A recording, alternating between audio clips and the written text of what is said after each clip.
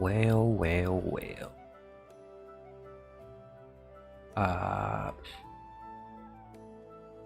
Alright. I'm just playing some games at the moment. Well, let's get into it.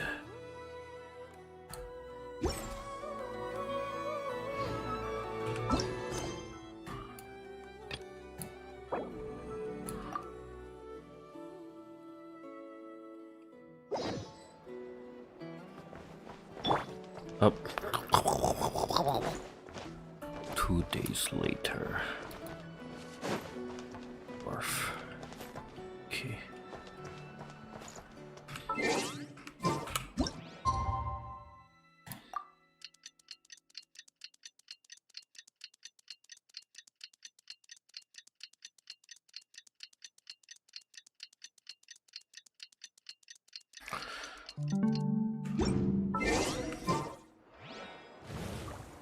Fisher Town.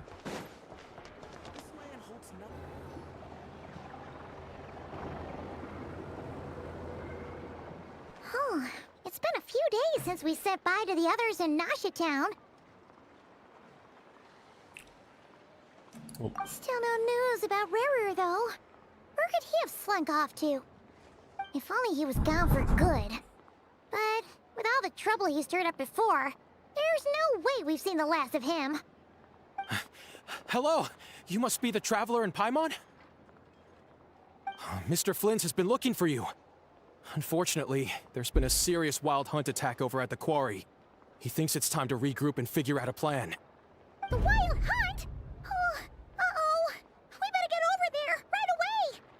Come on, let's go! EP.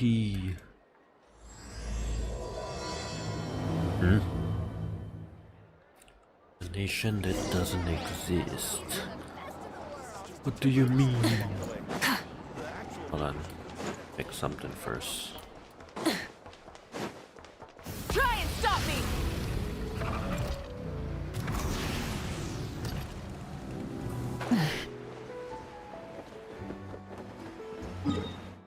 Oh, probably missed it. Anyways, where were we? I haven't checked it. Oh, place here. There's a lot of things I haven't done here. Okay.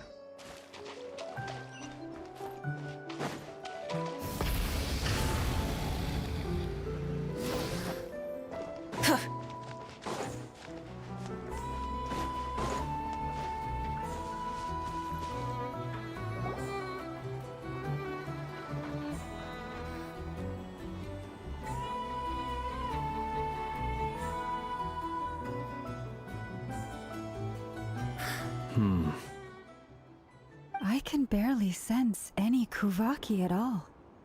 This whole area feels like a soulless husk. Looks like his appetite truly is insatiable. As if the power of that energy cannon wasn't enough. He's not seriously still getting stronger? What's his endgame here? Ah, everyone's here already. Hey, we made it. So, what's going on?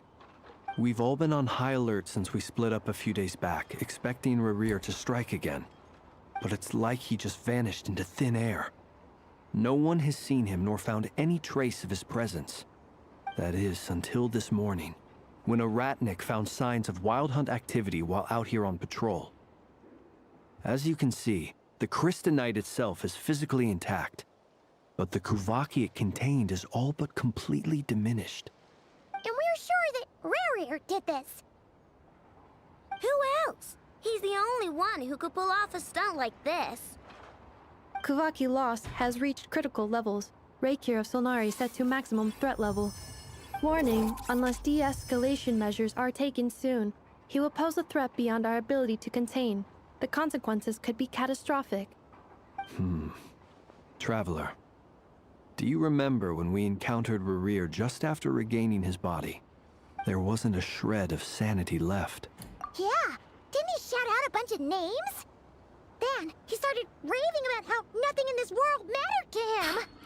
Paimon gets chills just thinking about it. Last time we fought, we were already at a disadvantage. If he has such overwhelming strength, why would he suddenly go into hiding? Yeah, if I were him and I wanted more Kuvaki, I'd just take it by force. Unless something went wrong. The other thing is, how does someone who's completely lost their mind still have the wherewithal to cover their tracks so... Beats me. According to certain medical studies, insanity does not always entail a complete loss of rationality. Actually sounds about right. There are many unanswered questions here. He could be right under our noses, and besides his name and title, we know little about him. Exactly. And we wouldn't even know where He's to a begin looking. Conorian. Even Boss hadn't heard of the Rahir of Solnari before. I'd be willing to bet that even if we gathered together every scrap of intel in Nod Krai, we still wouldn't find more than, like, 3 useful facts about him. So, if we do nothing, he'll just keep getting stronger. Last time we had Marionette and her big robo-buddy to help us. Oh, Paimon's head hurts just thinking about it. Well, I do have a little hunch about his next move. Given that he attacked the quarry, I'd say it's likely he'll target other places rich in Kuvaki, somewhere like the Eye of Krati, or the Pillar of Embla. A perfectly reasonable hypothesis. I agree, we should... Somewhere like the Eye of Krati, or the Pillar of Embla. I kind of missed it. Once we're done, let's regroup on Hisi Island. Wait, why Hisi Island? If I recall correctly, your largest goddess statue was carved from Kuvaki-rich ore, was it not? That's right. Yes, it could well be a potential target of his.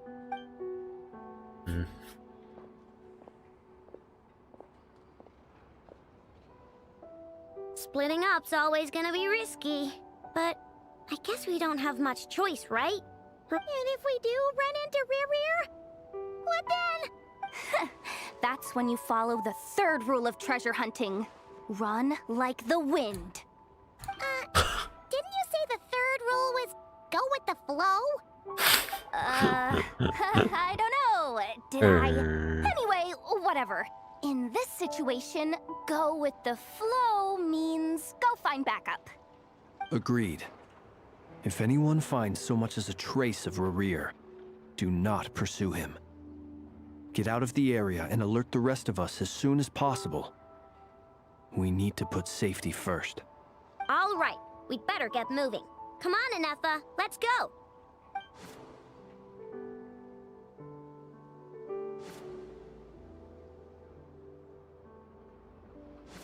Holy PowerPoint transition.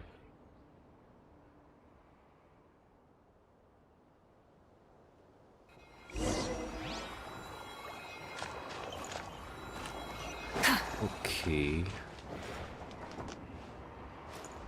This.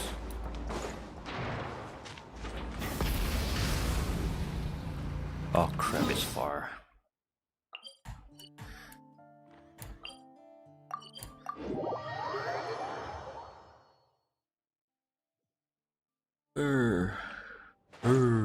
Okay.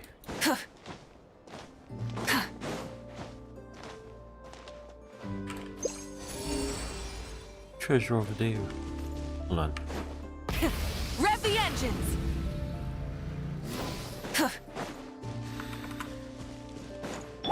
Hey! Shine down!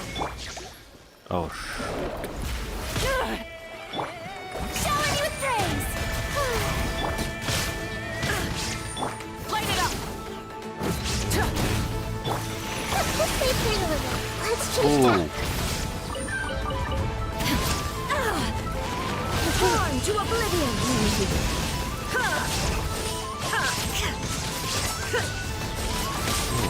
It's so funky. Burn it down! Hey, so many explosions. But a momentary distraction.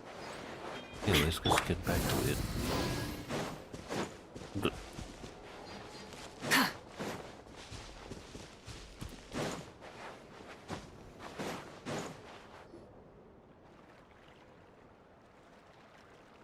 Any leads? Nope. Diddly squat. No clues to where he might be hiding. It's like he's a ghost. It feels like we're sitting on a powder keg that could go off at any second.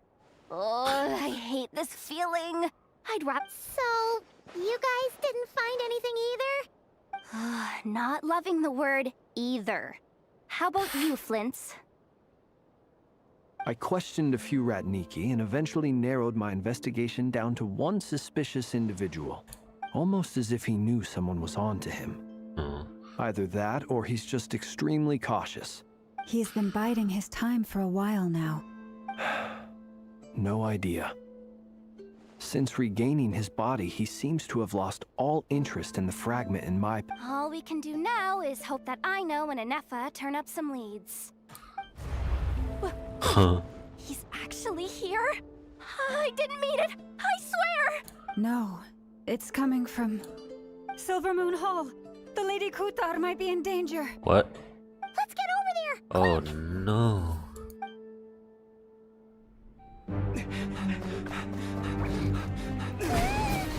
Huh? Wait. What? Action at this soon?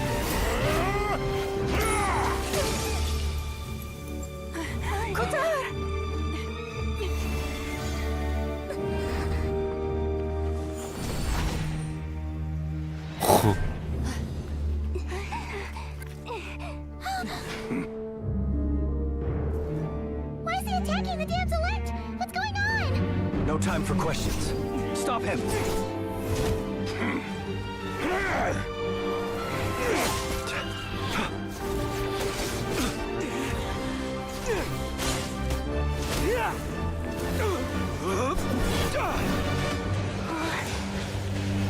This is insane. Yehoda, get Kutar out of here! On it.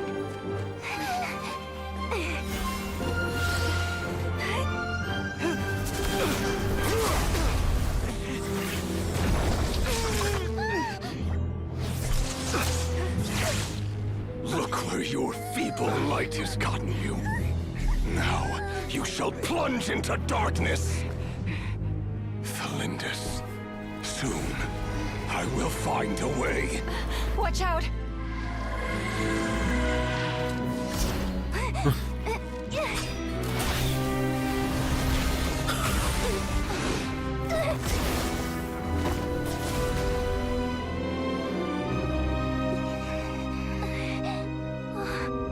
Or just a shoulder.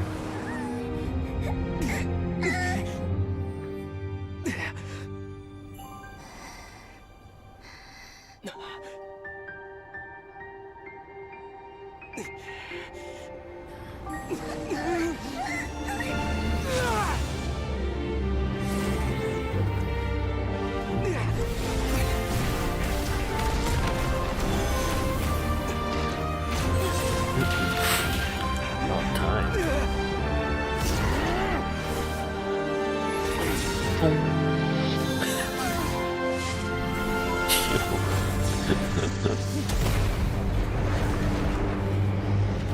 Honkai style.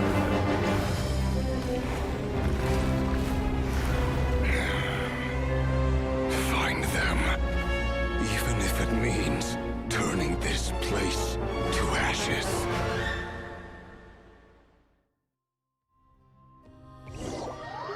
Oh, that escalated very quickly. Oh. That was too close! We barely made it out of there alive. What's that guy's deal? How'd he get so crazy strong? He's a threat to this entire nation. I doubt his strength could even be measured by conventional standards. I have a question. When me and Anefa showed up, we saw him chasing after this lady like he wanted her dead. What was that all about? We weren't there for the whole thing either. They were already duking it out by the time we arrived. Yeah, we didn't see how it all started. It all escalated so quickly, we had no choice but to step in. Kutar, can you shed any light on the situation? Kutar, Cross-checking database. I see. So you're the one that the Frost Moon Scions refer to as the Moon Goddess? Wait, she's the moon goddess? Oh, no wonder she looks just like all those statues. But if you There see are many Zhongli and reasons why Venti people might eventually, worship the moon, and just as many why they might despise it. I've never met that person before, but there was no mistaking his deep-seated hostility towards me. Why he holds me in such contempt, I cannot say. But since he hunts the power of the moon, it's no surprise that I am a target. Kutar. There are many potential motives. For instance, you help the traveler escape his grasp. This could be his way of taking revenge. It is also possible that he covets the Kuvaki inside you and seeks to take it for his own. The list goes on. But right now, devising a counter-strategy should be our #1 priority.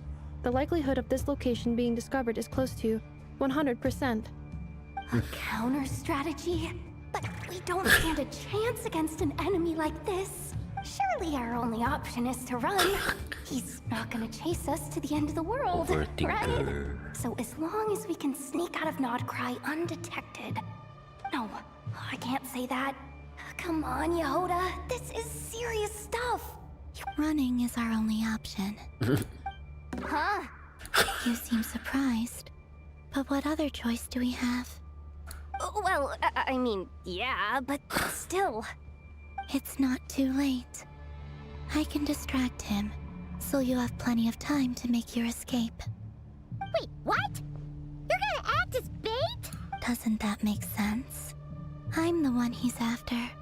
There's no need for you to risk your necks on my behalf. A coyote doesn't stop for bypassers while it's howling at the moon. What is it, Loma?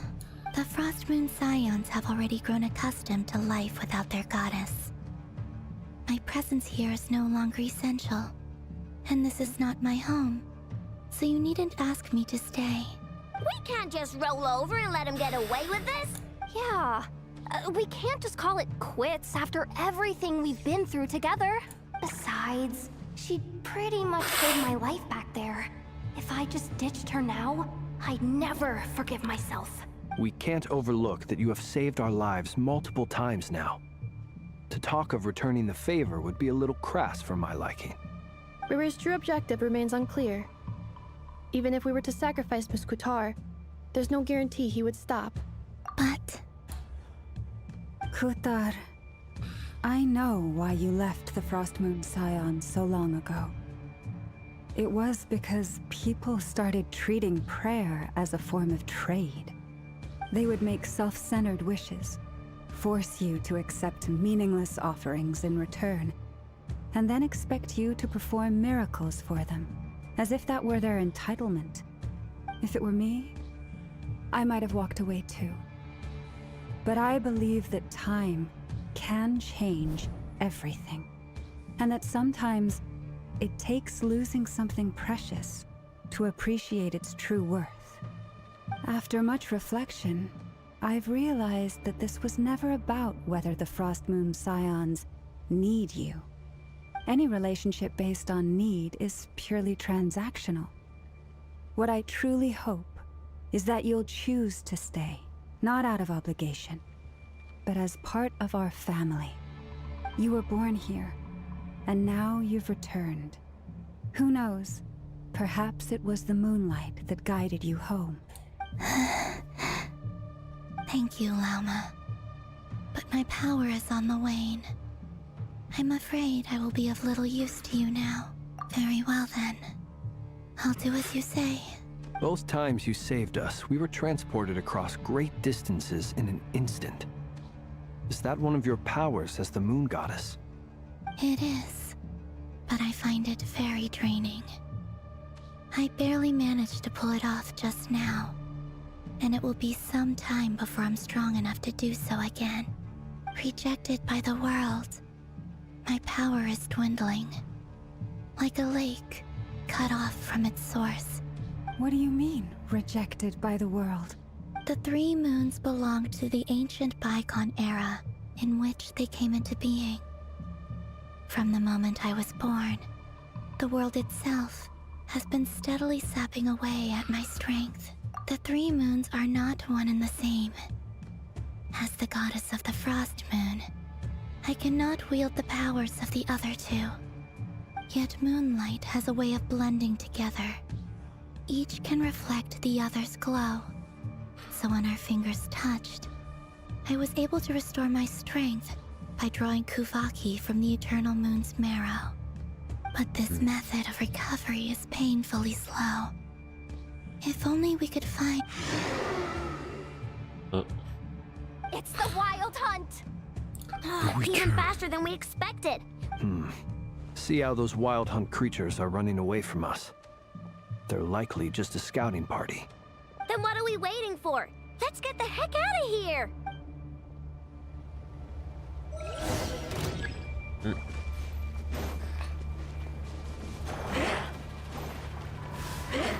Receive my blessing. With one heart, we pray. Okay. Oh, this way.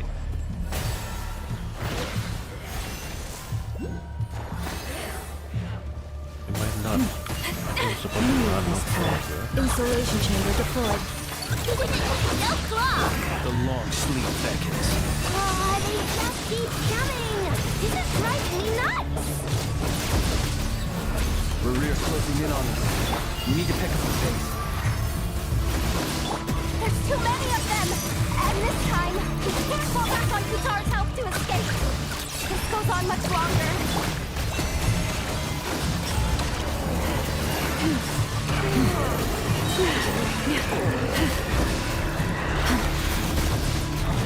With one heart, we pray. Branches of song. Lash attack! Annihilation mode. Out of all the action games I've played, I still enjoy Genshin. Initiated. Lush is the moon. Preparing for dust-up. Beware the creatures of the night.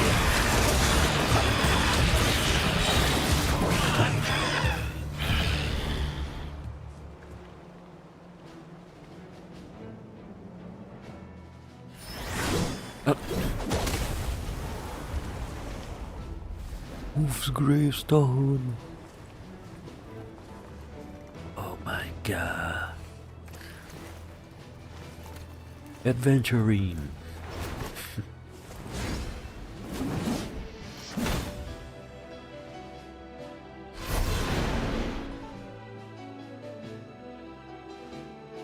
What's the matter? Bit off more than you could chew? How are you? Uncle Varka! You're back from Amsvartnir? Oh, you're Varka? Grand Master of the Knights of Favonius? We could save the intros for later. Right now, let's get you all out of this hellhole. Oh, is that where I think it is? That's the one. Come on, move! There's no time to waste.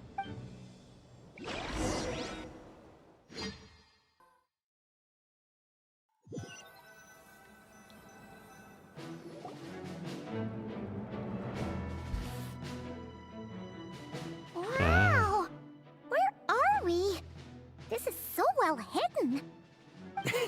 Well, that goes without saying. This is the Knights of Favonius' meeting place in Nod Krai, and a contact hub for the Northern Intelligence Network, aka the Black Market of Intel. No matter what faction you're with, it's the place to buy and sell information. Their headquarters are in Nod Krai, but they've got contacts in every nation. As an expeditionary force on foreign soil, working with them has offered us the most effective way of getting our hands on reliable local intel. This is where we meet. So anyway, where were we? Folks from Nod Krai should be pretty familiar with me by now. But I believe this is the first time we've met. Allow me to introduce myself. I am Varka, Knight of Boreas, and Grand Master of the Knights of Favonius. We've heard all about you. You look way younger than Paimon expected. Well, I'm no spring chicken. Just not showing my age yet. Definitely feeling some of that back pain today, though. Rushed back from Amsfartnir without a wink of sleep, only to... Another? You mean you fought him before? Yep. He wasn't nearly as strong back then, but he was still a formidable foe. I brought some of the knights along to give him a little surprise, but he saw us coming from a mile off. My squad took heavy injuries, and I barely made it out alive myself. We knew it might have been our last chance, so we staked everything on it. But still, it wasn't enough to stop him. I tried tracking him down afterwards, but he didn't leave a trace. Even in his unhinged mental state, he's as cautious as any trained operative. So, I decided to come find you. And as luck would have it, turned up to find you being ambushed by the Wild Hunt. The rest, you already know. Is that why he's been frantically absorbing Kuvaki these past few days? Maybe I'm part of the equation, but even if I weren't, I'm sure he'd still be gathering power. He's clearly working up towards something. Note to self, Uncle Varka's strength rating officially upgraded. Guess it's my turn to ask questions now. So, what exactly has been happening in Nod Krai? Why has the Wild Hunt returned in humanoid form? And why is it after you? That's a long story, but I'll try to make it quick.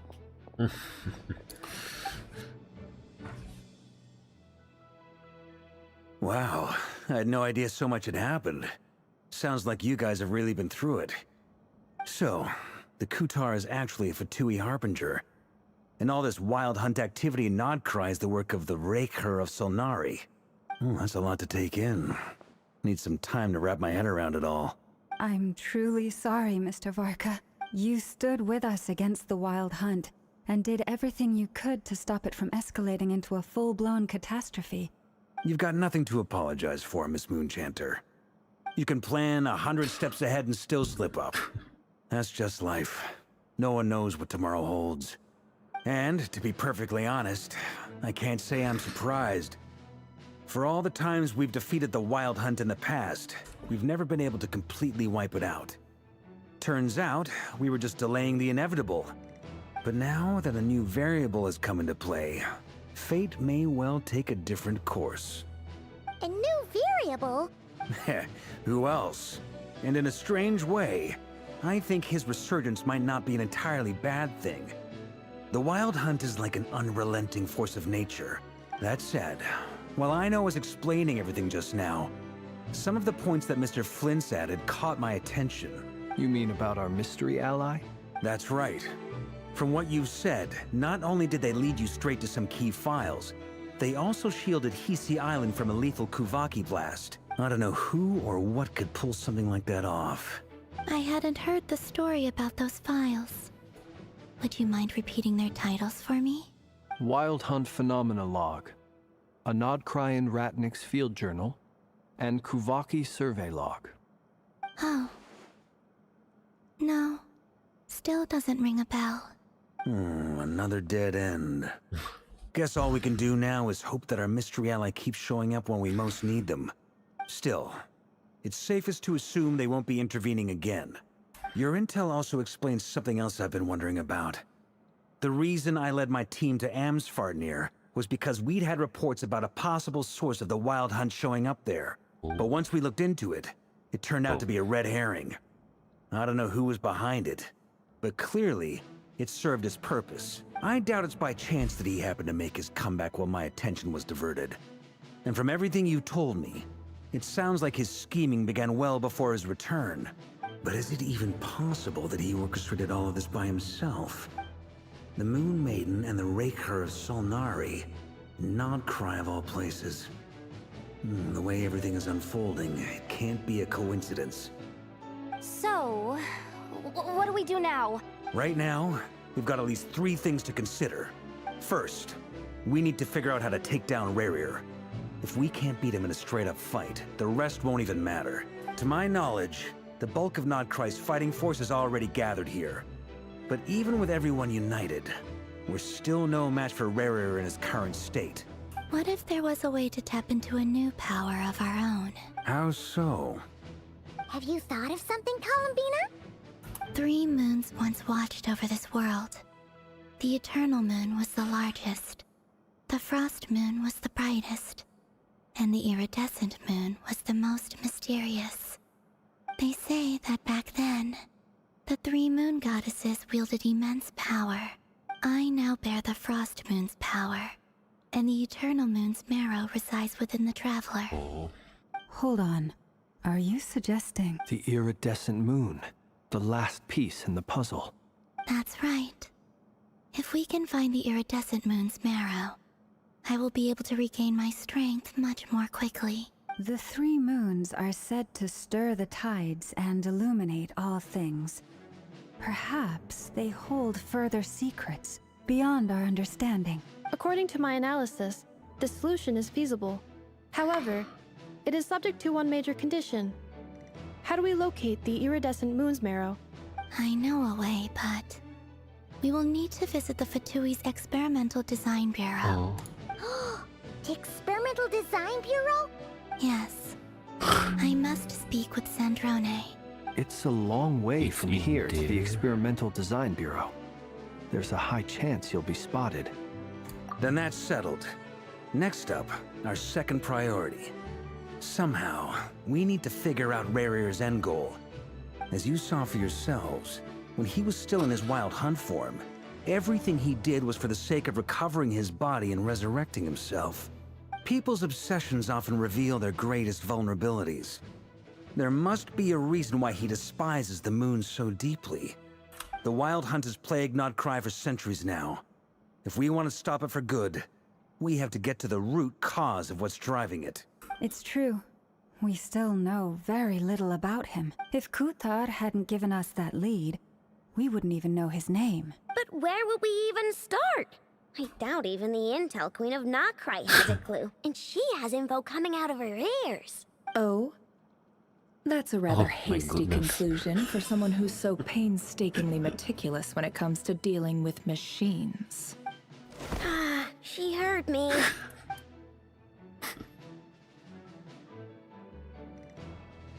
Boss! What are you doing here? I'm now asking myself the same question.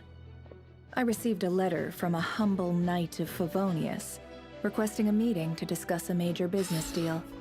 But it looks like this humble knight had something else in mind. Details, details. Miss Neffer, the important thing is that you've arrived at the perfect time. Since his failed ambush, I've been racking my brains trying to come up with a plan to fight Rarear. Given the severity of the situation, I think it's fair to say that our only chance lies in uniting as one. We can't do this without the Curatorium, but I knew it'd be a tough job to win you over. So, I took the liberty of reaching out for a little chat. Wait a sec. How did you even hear about this place, Neffer? Didn't you say this is meant to be the Knights of Favonius' meeting spot? And a contact hub for the Northern Intelligence Network? You really think he could have gotten settled in Nod Krai without my help? Besides, I'm the one running this gig. Of course I know where the meeting place is. Right. He is the intelligence network. Allow me to introduce the current head of the Northern Intelligence Network. If it's intel you're after, she's your woman. Makes sense. Pretty much seen and heard it all. Please spare me the flattery. Let's cut to the chase. Well, this certainly qualifies as an unforeseen crisis. On behalf of the Curatorium of Secrets, I wish you all the best of luck. So you're just going to sit this one out? Why should I get involved? What could possibly be in it for me? What if we told you we can't do this without you? Oh? Then I'd say, you'd better make it worth my while. I can't put a price on something like this. It's just not in my nature. But then again, you and I have always been polar opposites in this regard. If you insist on compensation, I will pay you.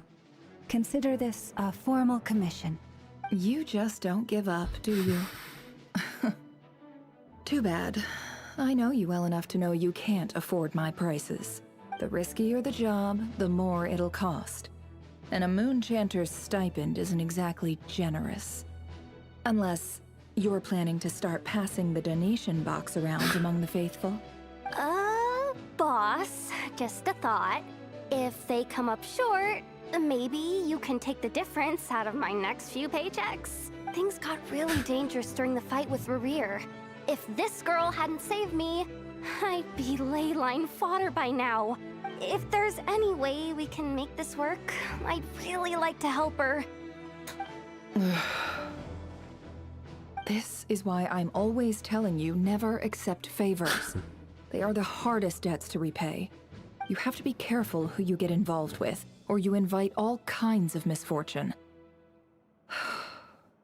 Very well, Yehoda, I will help. But just this once. Don't count on this happening again. Flynn's, that fragment that Rerir was after, do you still have it on you? Of course. Let me borrow it. I need it to follow up on some leads. Wait, you actually have some leads? Shh. This is top secret information. Yo. I get it. We all have things we'd rather keep to ourselves. Plus, I know we can count on you, so we'll leave the intel gathering in your hands. And that brings me to the third and final item. We need to find a way to distract him. We need time to make our move, so someone will have to stall him. I'm in for this part, no matter what. Anyone coming with? Count me in too. Come off it, you two. Quit playing heroes. I'm way ahead of you here. Nefa did a scan of the Moon Goddess's Kuvaki signature, and we're gonna use it to make some decoys over at the Kramkake craft shop. Anyone who's in, follow me. Once they're ready, we'll deploy the decoys across Nod Krai. So as long as the rest of you keep moving, he won't catch on to your scent and won't be able to track you down. I like it. Genius idea. No biggie. All right then, we'll split into 3 teams. Okay. Once your team has finished their mission, return here and wait for the others. Dismissed!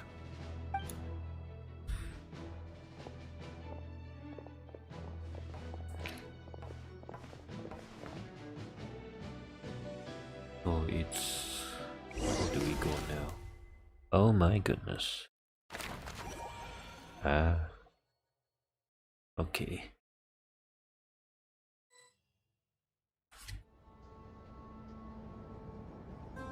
Oh, I haven't done their world quest yet. Lady Damselette. Wait. And you two? What are you doing at the Kuvaki Experimental Design Bureau? We've been doing our best to mind our own business lately. But if you're just gonna waltz up here like this, you're seriously pressing your luck. If there's any Don't blame us for doing what we have to. different story alternatives we in the world quest. We're not looking for any trouble. I just want to see Sandrone. Do I need to remind you that you're still a wanted fugitive for deserting us? Out of consideration for our former ties and the crisis we're all up against. Let them in. Okay. But... Are you going to make me repeat that? No, my lady. Sandrone seems to be in a good mood. Must be maintenance day.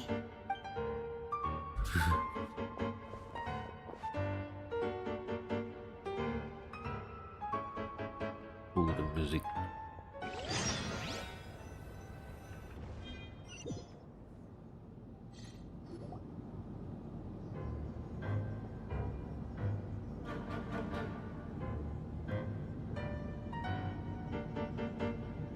So tell me, to what do I owe the honor this time? Actually, before you answer that, just so we're clear, we're not colleagues anymore, Columbina. I don't owe you anything. I promise it's nothing big. It seems like you've gotten the wrong idea here. The only reason I let you in was because I was bored. It seemed like a way to kill some time and satisfy my own curiosity.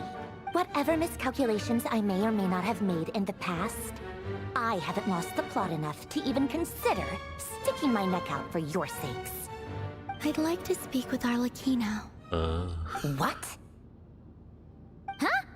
You mean the Nick? I'd like to speak with Arlecchino.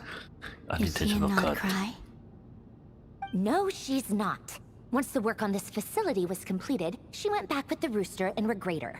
The only ones in Nod Krai are me and... what is it you need to speak to her about anyway?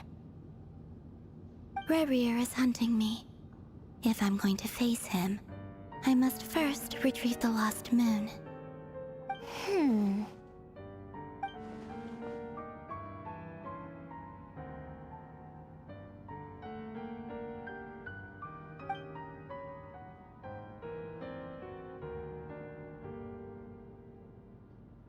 Is that a no, then? You know.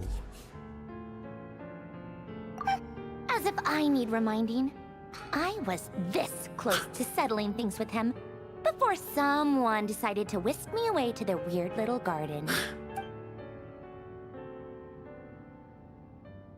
Have you held any tea parties lately? Tea parties? Yeah, obviously. You don't seriously think we'd pack it all in just because you aren't here. If anything, they've been more eventful than ever. Just me, Arlecchino, and a bunch of insolent and sensitive guests who won't stop asking where you've gone. Oh, they've been a real joy. I bet you served them the worst tea you have. Just like you used to do to me when I upset you. Who cares about how good the tea is when there's no one around to drink it?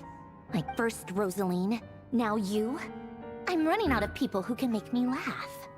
Honestly, what could be more ridiculous than a multi-centenarian goddess who's only ever had the plain herbal tea she received as offerings? You'd always brew a different type of tea for me each time. Was it really just to see how I'd react? Right.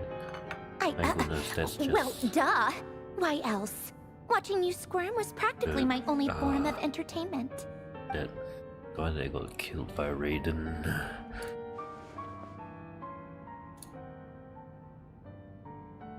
Oh, yeah. And Capitano sometimes used to bring Tartaglia around, too. But I guess we won't be seeing him again. Well, I guess we are overdue for a get-together. Polonia! Have Febronia pass a message to Arlecchino for me. It's time for tea. Will suffice. Pass along a message for me, too, if you would. My body cannot contain the marrow of 2 moons, so I'll be leaving one of them in her care. Excuse me? Who said you were on the guest list? If my tea meant that much to you, maybe quitting the Fatui wasn't your brightest move. Back when you were under the Tsaritsa's protection, no one would have dared come at you so openly. But that protection didn't come for free. In fact, I paid dearly for it. At the end of the day, it was just another transaction. I just got tired, that's all. I never wanted any part in their grand ambitions, and I've had enough of being treated like a bottomless supply of power. It brings back memories from the old days, when I was still worshipped as the moon goddess. Centuries on, it may be a different group of people, but I see the same greed in their eyes. I figured you'd leave eventually. You didn't have as much of a reason to stay as I do. The Tsaritsa gave you shelter and protection, but that was it. Nothing more, nothing less. Meanwhile, the Fatui demanded everything from you in return, until it was more than you could bear. I get why you left. And frankly, I have no interest in dragging you back just because the higher-ups told me to. But if you keep hanging around with this riffraff, the next time we cross paths, we might be enemies for real.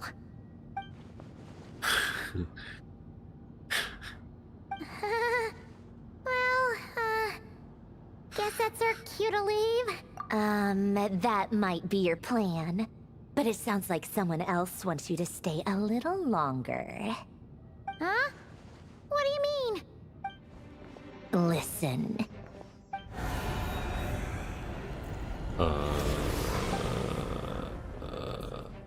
My lady, it's the Wild Hunt. A horde of monsters is headed straight for the facility. Another uninvited guest trying to crash my tea party. Clear the area. I'll handle this. Wait, what? You want us to leave you here by yourself? Huh. You'll be lucky to make it out of this alive. Go on, get out of here. You may have stopped Polonia from crushing him last time, but I've made sure that won't happen again. The entire Experimental Design Bureau is rigged for war. And she's like an angry version of Furina. Stay and watch if you want, but it'll be at your own risk. Don't tell me what to do. Look, if you're leaving, make it quick. Stare all you want, Columbina. You're not getting another invitation to my tea party. I know. But thank you anyway, Sandrone. This is exactly why you shouldn't hang around with those people. All their melodrama and sentimental nonsense is rubbing off on you. Oh, what? Come on then, Mr. Ray here. Let's pick up where we left off. It's your Wild Hunt monstrosity versus my beautiful creations. Let's see who comes out on top. Wait, we're playing?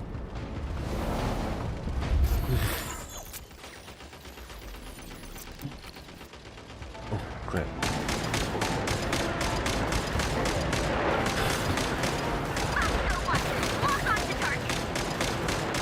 Why are they getting closer, bro?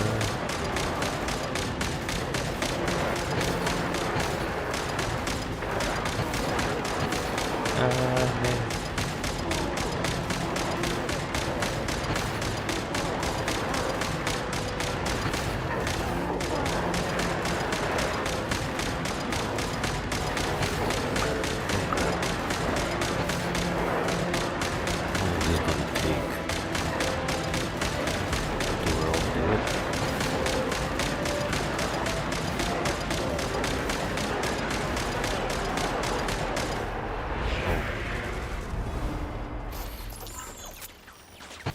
Heavy machine gun.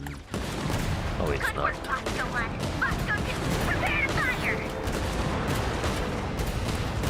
Kuvaki kills. Oh man, oh man.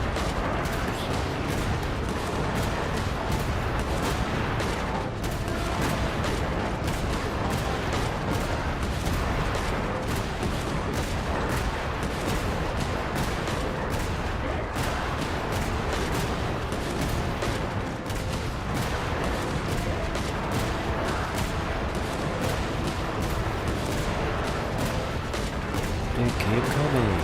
They keep coming. They keep coming. They keep coming. They keep coming. Oh my goodness.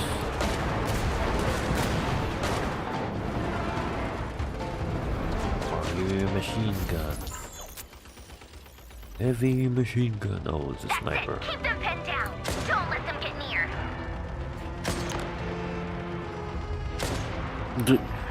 What is that hitbox? Where are they coming from?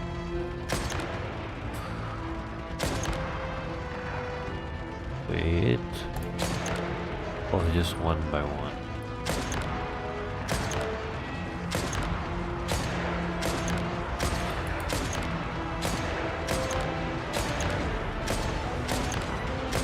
Okay. Ah, crap. Ah, crap. Ah, crap. Oh, dang it. Rotate out. Deploy all backup units. Get in there and hold the line. Heavy machine gun. What is this? Oh my goodness. They're more tenacious than I thought. Whatever. This is where the real fun begins. Where the fun begins. Ride a dick.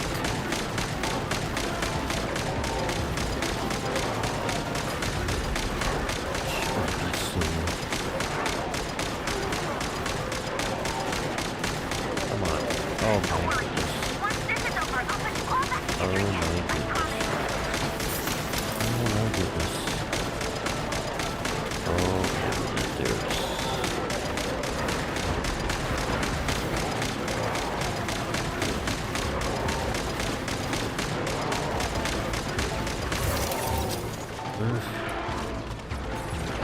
Finally, the ranger himself.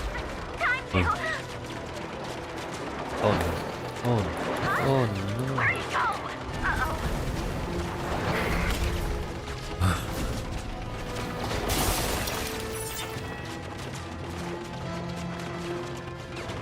The hell?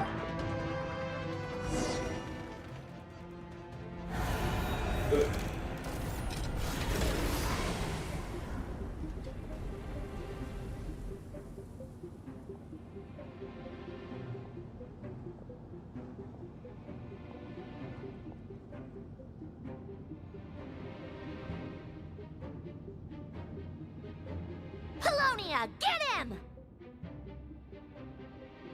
I've upgraded Polonia again since our last encounter, and uploaded every last scrap of your data.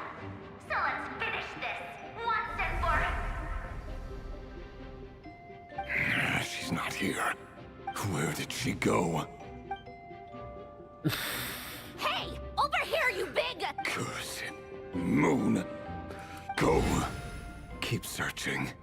She cannot have gotten far. Oh dear.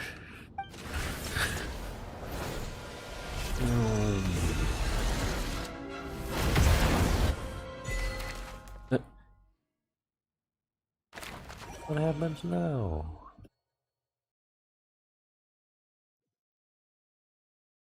Oh, goodness.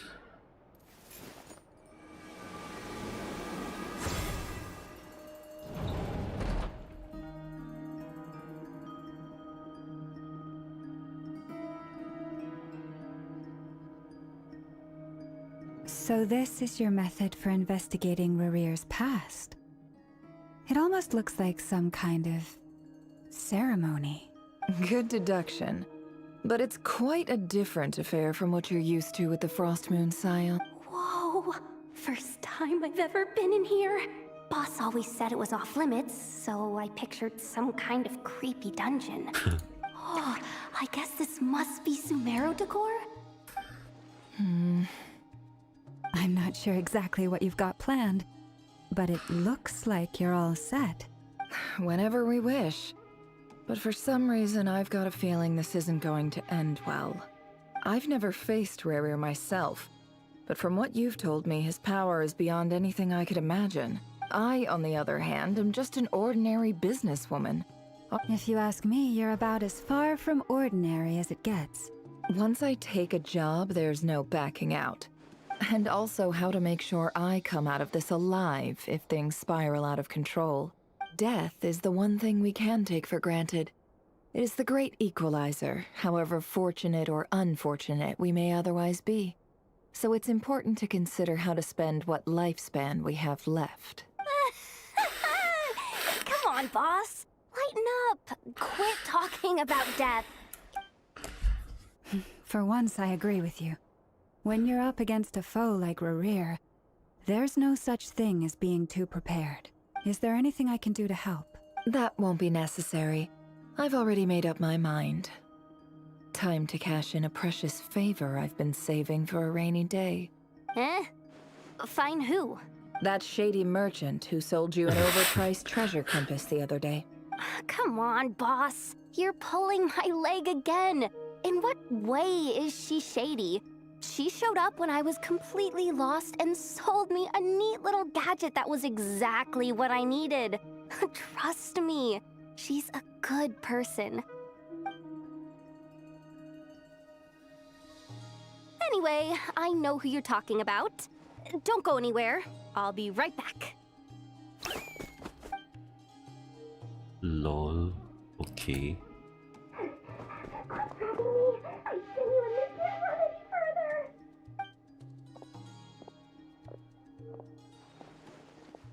Hey, aren't you? What is it? What's the big rush? You dragged me out of a dream where I was literally swimming in Mora. I'm charging double my usual attendance fee. See, look how easygoing she is. After that rude awakening, she could have completely snapped at us. But instead, she kept it together and just asked for an extra fee. Oh, she's Dora scamming. Sangama Bay? I never would have pictured you two doing business together. If you want to make it big in Nod Krai, it's all about connections. Like, it was back when I first arrived in Nod Krai. My trusty assistant, the Love the genie in my music. lamp, had an adverse reaction to the Kuvaki and fainted. And when you know it, that's when I miss this suddenly find Sumeru myself in a life or death situation. Good thing my compatriot was there to swoop in and save the day. I've been giving her a 30% discount off all of my goods ever since. Now, so that no one here feels left out, I'm willing to extend a 20% discount to Fel plus any other friends you send my way will enjoy 10% off. Huh, what can I say? The great Lord Sangamabe is nothing if not generous. So, let me guess. You've run into some trouble? I've got everything you could possibly need, and the more you buy, the more you'll save. You guessed correctly. What have you got in the way of survival gear? The one type of gear I've never been short on. What are you looking for? A jetpack fresh from the Academia's labs? An ancient suit of armor dredged up from the bottom of the sea? At the very least, crap. I need to know what kind of opponent you're dealing with here. If even you're worried about staying alive, it must be pretty serious. What if I told you it's someone with the power to bring a nation to its knees? Is that so? Then we really are talking top-shelf treasures. I don't have anything like that in stock right now. I'll have to ask my supplier. Your supplier? A powerful woman, make no mistake. I can't reveal her identity, but luckily for you, I hear she's planning to visit Nod Krai in the near future. Okay. If you're willing to wait, I can ask her when she's here. Then, let me put it another way. What would you do if you encountered an enemy like that? Of course not. I have a handy little trinket from one of my generous suppliers, which... Hold on. What exactly Wait are a you getting minute. at? No. This is for my personal use only. Let's just say I'm borrowing it, all right? Just for insurance Balance? purposes. You'll get favors are the worst kind of debt to owe, and now you've got a chance to repay one. Fine. You can borrow it for 5 days. No, make that 3. And for every extra hour after that, I'm charging you 1,000,000 mora. Deal? Deal. Oh my god.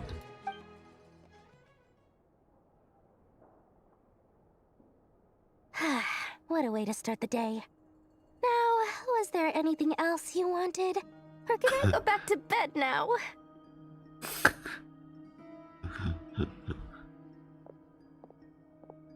That will be all. Take care now. Don't trip up on your way back, friend. See you later! You're my favorite shopkeeper.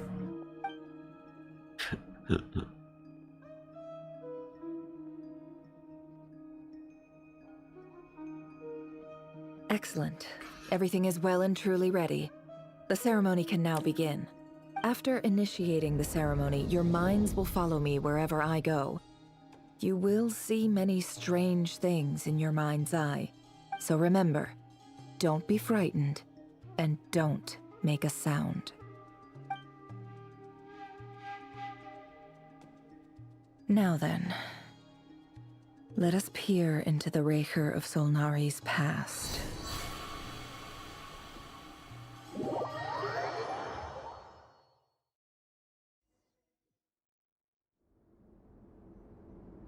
I made it. I don't recognize this style of architecture. Must be Conrian. Simple furnishings, table and chairs. It's a more ordinary house than I might have expected. Looks like the fearsome Raker of Solnari came from surprisingly humble beginnings. Unless this passed for luxury in Conria. Unlikely. It was said to be a very prosperous nation in its heyday. Anyway, I'll keep exploring.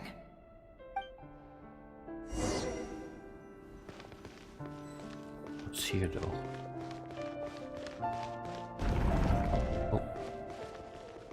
Oh.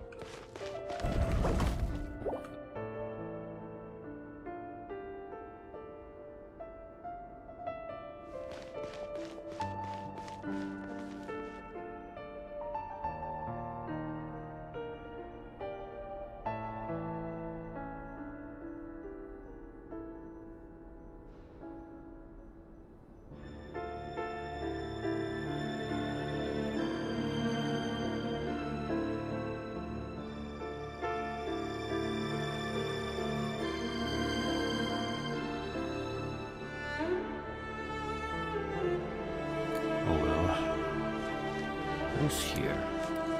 Am I allowed to go through here? Oh, no way.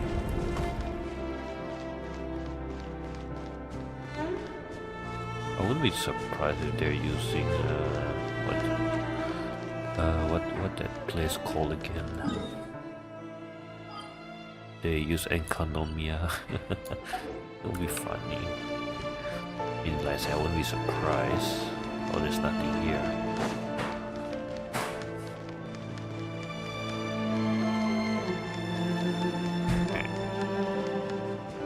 The Flash.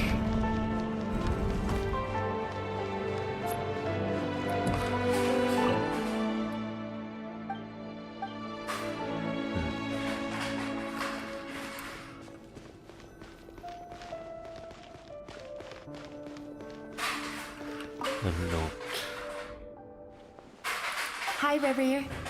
Since you're working extra hours tonight, I thought I'd keep myself busy by checking out that new kebab shop. I'll test it out, and if it's as good as everyone's saying, let's go back together sometime. P.S. New stash from the Universitas Magistrorum. I brought some goodies home. A few teacups and a pin rack. Hope you like them. They didn't sign their name. But they must have been close. Sounds like they were living together.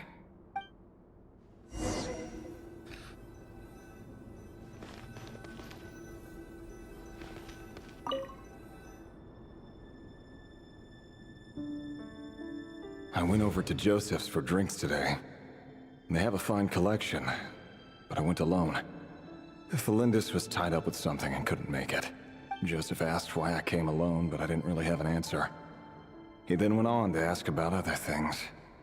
If you ask me, someone who asks that many personal questions is too nosy for their own good.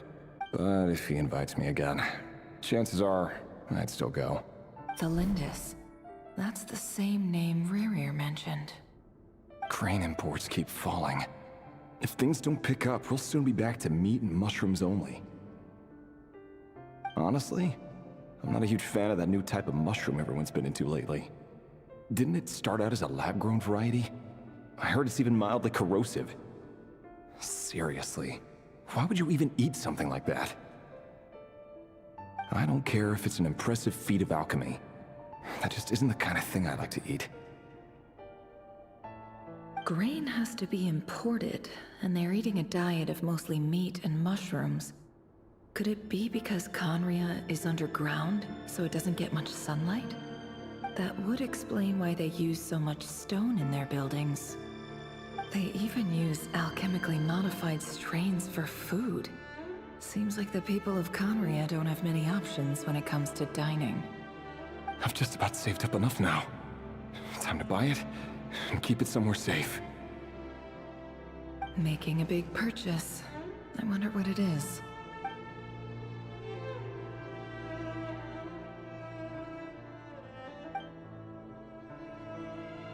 He really is a professional. No wonder he's so good at covering his tracks. Despite what he's become, it seems like he's retained certain habits.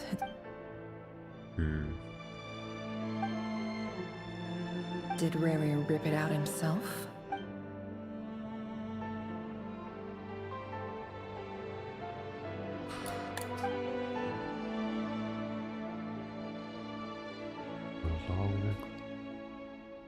Oh. Right, that kind of... Before I met you, I was convinced that my heart was nothing more than a stagnant pool. The burial place of a fallen moon. A withered, windless grove where the waters rested forever unrippled. It was you who helped me see that my heart hadn't entirely withered away. This is just trivial sentimentality from the looks of it. The burial place of a fallen moon.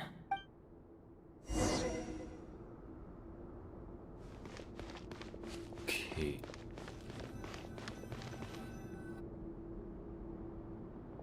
Rerir, over here. Oh. Dane! Oh, and, Vedafin here? What a surprise to see you here, sir. Hello there, Rerir. You need not address me so formally outside of court. He doesn't get that much free time, so I invited him over for a drink.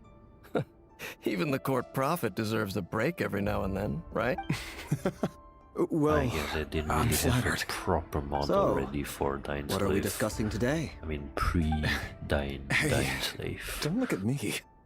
As far as I see it, we don't need an excuse to have a few drinks. Come on, don't give us that. Didn't you say you were about to pop the big question? How's that coming along? Who'd have thought the Great Twilight Sword was an even greater gossip? I just didn't expect you to be the first one to settle down and get married, that's all. Yeah. If you told me that a few years ago, I wouldn't have believed you either. So, are you planning to come clean about your job then? I'm guessing you still haven't told her. Sure, I'll have to tell her at some point. But I'll need to pick the right time and place. Come on, stop being such a pessimist. For all you know, she could be thrilled. I bet she'll be much more impressed by your actual job than the one she thinks you're doing now. A member of the King's Guard. Quite the cover story. Does the king himself even know? The king? Of course he does. Anyway, enough about me. How have you been? Me? Same old, same old. Nothing much to... Huh? What's up, Ved? It's nothing. Vedifulnir, Daneslif's elder brother. Renowned throughout the court of Conria as the Visionary. And yet, despite the gulf between us, he seems to have something to say about me. Does he even know me?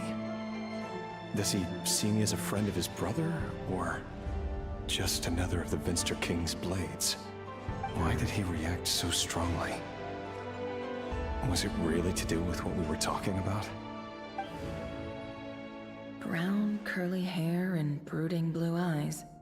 Perfectly normal. No different from anyone else. As frightening as this monster is in the present, there's something even more unsettling about seeing the human he used to be.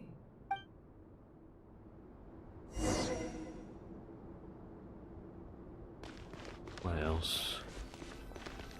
That mirror did all... Oh my goodness. Holy crap. That is not...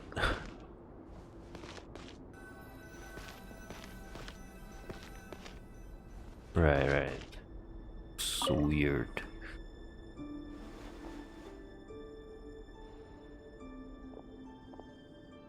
Oh.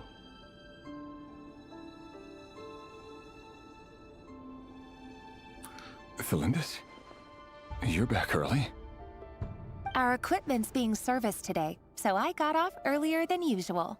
How's your day been? Aw, why the long face? Is something the matter? Has your boss been giving you a hard time again? Went for a drink with Dane and the others after work. Isn't that a good thing?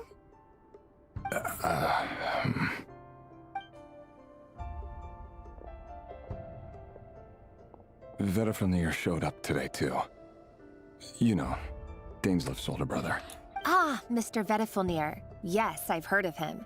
They say that everything he says ends up coming true. Korea is like... He overheard like Daneslif mention that I recently proposed and seemed to have an issue with it. But when I asked what it was, he kept it to himself. Nations, but yeah, So, Korea is you're basically worried? Viking nation You or can be something. such a child sometimes, Norse Rebrier. nation, I mean. We're nobodies. Why would the Visionary be concerned about us? I'm sure someone in his position has much bigger fish to fry. Maybe you're right. You worry too much, Rebrier. We've been together for ages now, and everything's been going so well, has it not? So, you do remember. Tell me then. What's your answer? Like I said, I need some time to decide. You can't just rush into things like this. We may be nobodies in the grand scheme of things, but if we want things to work out, we've still got to plan ahead. All right. Take your time. Just don't keep me waiting forever. Nobodies.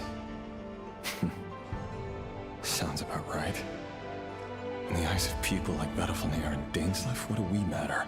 Can someone whose gaze is so fixed on a far-flung future even see the present clearly? He's shot. Besides, the dynasty's fate rests with the king and his inner circle. Whatever I do, it won't make much difference. Meanwhile, every idea they come up with and every decision they make, it affects everything. These days, the king is lost in his research, and the purge of the Crimson Moon bloodline grows ever more intense. The opposition tried to speak out, but nothing came of it. And I'm under no illusions as to why. Because we eliminated them and got rid of their bodies. A man can have 1,000 reasons to carry a sword, but there are few good excuses to use it. Yet the king has never even considered a gentler approach, and he never will. What becomes of someone who kills on another's behalf? Can he ever find true peace?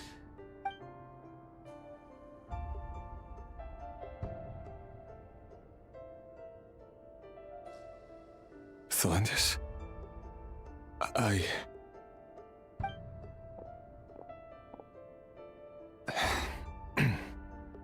It's nothing.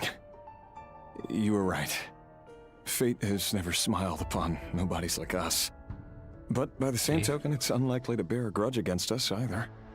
There's no reason we can't keep living happily together, cherishing the simple joys of each day as they come. See?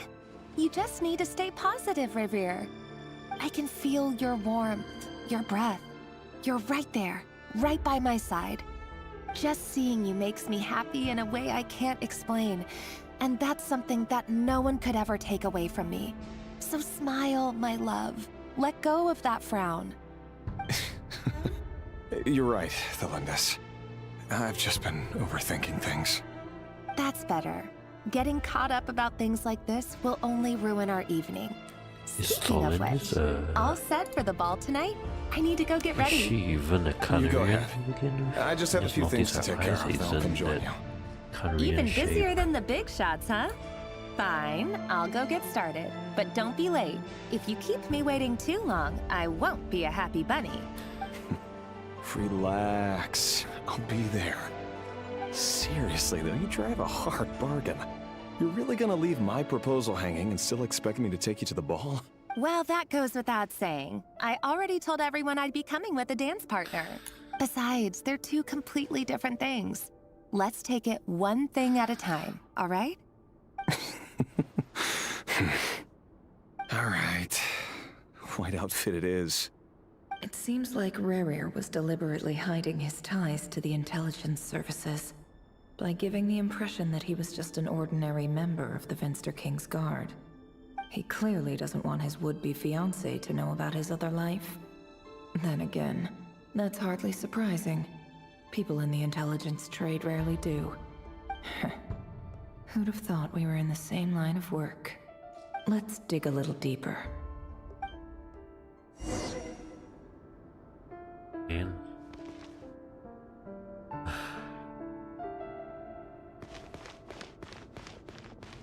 maybe that's why the kingdom fell.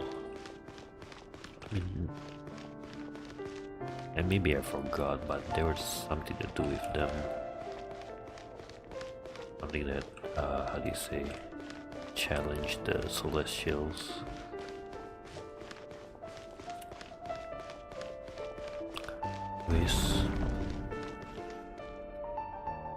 Our last operation was a resounding success, and all thanks to you, Rehir of Solnari. In total, we apprehended 32 dregs of the Crimson Moon. After all these years since the dynasty's fall, so many of them still linger on. Indeed, it cannot be denied. Yet it was destiny that the Crimson Moon should be overcome by the eclipse, and that Khaenri'ah has no further need for a dead moon.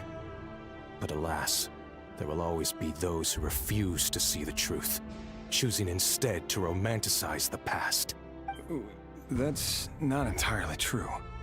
Much about the Crimson Moon era was worthy of remembrance. And that's exactly why they keep trying to see it restored. Many of its secrets remain unsolved to this day. As it happens, that's precisely the field of study my partner is devoted to. You still haven't told her what you really do for a living. Where would I even start?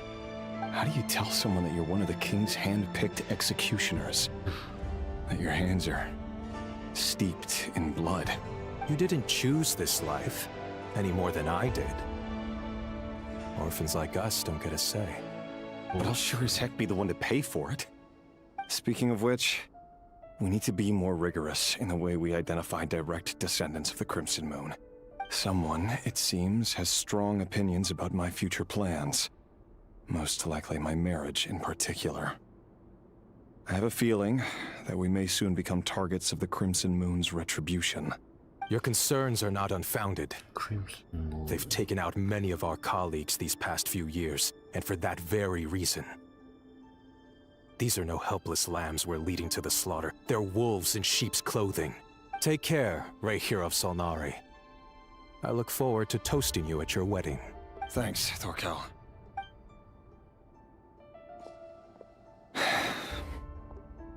Thelindis, I never wanted to keep this from you.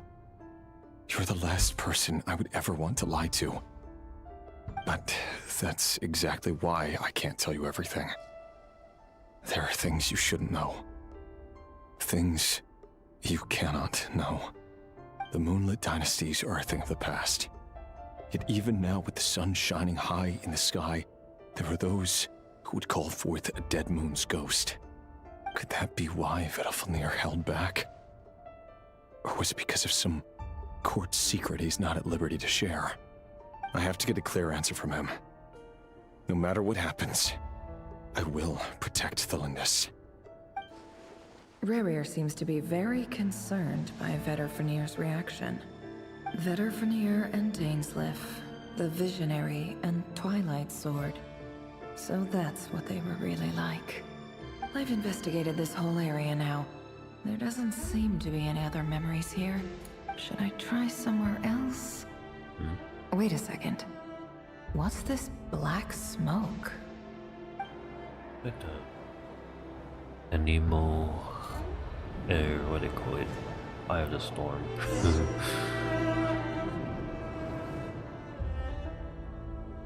So, he's late after all. Just you wait, Rarir. You're in for it. Big time. Are you waiting for someone, ma'am? Could I tempt you into buying some flowers? Oh, sure. Pick me out a pretty bunch if you would. Thank you. But I'm afraid none of them are as pretty as you. For someone so young, you sure have a way with words, don't you? I'm only telling the truth. Look me in the eyes. Huh? You'll see I'm not lying. Wait. May we have a word in private? Who are you? And what do you want? It doesn't matter who I am. Too many of our kind have fallen lately, so I decided to take the risk of reaching out. Not long ago, the Rahier of Solnari led an assault on one of our strongholds. We suffered many casualties, and many who came to our aid lost their lives as well. Sorry, I don't know why you're telling me this. And I don't want to get involved. Wait a minute. Wait, hear me out. This time we finally got a clear look at his face and learned his true identity. His name is Rarir, and he claims to be one of the King's guards. What did you say? A cruel irony, isn't it? The man you're set to marry leads a double life as a brutal executioner. But surely, you must have caught a whiff of the blood on his hands. Why are you telling me all of this now? Simple. It's because... How strange. Rarir was nowhere to be seen in that memory. It clearly belonged to Thelindis. Rarir couldn't possibly know what happened if he wasn't even there. Why would her memories appear in his fragment? The ceremony won't last much longer. I think it's time to call it a day.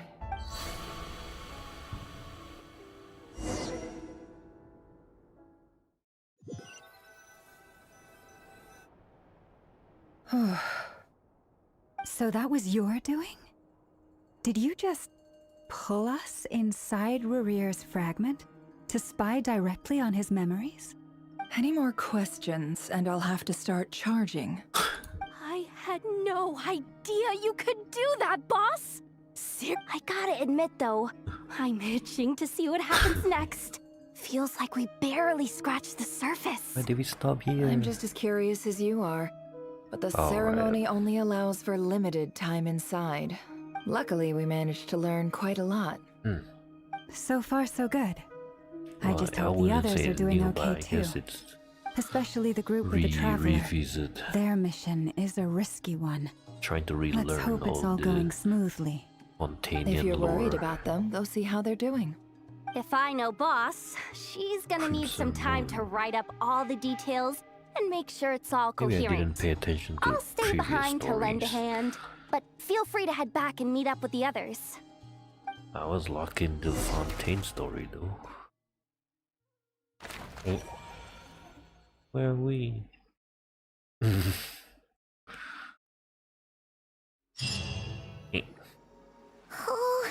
they've been prowling around for nearly 2 days now. Oh, they might not have seen us yet, but them constantly sweeping the area, our way out is completely blocked. Oh, that's never gonna work. One little slip man. up and it's game over. If they spot us, they'll run straight back to Rare. Oh, guess you're right.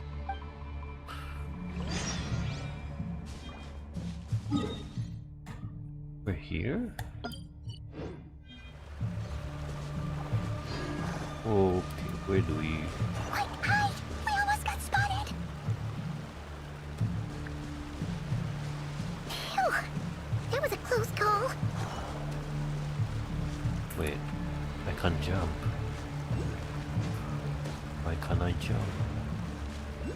Watch out! He's coming this way! Ooh.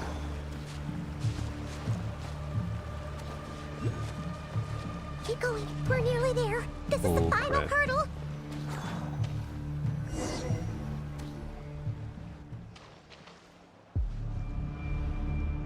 Oh, there's no end to these things.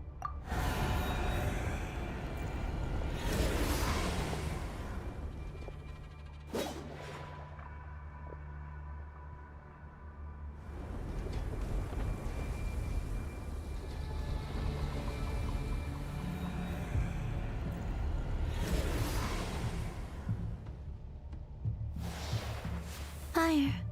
Oh, Fire? Wait, what's that smell? Oh no, there's a Cappuccino? fire!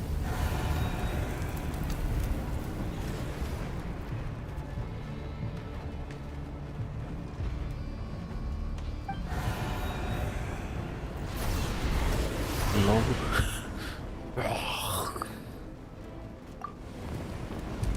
Yippee!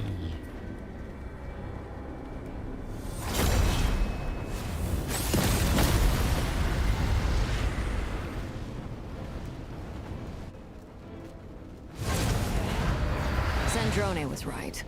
You look weak, Columbina. The old you would never have let such lowly creatures bar your way. Word has it that you did something for the Tsaritsa, and that's why you've lost most of your power. Freedom comes at a heavy price, doesn't it? It's Arlecchino! Hello again, Columbina. And greetings, guests of the House of the Hearth. It's been a while, Arlecchino. Yeah, why we stop here?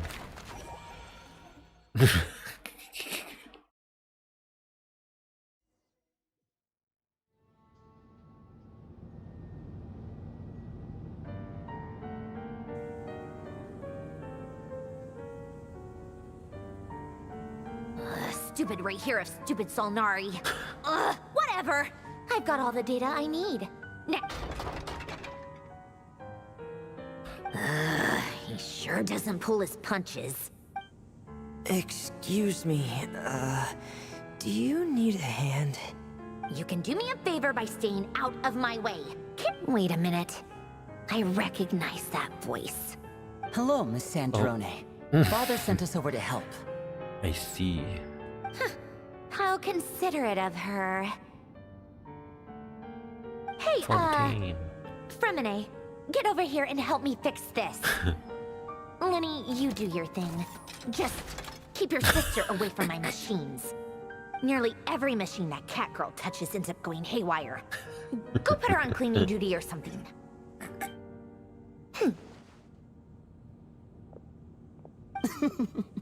Then let's start downstairs.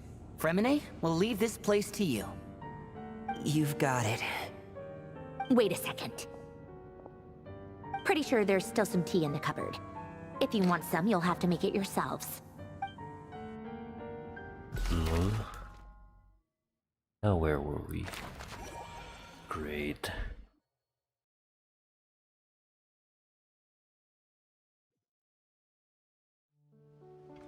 Wait, what? Lol. Strike a pose! Wilfred. New around here? Oh, great.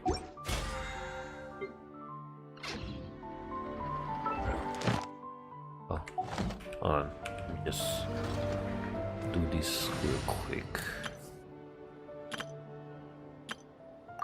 My way to rank up characters. Alright, there is it.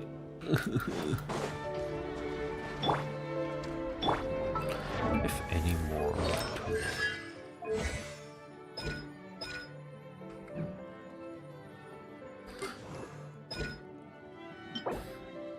oh.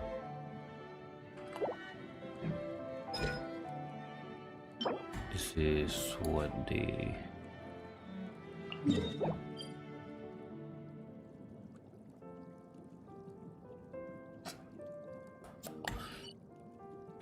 dun, dun, dun, dun.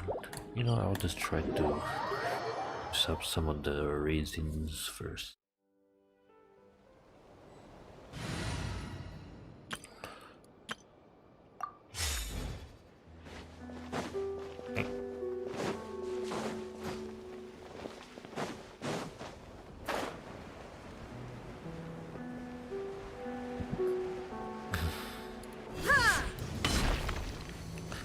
Okay, let's make this quick. There is no escape. Light it up! Yoo-hoo! Everyone hold hands!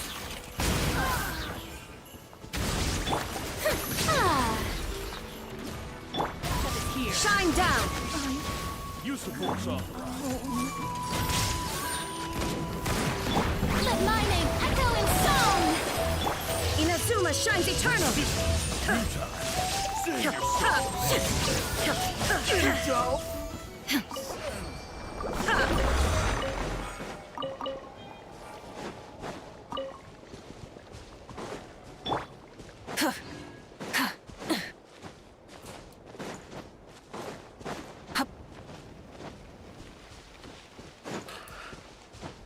It's gonna rain though.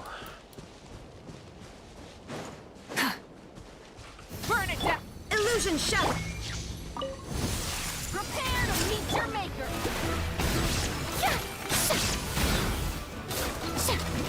Pyroclastic surge!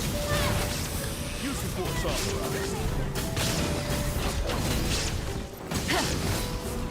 Grow, grow, grow!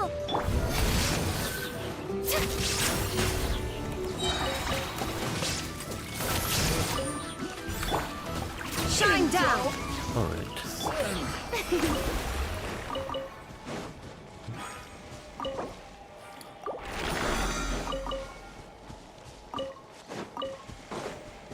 That should settle it for now. Then I go here.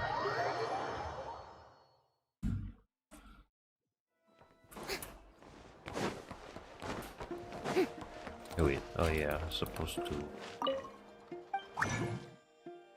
here.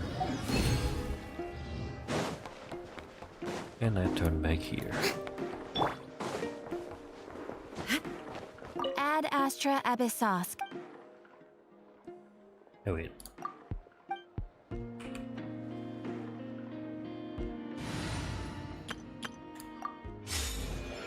Ad Astra Abyssosk. Thank you for completing today's commissions.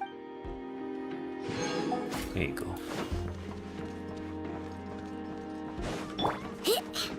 try to really upgrade her thing here.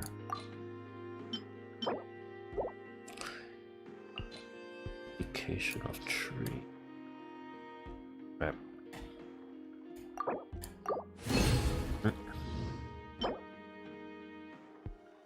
Fine.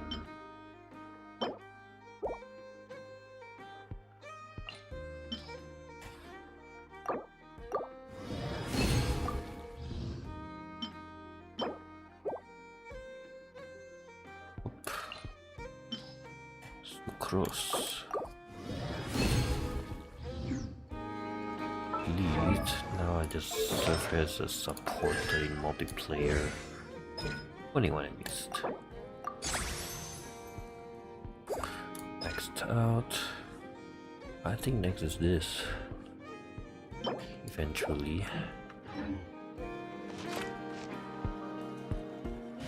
Alright, back to business. How do we get there?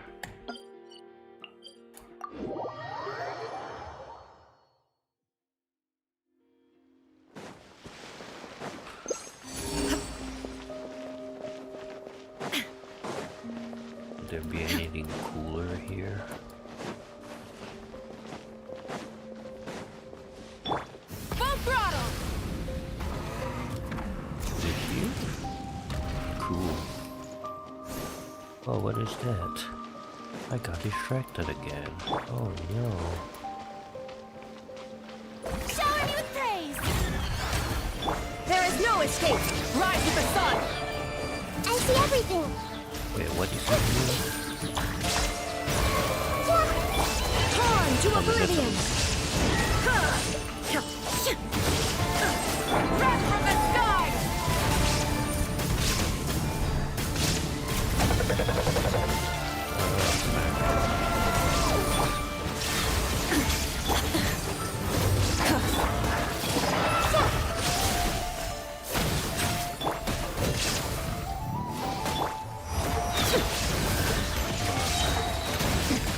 Transcend all constraints. Inazuma shines eternal! One shot. Take them. I have no need.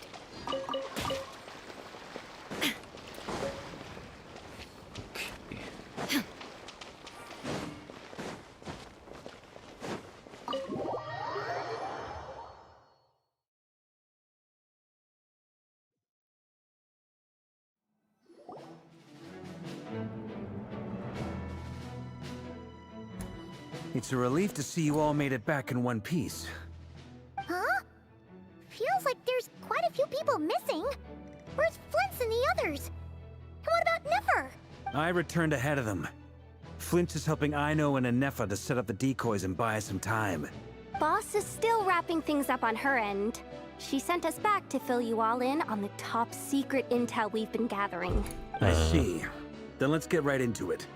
But first, who do we have here? You brought someone else in to help? Greetings. I was invited here to help as a longtime Tea Party companion of Columbina's. You may call me Arlecchino. Surely it can't be. Those eyes. Oh, where have I seen them before? Of course. In those memories we just saw. Yeah. The only Arlecchino I know is the fourth of the Fatui Harbingers. So either you share a pretty uncommon name, or you're more than just a Tea Party buddy. You're well informed, Grandmaster. A man from Mondstadt living all the way out here in Nod Krai, and yet the people and affairs of Snezhnaya seem to hold a special place in your heart. Oh, the feeling's mutual. Sounds like you know all about who I am, too. A Fatui Harbinger. The atmosphere in here just got really tense. Guess we can't just start trusting Fatui Harbingers, even at a time like this. I must admit, though, I'm a little curious. Seeing as the Moon Goddess no longer belongs to the Fatui, what makes you so willing to put your neck on the line here? Nor does Nod Krai belong to Mondstadt, Mr. Varka. Yet still, you're fighting for it all the same. Things don't always have to have a tangible payoff. Sometimes, stopping things from spiraling out of control is a higher priority than chasing the spoils of victory. Of course, I can't say there's nothing in it for me at all. But that's between Columbina and myself. Forgive me. I don't mean to doubt you. It's just that the Fatui really have been the source of many of our troubles. We have our own way of doing things here in Nod Krai.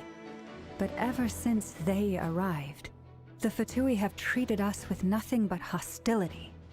I know there's been a lot of bad blood between us in the past. I've done my utmost to avoid friction whenever I could. That's why I'm here solely in a personal capacity.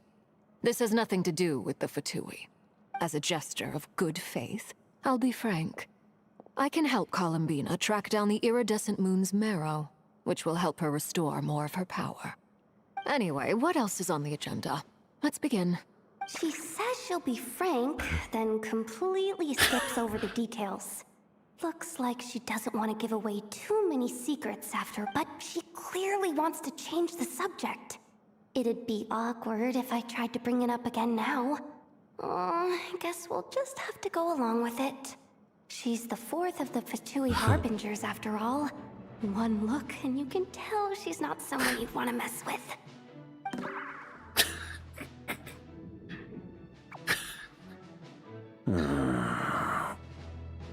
Well, since Miss Arlecchino sounds confident in her ability to handle that, we'll proceed to the next topic. Yehoda, time to share that top-secret intel. Alright, listen up everyone. First, we now know that Rerir was originally a Conrian secret agent whose primary mission was to hunt down and assassinate the so-called Dregs of the Crimson Moon. The Dregs of the Crimson Moon? In the memories, there was a lot of talk about the Crimson Moon and Eclipse, and a whole bunch of other stuff from the time of Conria. To my knowledge, those were the names of two different Conrian dynasties. Long, long ago, it is said that the people of Conria worshipped the Crimson Moon, drawing a mysterious power from its reflection. But one day, a coup saw the Crimson Moon eclipsed, hence the name of the new dynasty that replaced it, and how it became the new emblem of Conria. Still, long after the Crimson Moon dynasty had fallen, the last ruler of the Eclipse dynasty, the Vinster King, still coveted the secrets it left behind. So, he sent the Rehir of Solnari to secretly hunt down the Crimson Moon's few remaining followers. In those days, Rerir showed no signs of madness. In fact, he was as normal as any other person. Oh, and he had a fiancé, or at least a would-be fiancé, called Tholindis. What's the matter?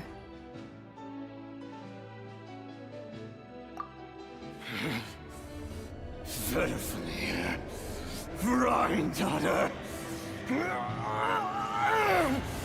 Flinders.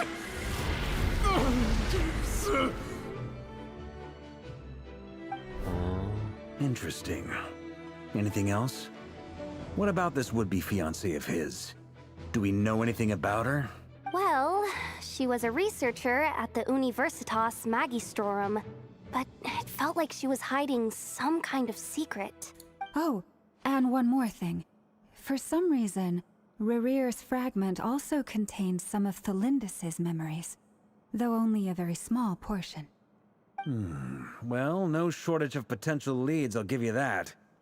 In any case, it sounds like we can conclude that while Tholindis was still around, Rerir appeared to be lucid and quite normal. Tholindis, it seems, must have been the one thing in this world that he couldn't let go of. Tell me, though, were these pure-blood Conrians we're talking about here? Yeah, that doesn't look Why do you like need to know that? Hold on. If she was a pure-blood Conrian... Oh yeah! Just like how it was with the captain! If we could somehow find her, Do you think there's any chance Rerir might regain some of his sanity? It's possible, but it would take a miracle. That merchant who Nefer knows, Dori Sangama Bay. Maybe we... All right then. Let's keep working in our separate teams. Traveler, Paimon, Kutar, and Miss Arlecchino will go look for the iridescent moon's marrow. As for the others... On the way over here, I noticed that the Wild Hunt monsters had grown even more frenzied in their search for Kutar. At this rate, the people living here will be in grave danger too. So I'm thinking of gathering together some of our followers to go wipe them out. I'll head back to the Curatorium and meet up with the boss. Feels good knowing we've all got something to be getting on with. Given that the Wild Hunt has been a lot more active lately, the Lightkeepers have likely begun their own operations too. I'll hold the fort for now, then discuss our next move with Flints, Aino, and Anefa when they get back. All right then. Well, the clock's ticking. If that's everything, we'll be on our way. We'd better get moving too. We'll try to buy you as much time as we can. Relax. Just do your thing. Now, I decided to call in some backup since things are getting so hairy. Oh. Our reinforcements should be here any minute now. Stay safe, everyone. Dismissed.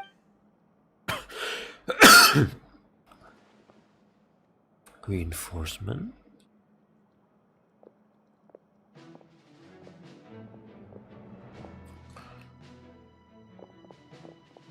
We're back. Did we get here a little early? A little late. A tad late. The others have already set off. To summarize, our resident moon goddess has found us a new ally, and Boss Nefer has uncovered some promising info. Everything going smoothly on your end? Not great. I don't know how long we can stall them for. The decoys are getting taken out way faster than we imagined. I'm gonna make some more later, but I need a timeout first. I'm so tired right now. Oh, right! Inefa, could you fill in Uncle Varka on what we just discussed with Flints? Sure.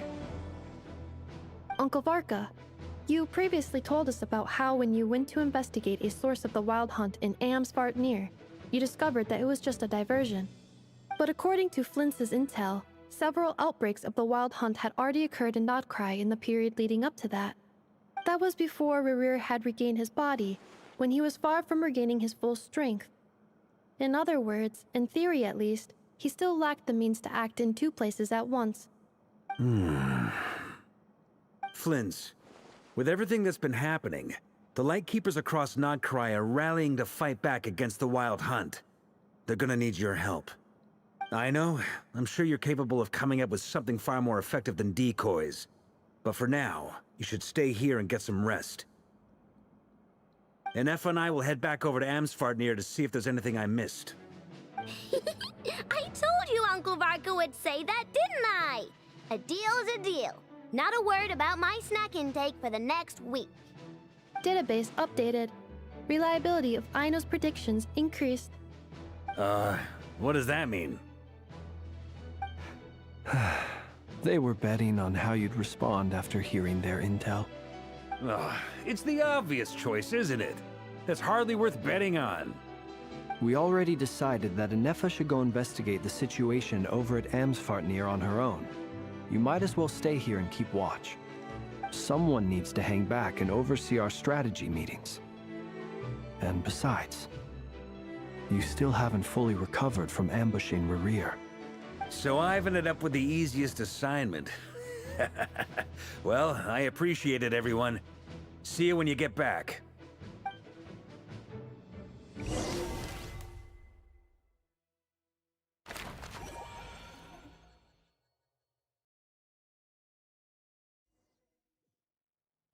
Ah, crap.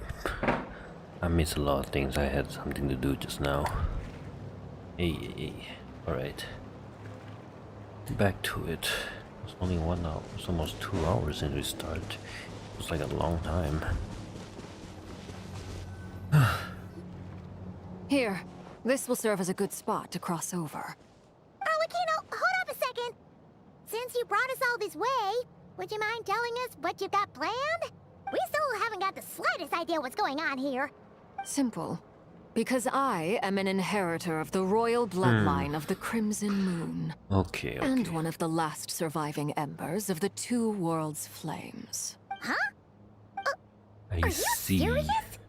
Isn't you're a descendant of that Crimson Moon dynasty we were just talking about? Your surprise is understandable. I was also taken aback when I first learned of it. But the more I thought about it, the more I realized the signs had been there all along. When I was young, I discovered I could wield a very special kind of fire. It coursed like blood through my veins and smoldered away inside my nerves. What's more, whenever I experienced strong bursts of emotion or drew too deeply on this power, it was like some kind of presence within the fire would begin to gnaw away at me. Exactly. That is why my hands are like this, too. At first, I saw it only as a curse, but once I became a harbinger, the jester apprised me of the truth. Together with my own investigations over the past few years, there are several things that I have gradually come to understand. For instance, take the so-called Crimson Moon. In truth, it is nothing more than the shattered remnants of the iridescent moon, fused with the abyss to prolong its lifespan. Since this blood flame was bestowed upon me by the Crimson Moon, it is a fusion of the iridescent moon's former power and the corruption of the abyss. You all understand the nature of the abyss well enough. I draw upon its power, and in return, it hungers for my soul. If I recall correctly, you once told me that if the corruption ever made it to your heart, you'd become a completely different person. Yes. And that's the reason I'm always careful not to push my power too far. It's essentially a never-ending tug of war. Whew. Sounds intense. Anyway, the rest of my story can wait. Is there anything else about the Crimson Moon or the Iridescent Moon that you're unclear about? Paimon has a question. So, the Crimson Moon that the Karians used to worship was actually the Iridescent Moon, right? Which was one of the three Moon Sisters. Does that mean that the Karians were to the Crimson Moon as the Frost Moon Scions are to the Frost Moon? So much of that history has been lost. We have no way of knowing exactly what they were like. But I would suspect that the Conrians weren't as devout in their moon worship as it might appear. The iridescent moon's remains simply served as their link to the abyss. And Later that's why they've on, been perhaps destroyed. someone discovered a way to make direct contact with the abyss. Or maybe there was some kind of ideological saw divide. Either Sodom and way, Gomorrah? a dissenting faction staged a coup and drove out the royal heirs of the Crimson Moon dynasty. Still, even with the dark sun looming high overhead, the Crimson Moon's glow never truly faded. If you want living proof, it's standing right before you. The first time we met, I sensed something familiar in your presence. When I looked at you, I felt I could see that mysterious red moon in the corner of my eye. In your flames, I saw its broken image, surrounded by a strange black aura. Well, I appreciate that you kept it to yourself. Much about the Crimson Moon is still a mystery, and I'd prefer not to end up as the object of an insane research project. Anyway, time is against us here, so if there's any other questions, they'll have to wait. I just want to make sure I've got one thing straight. In her letter, Sandrone mentioned that since you are unable to contain the iridescent moon's marrow yourself, you intend to leave it in my custody. Correct? That's right. For now, it's the only way I can pay you back for your help. The iridescent moon is already part of who you are. So with its marrow in your possession, you'll be even more powerful than before. Deal. Then let's get started. Get what started? What does this place have to do with the Crimson Moon? A portal. When I first became a harbinger, the jester gave me a book called Paranhari, also known as Leobranto Innamorato. You should be able to buy a copy next time you're in Fontaine. It's a love story set in the Crimson Moon era. But setting aside the tangled romances of its characters, it also records a few interesting details. In the Crimson Moon era, or so the story goes, there was an orphanage that received children from beyond the bounds of this world, and subjected them to a peculiar induction ceremony. Beyond the bounds of this world? For real? The Crimson Moon sages looked beyond this world for beings with powers that surpassed the gods. But fearing they might lose control, they subjected these children to a process of refinement. They made these children crawl up a fireplace and kept asking them, "Have you died? Did you see it?" Until they finally admitted to having died and seen a crimson moon. The adults embraced the children who passed the ritual, telling them, "Within the fireplace, you have traversed the flames between two worlds. Here and now, you are born anew." The book leaves much unsaid, but I suspect that this was their way of branding the children they had enrolled, leaving an indelible mark upon them so that they would forever live in the Crimson Moon's light. That explains why I can't sense the Crimson Moon's marrow in this world. It makes sense that it would be sealed in a special space. But there's no fireplace here. Do you see a chimney anywhere? Oh, are we supposed to build it ourselves? That won't be necessary. The fireplace is purely symbolic. The key to the ritual is crossing the flames between two worlds. In other words, the flames that burn within me. Those burned away by such flames leave behind a kind of ghostly afterimage in the world. In the days of Conria, people believed they could be used to bridge the gap between the two worlds of life and death. In short, I can open a passage to that space for you. That's the easy part. The catch is I'll need to stay on this side to keep the passage open, so I won't be able to come with you. Once you're inside, you'll have to find your own way. Okay. Very well. Then I'll open it up. Traveler, spare me a little more moonlight if you would. I may need it.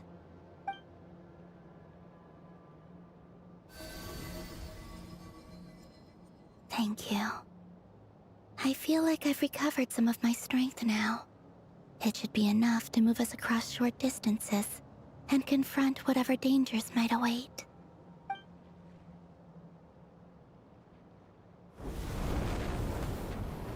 Mistress of the seven hues of ages past, great mother of the present, crimson-clad sovereign of the two realms, by fire severed, by fire renewed, I offer myself now and beseech your descent.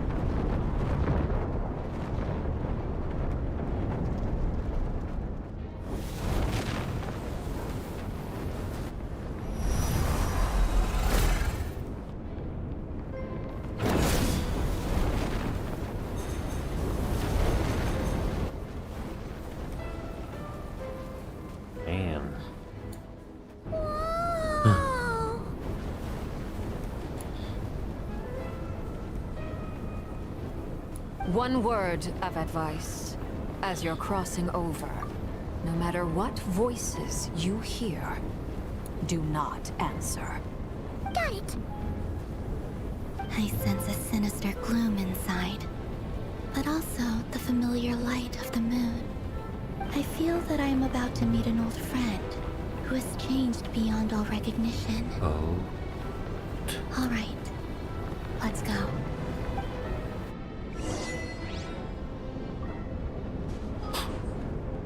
Crap.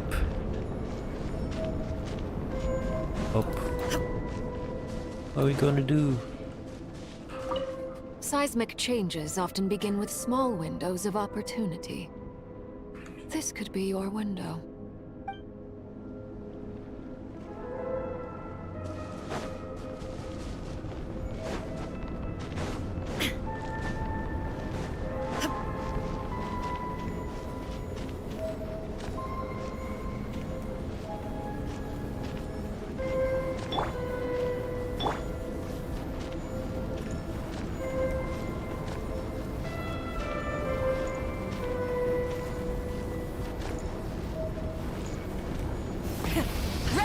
fortunes.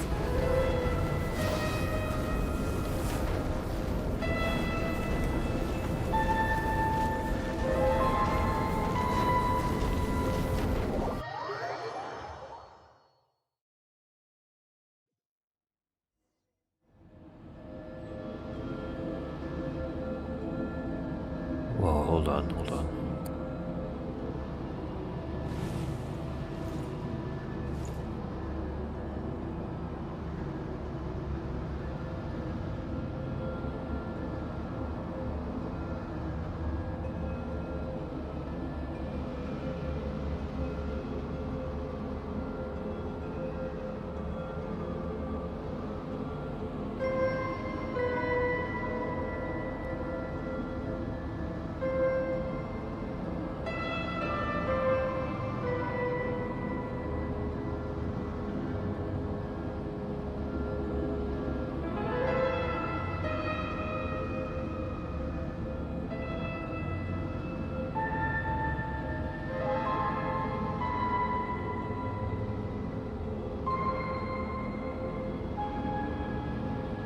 Crap.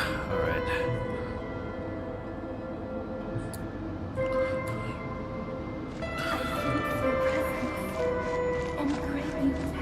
Prepare for Lord Drop.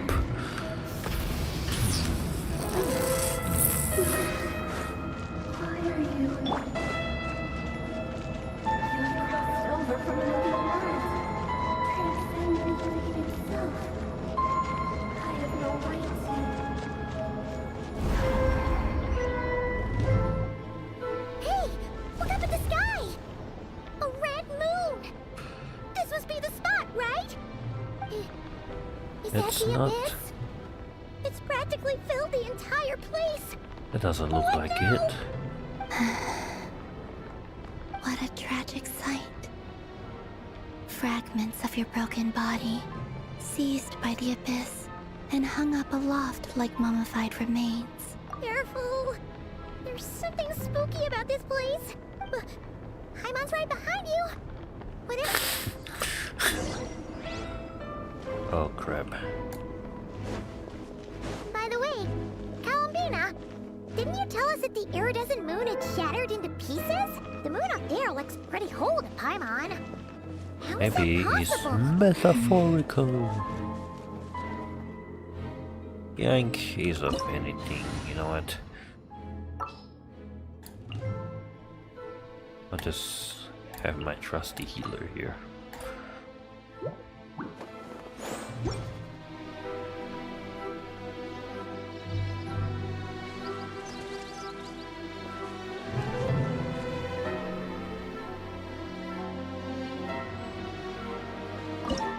Although I'm not sure if I should bring her. Would be a bad idea, but hey.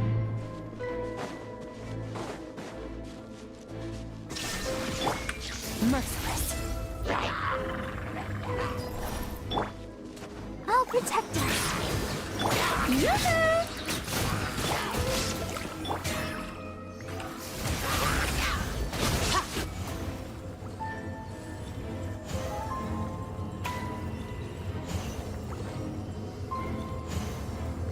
Huh? Just like I Wait. thought. It was only a facade. Wait. Hold on, when did that change?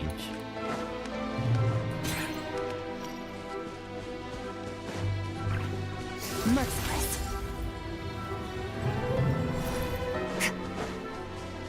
What the hell?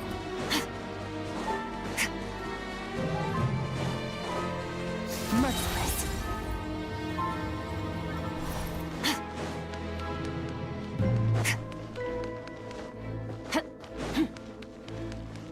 A moon haunts you.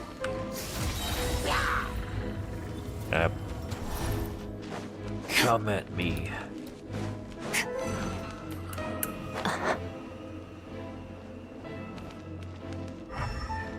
Oh, never mind. Let's see where this leads to.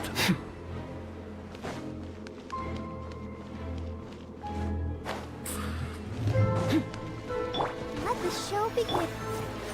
Shower me with praise! Shine down! Another star goes out! Merciless. 7, 6, 5, 4.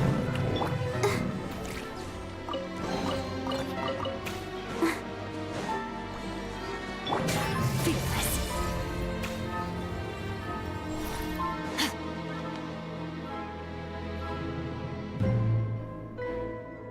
Huh?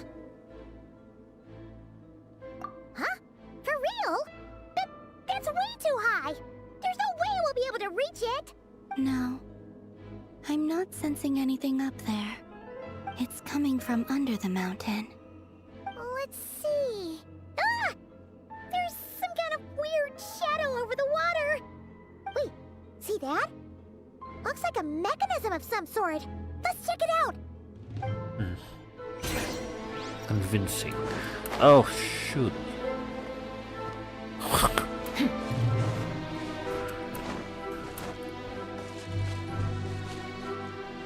Shoot.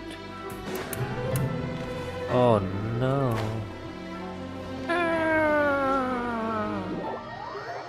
Wow.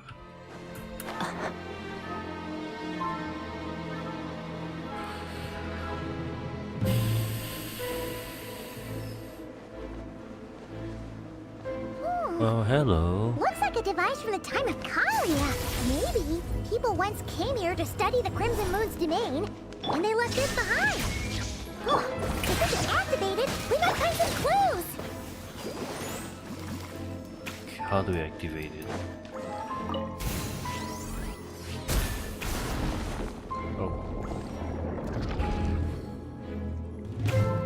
Okay.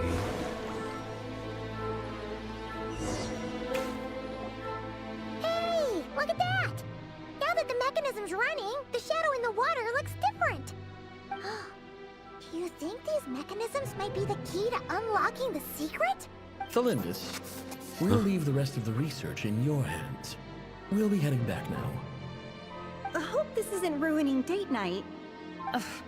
Mind your own business. Just leave me some snacks on the table. Thalindis? Is that Rere's girlfriend? How come we're hearing her voice here? Oh yeah! The Abyss has made this space extremely unstable. Maybe that's why some of the things she said and did were preserved here. But whenever I see this view, it takes me back to a poem from my childhood. Waning moon, oh lifeless damsel, weeping on the mountain crest. For me, of all people, to be here investigating the mysteries of the Crimson Moon space. Don't tell me she's one of them. I mean, I don't know, it could be wrong. Go, Barbara, go! Fearless.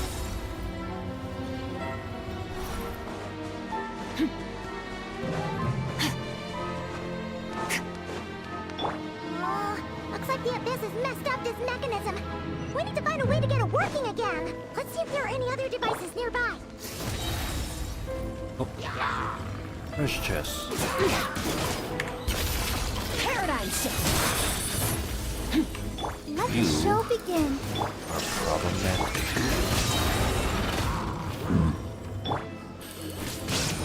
Shower me with praise.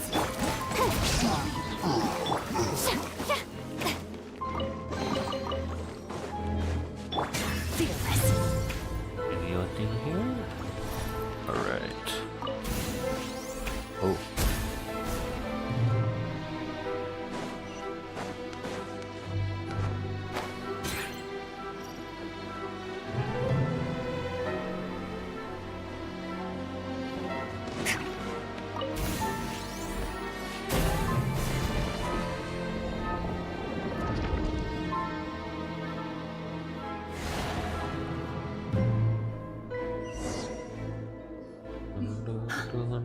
I see. So the moon marrow, or rather the power of the 3 moons, is the key to unlocking... What? If it really does exist, then maybe this madness can finally be put to an end.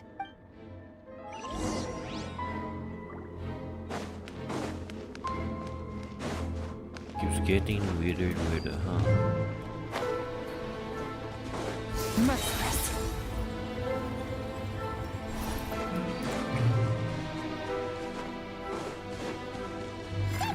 Oh.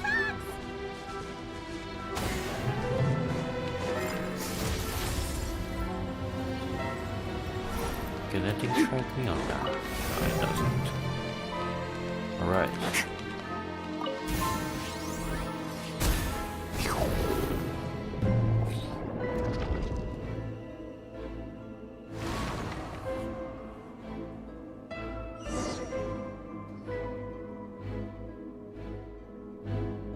With the Abyss inhibitors in place, I should be able to access the chamber with the moon marrow.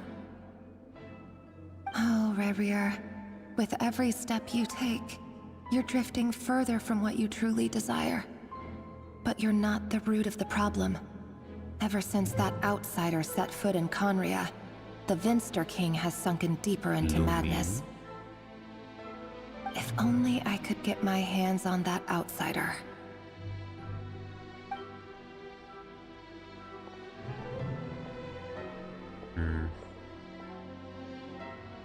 Hey look! The moon's reflection is back to normal! Elindis' voice mentioned a Yeah, they chamber blame with the moon marrow. the celestial Do you gods think maybe about their it's hidden in the curse. moon's reflection? This is their It must problem. be. For within it, I sense the fragile aura of a dying soul. Then there's no time to lose! Let's go!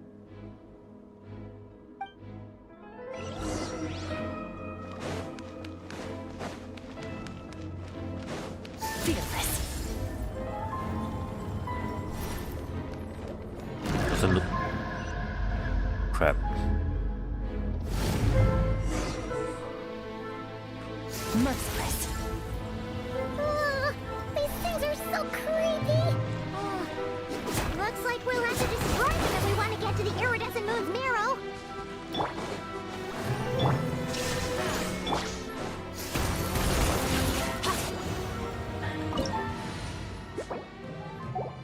Look, man, I don't know what other things are out there. That must be the iridescent moon's marrow! Oh, we'll need to destroy these things before we can reach it!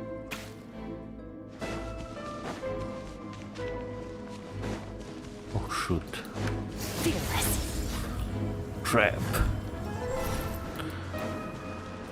Crap. What? Let the show begin! There is no escape!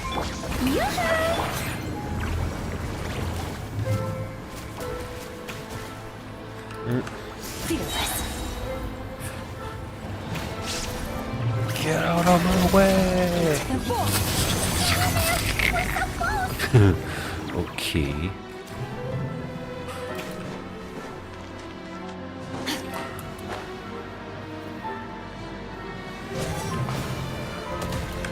Fearless. Torn to oblivion!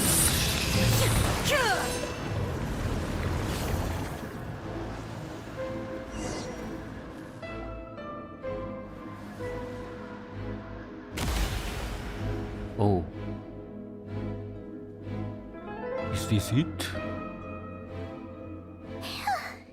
We finally did it! The iridescent moon's marrow. Still burning away like an undying flame. If we can purify the abyssal power within,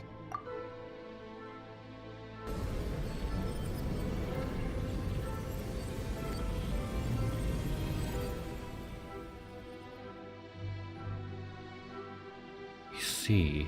it's so cold.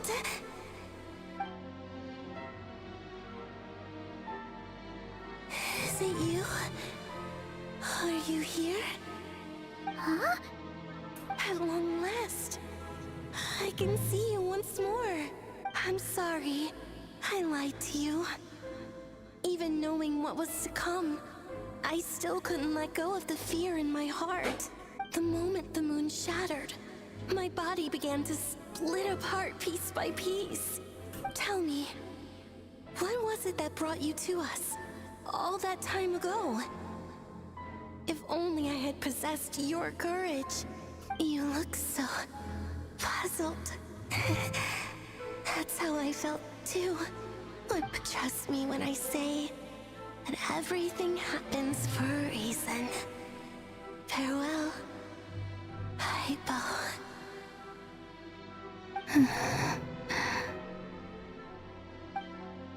What was that all about? It sounded like she was speaking to a long-lost friend. Perhaps. She took me for the goddess of the frost moon she once knew. For a fading soul like hers, our auras must be too similar to tell apart. But anyway, we've got the iridescent moon's marrow now. That should help you regain your strength, right? Alright. Time to leave this place and meet back up with Arlecchino.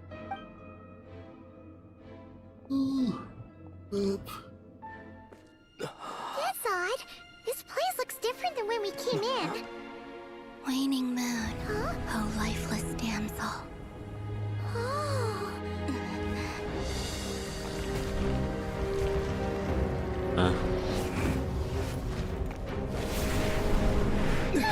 Hurry! The place is collapsing! It wants to trap us here. Who's it? The Abyss? Now we've taken the moon marrow. All that's left here is a dark will. It will show us no mercy.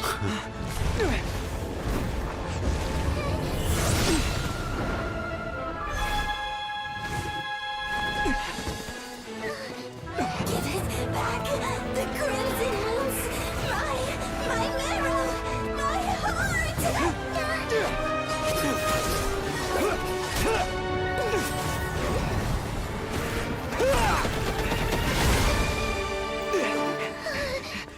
Finally! Huh? Oh no! The exit's blocked! They're back! Now what do we do? This is where you fall. Witness my rise. What are you waiting for?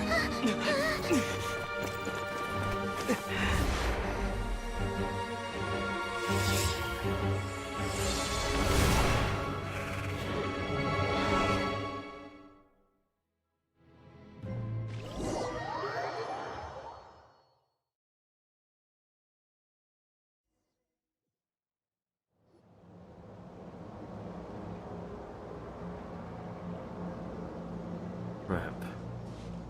Oh, we made it! Was that you, Arlecchino? Did you save us? Wait, your hands!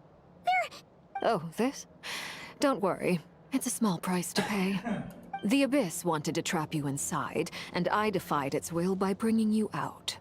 No wonder it's a little angry. No. I have paid the price, albeit a small one, and it cannot be undone. My hands have already fused with the Abyss. Purification would simply destroy whatever's left of them. But surely... Oh... We're so sorry, Arlecchino. As much as I'd like to call it a favor, the truth is, I was simply holding up my end of the deal. Yes, you did your part.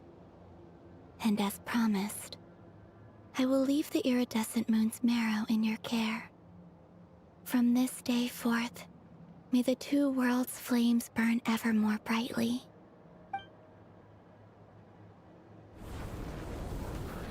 So are we gonna get a rework? I'll take that as a blessing. Now, Columbina, give me your hand. Accept this moonlight I offer in return.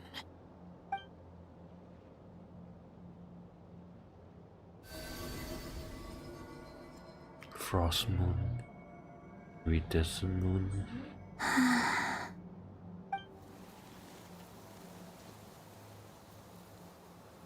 Feeling stronger? Hey, Columbina! I'm fine. Our powers are... By the Frost Moon's authority alone, wielding the power of the other moons was always going to be a stretch. Still, I think it's fair to say that your strength has returned. At least to the level it was at as Third Harbinger. It's still not enough. There's no way I can hope to challenge Rayrir like this. Just one more ray of moonlight, if you would. It's okay. I can take it.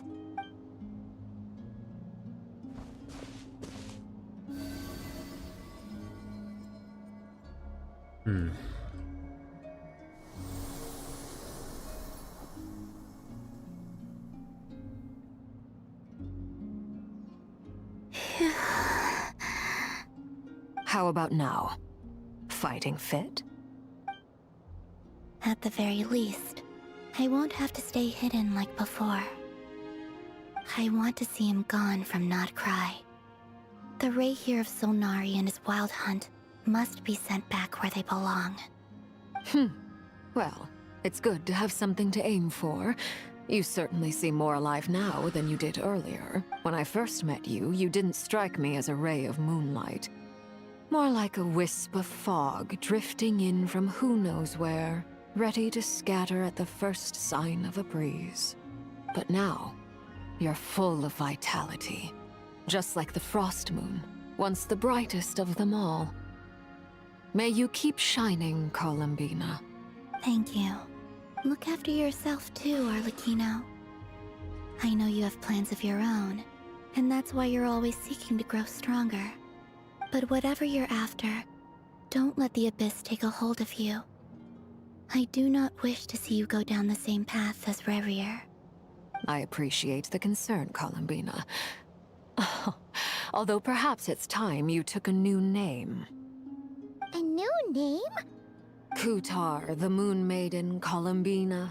They're nothing more than code names. They describe who she is and the roles she's played, but they're not her real name. We often use code names in the House of the Hearth, too. But it's knowing your real name that keeps you grounded. Up till now, you've been living a wandering life, so you've probably never really cared. All I'll say is this. Once you've defeated Rayrir, give it some thought. All right, that's it from me. I'll get you back safely first, then go meet up with Sandrone. You're the best! I appreciate the gesture. It speaks to your good character. Anyway, let's get going. There are more urgent things to do right now than trade compliments. Oh. Guess we stop here for now.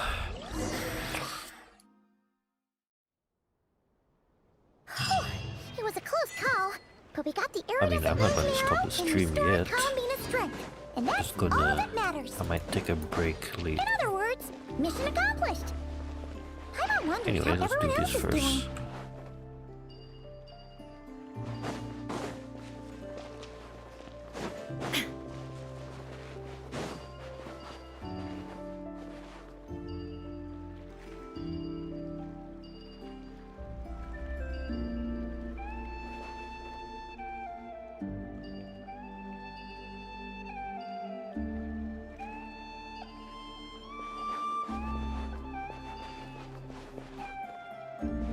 This cannot be reset, is it?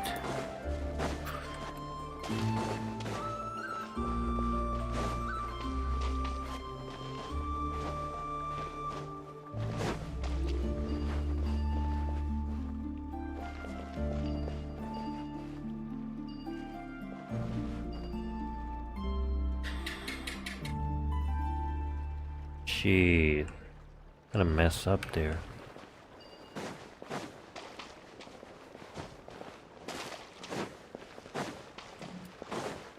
It's supposed to be.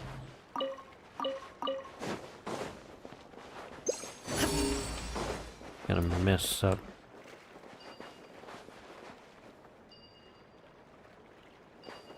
Lol. Damn. No reset button for this? Oh.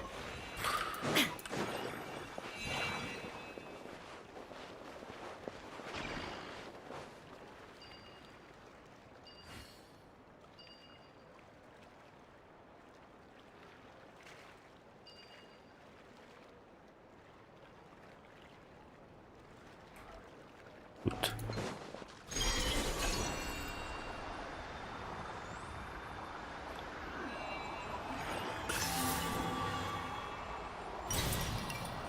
Okay, where else?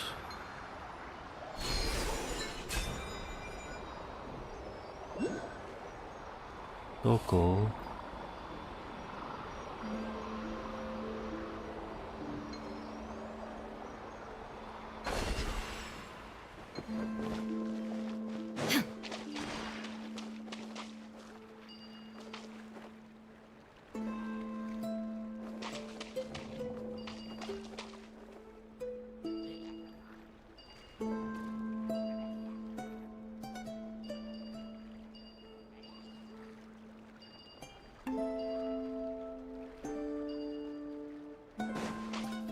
Right.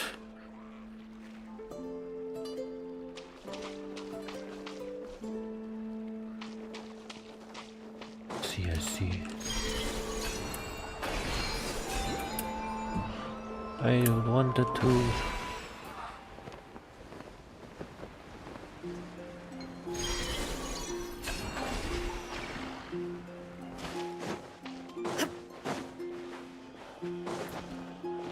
Oh.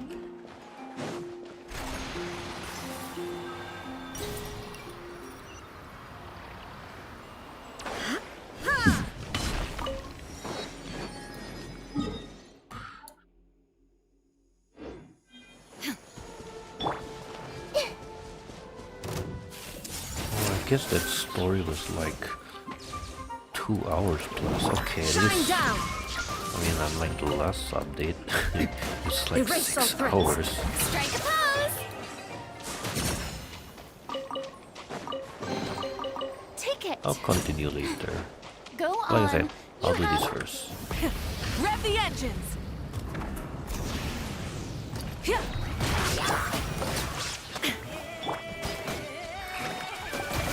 Shower me with praise! Burn it down! Meat.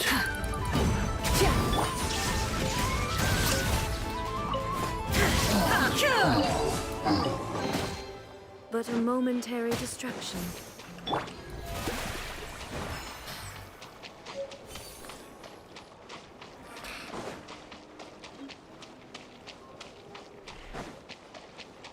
Was it red there? Oh, right.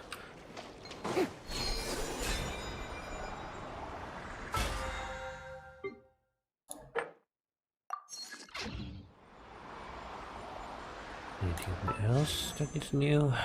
I'll probably save up for another character. Shoot.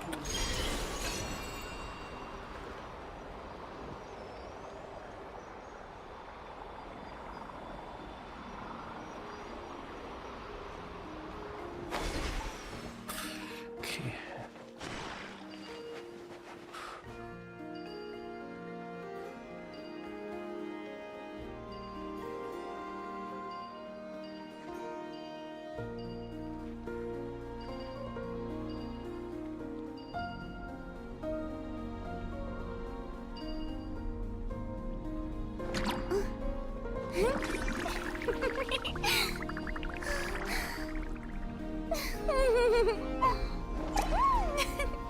All right.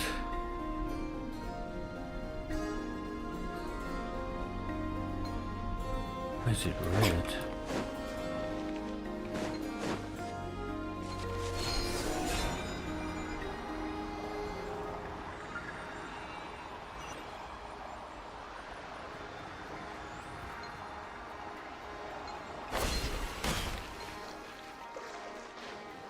May I present?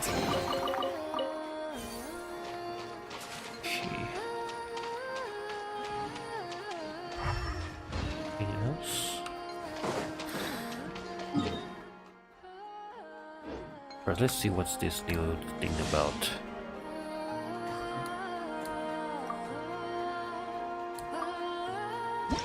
Imagine, if you can believe it, a whole other world within this universe. Onkai Star Rail. In that world, people found supreme bliss in what can best be described as lucid dreams. Reality became blurred. Or rather, redefined. But outside of their flawless reality, the problems of the material world remained.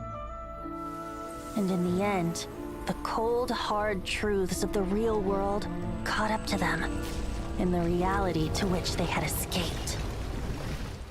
Deep in the dark ruins, another soul who was fleeing destruction discovered the final remains of this world.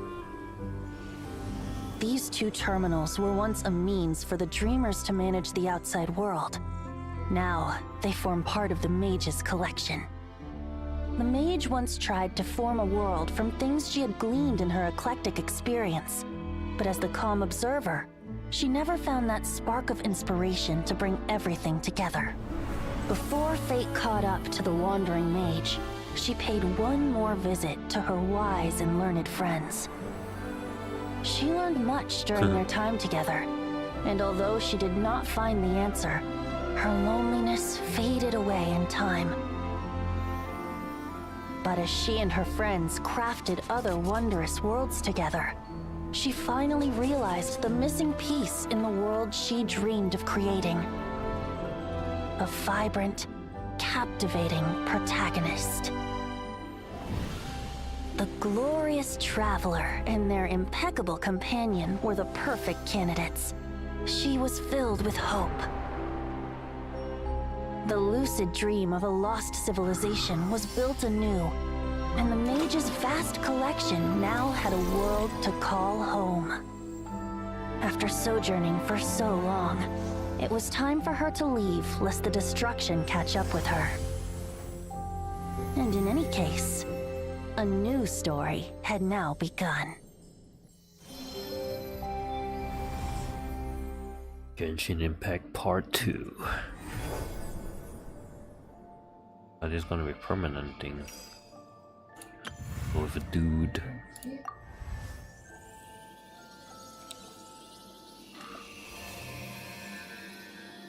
Tron.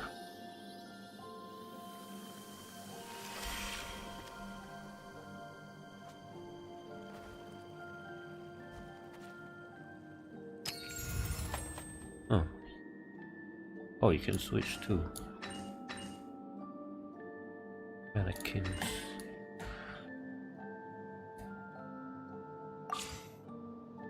Yippee.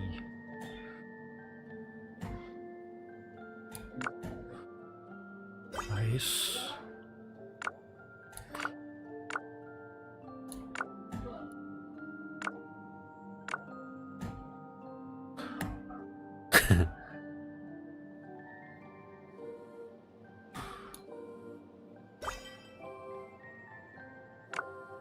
Oh.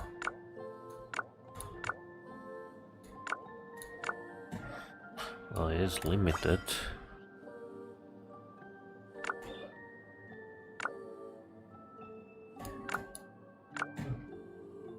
Yeah, it's a bit limited.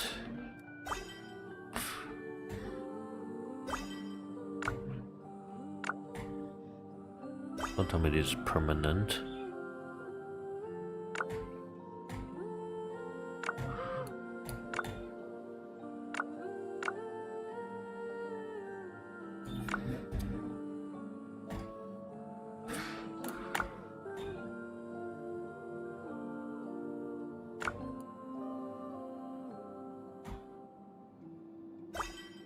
Sincerest greetings, Traveler and Paimon. Sincerest greetings, Traveler and Paimon. Sincerest greetings, Traveler and Paimon. Lol. Sincerest greetings, Traveler and Paimon.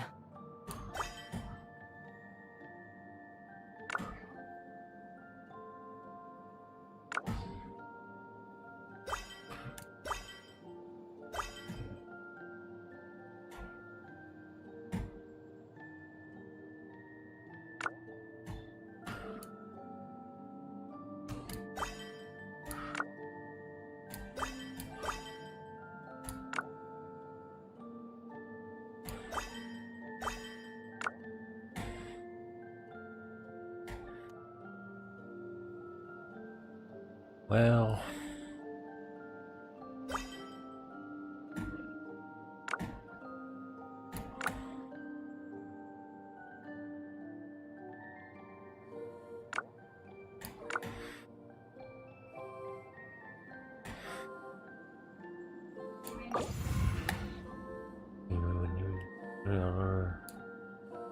Confirm.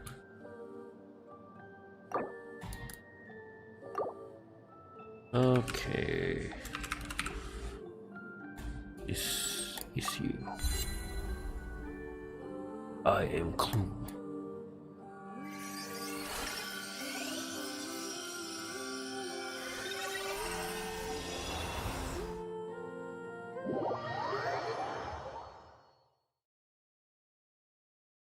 And where do we head to?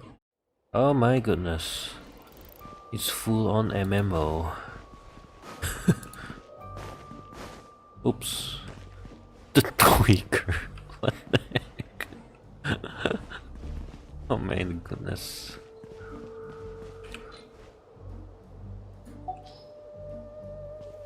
Crap. What do we have here? Okay.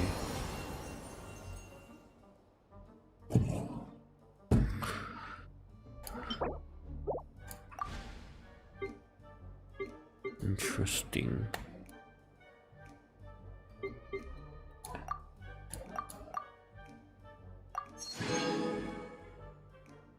Ryan.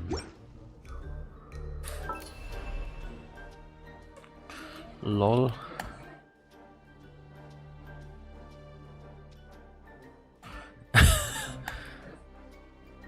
Who made all of this crap? Holy crap.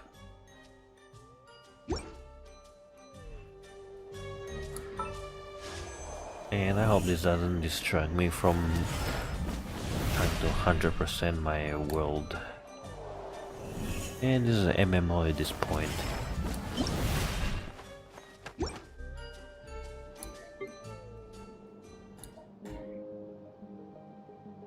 Oh, I can switch, can have different hairstyle.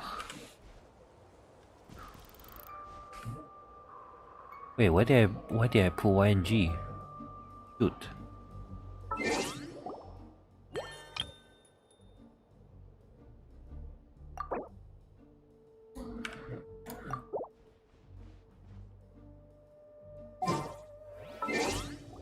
Crap.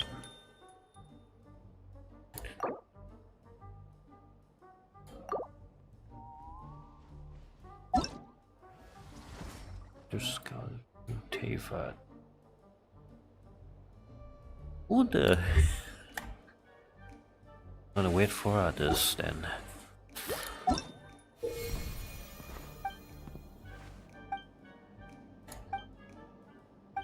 Wait, what?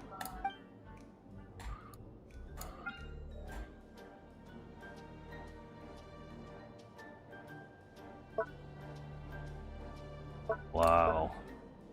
I mean, you shouldn't be surprised. This is just classic MMO gacha. Before gacha used to be characters. Maybe I'm not into that part, but it used to be like, it's for gacha used to be for cosmetics, but that's for MMOs. What's this?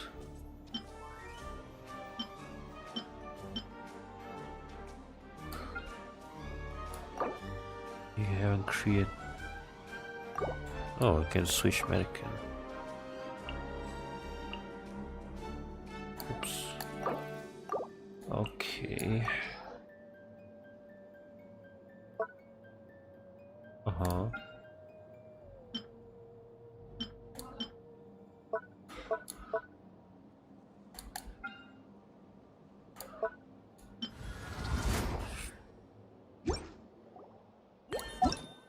What other stuff you have here?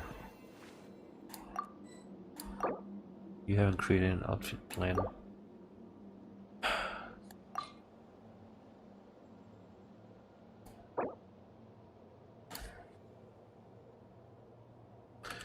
Base 1 done. Create now and switch. Oh, yeah, female version, right?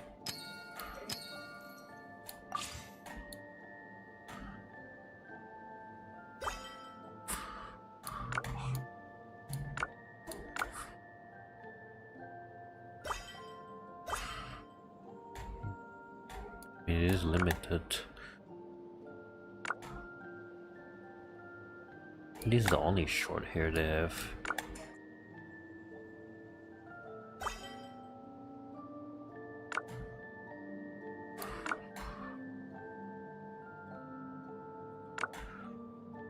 The legs are big.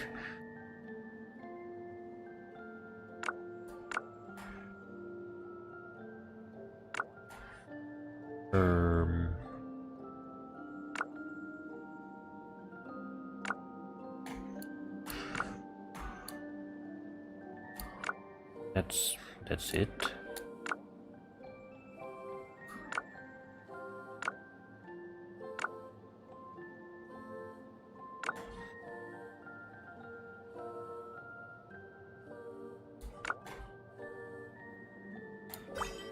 Sincerest greetings, traveler in Paimon.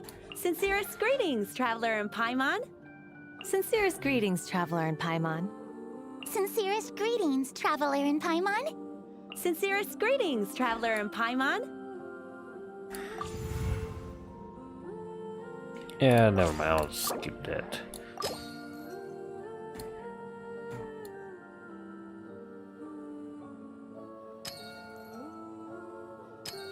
Crap.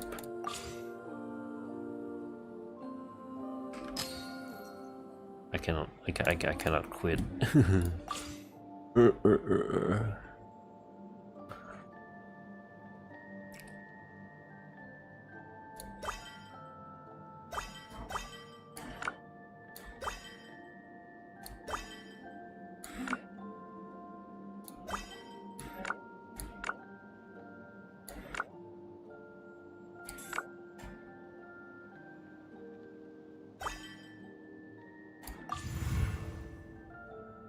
We'll call you Mel for now.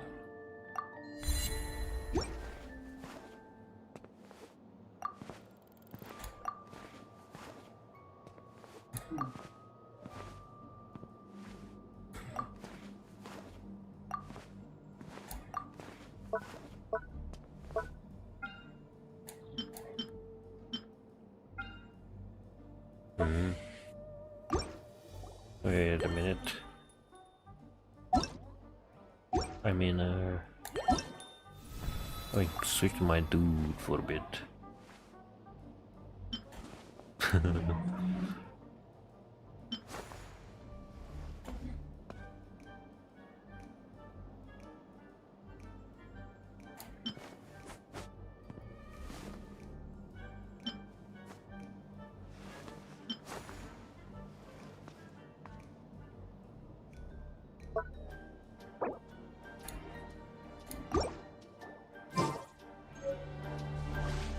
Okay, so this is my cosmetic screen.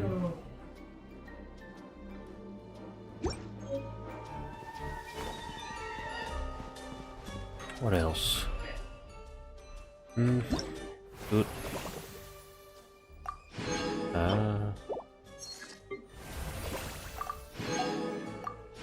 I don't know how much I'll invest into this, but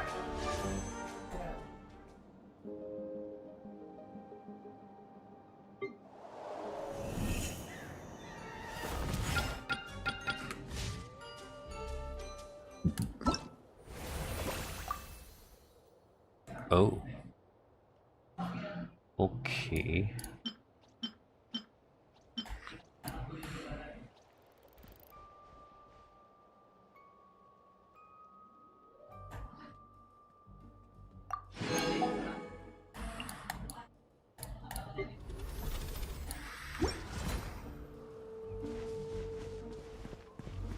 What else do we have here?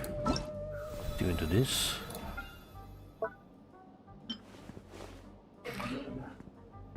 Safe. Two. Wait. 3, 4, 5, 6.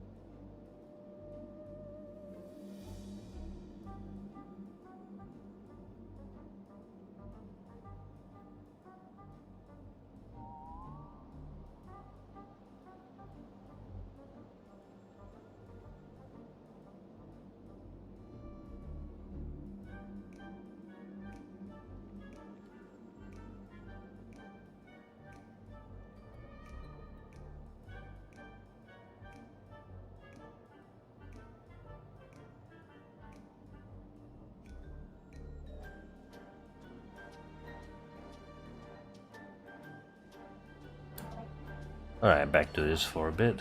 I'm just doing some outdoor stuff, but yeah, not long after that I will have to go out again.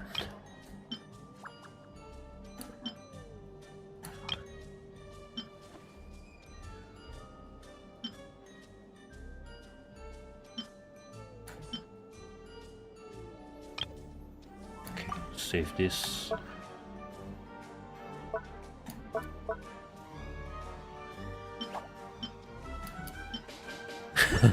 Tung tung tung.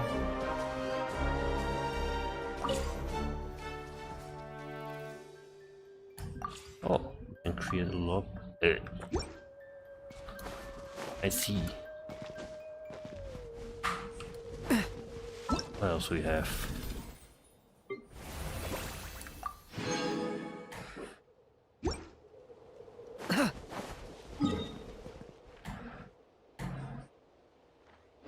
Man, look at this dude. Wait, looks like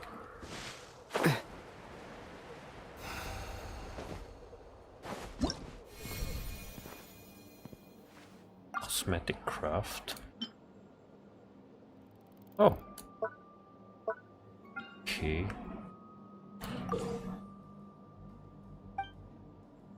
Alright, alright.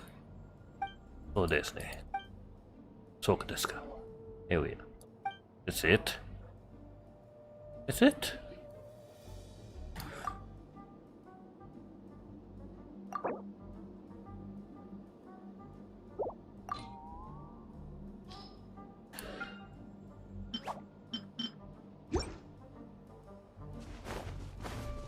Okay, what do you have to offer in here? Excuse us. Huh. Anyways.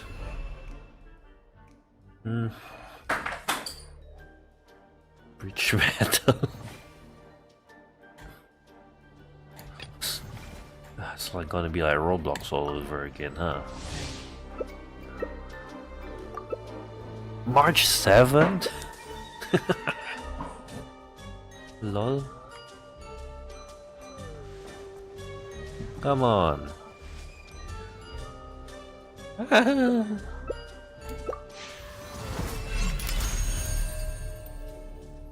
Interesting. Roblox. Nani kore? Hope no one doxes me.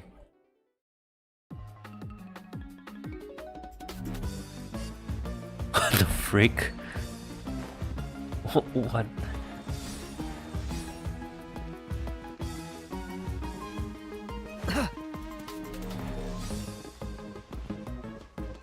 Okay, okay. Yeah.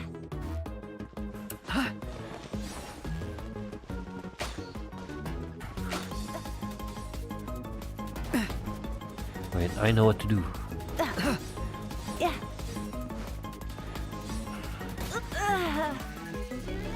Did someone die? Shoot.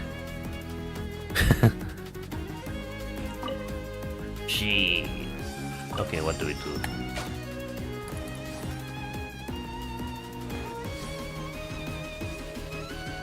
Come on.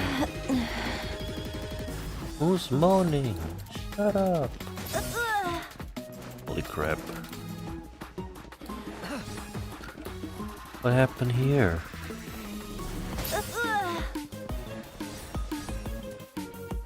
Blocks? Are you kidding me?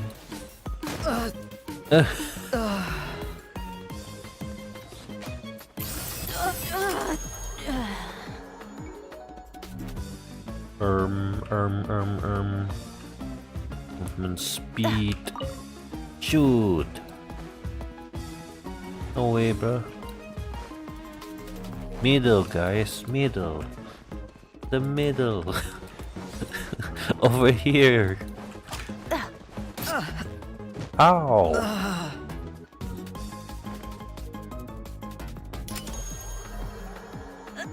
It's not like Roblox at all.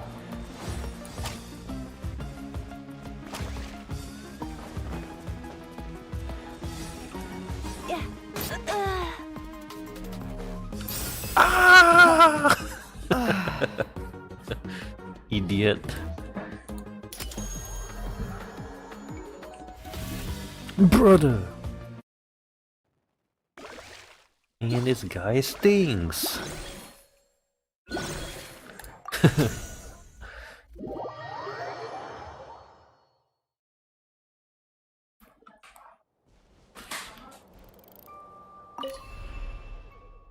What else do we have in here?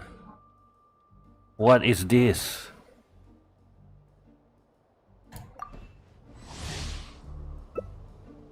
Oh wait, oh my gosh, wait.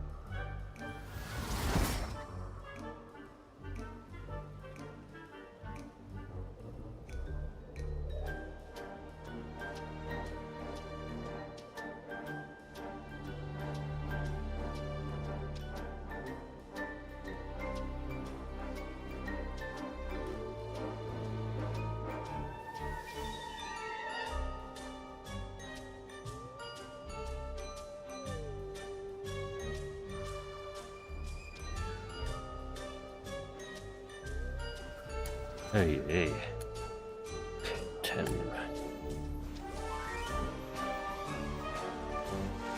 Okay, what else we have again? Competitive.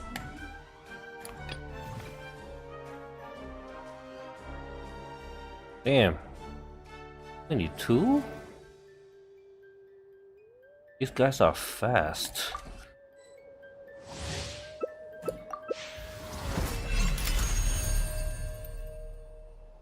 Kill their game fast. Okay. Right now. Oh, it's my name.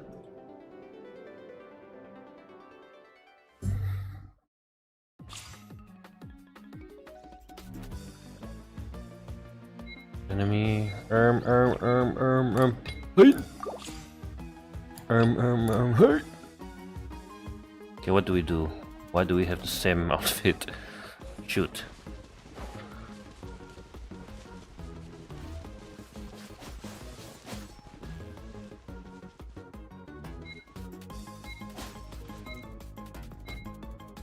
Huh?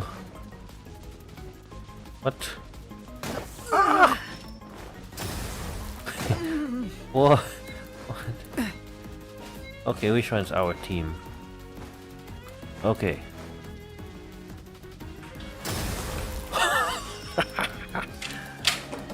Oh my goodness.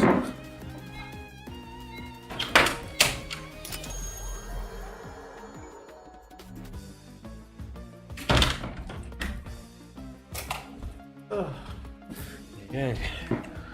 So many things going on.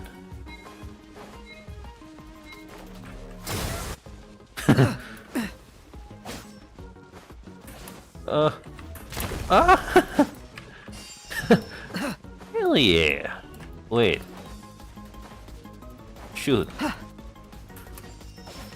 Shoot.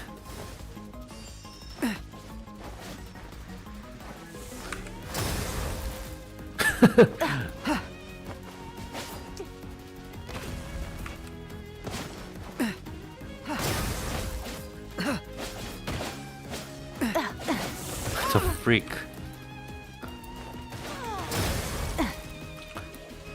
Shoot. Alright. I mean, we are blue team, right?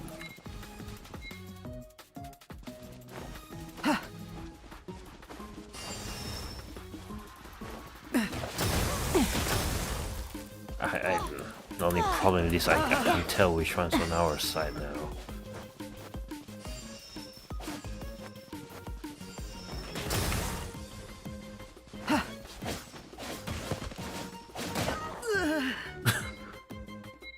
Also, we're red?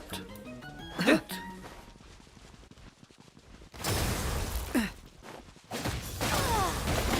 Lol. Ah.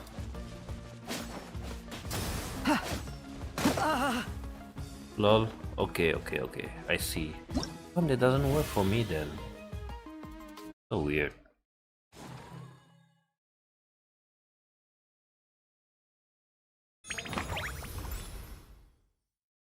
Hell no, I'm not going to that game again.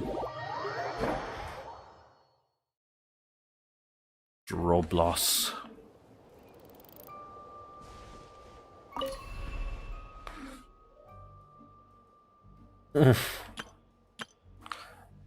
Mortal Kombat.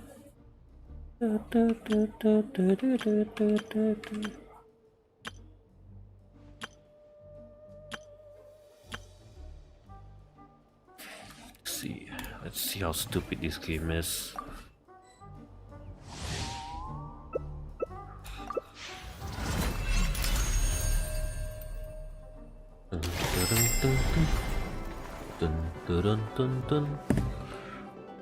All right.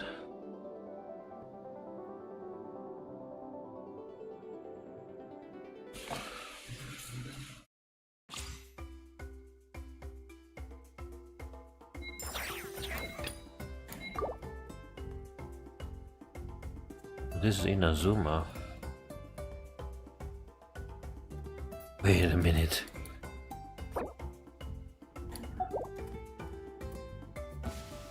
Crap. Dun dun dun dun. Dun dun dun. Ah. Ah. Shoot.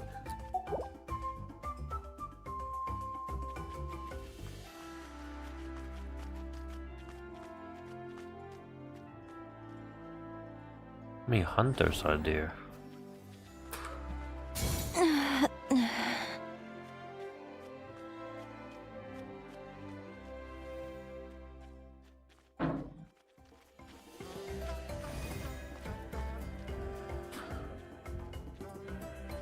Shoot. Scary.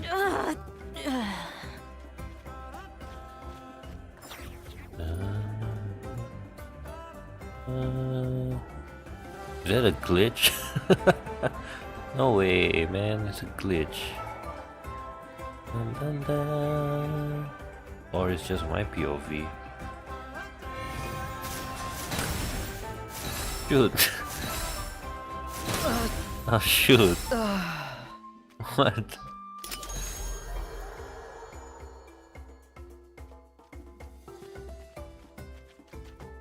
Oh, spectating?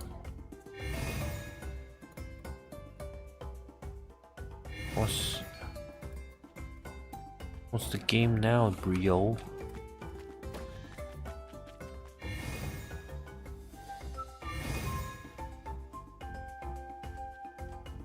Dun, dun, dun, dun.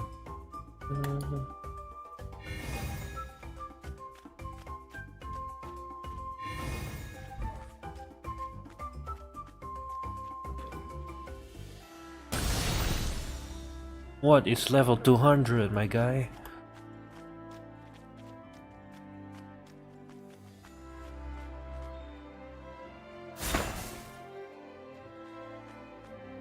Huh.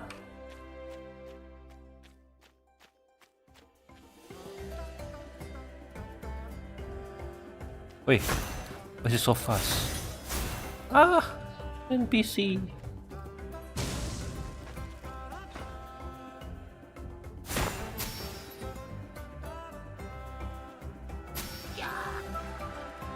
What is that sound, bro?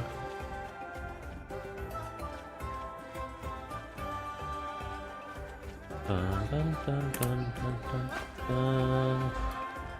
Dun, dun, dun, dun, dun, dun.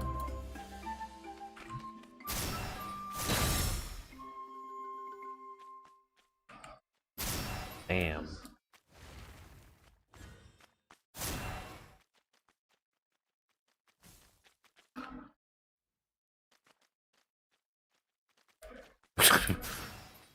I cannot be captured by my own trap, bro.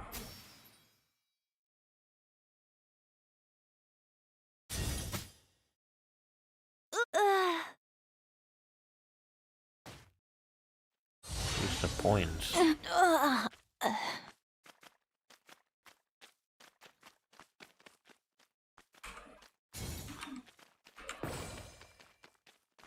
Crap, I'm getting caught like this.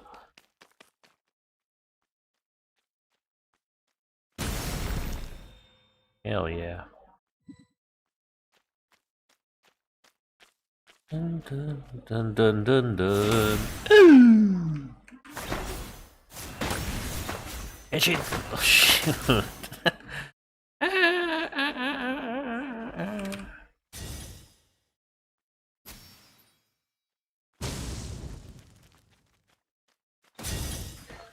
Shoot, shoot, bruh.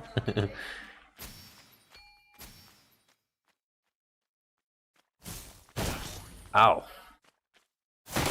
Ah.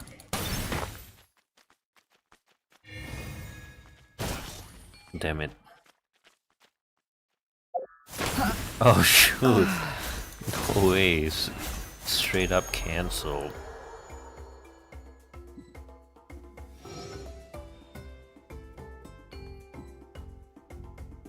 Okay. Dun dun dun dun dun. Dun dun dun dun dun dun dun.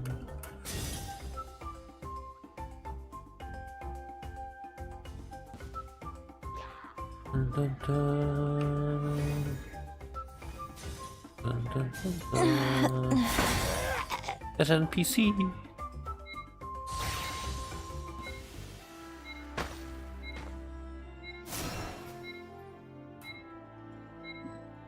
And I miss prop hunt.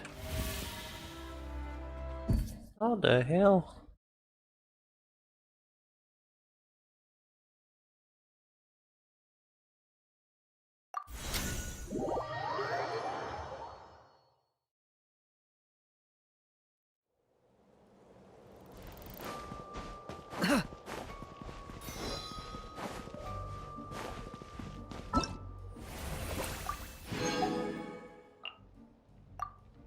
Oh.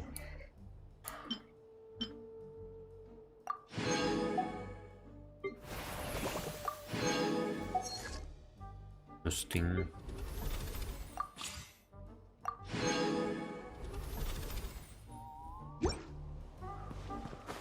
One more game. War Simulator.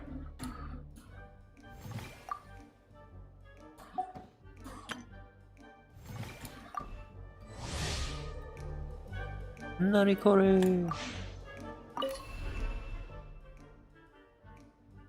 One.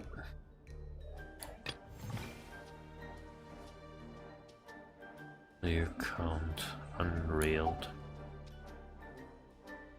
Doomsday Rail. Guns and elements.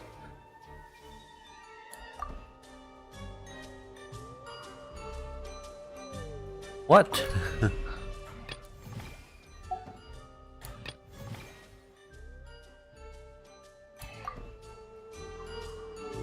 Man, just because I cancel a match, Mac? I'm bull.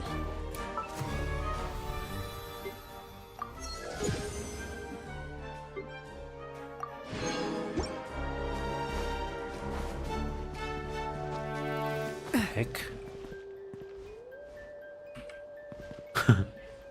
What did they do with the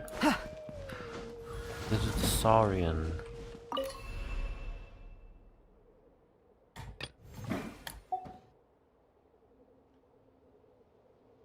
Survival challenge.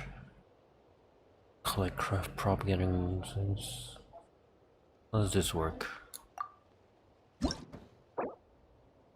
Oh, wait, how do they make this kind of video?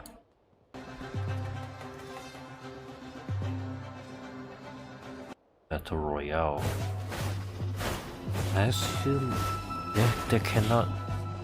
It cannot be that they did this all the way like before this was really during the release. It must be during beta or something.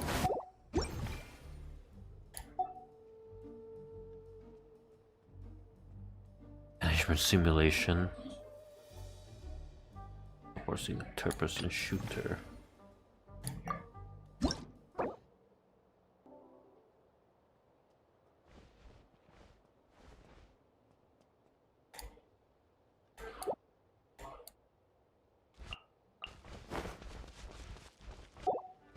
Can we?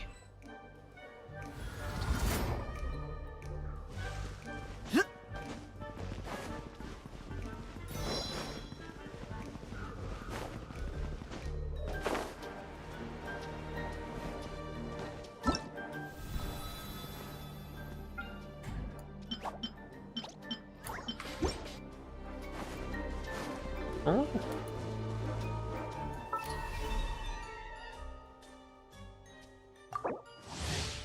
Oh. There you go. Come on.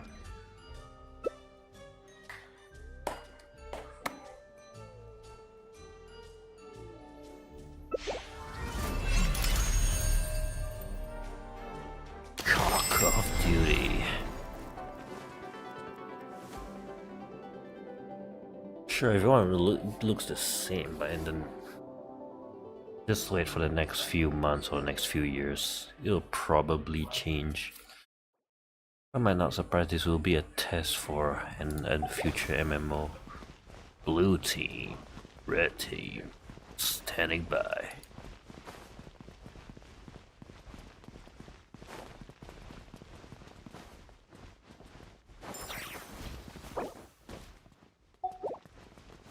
Oh.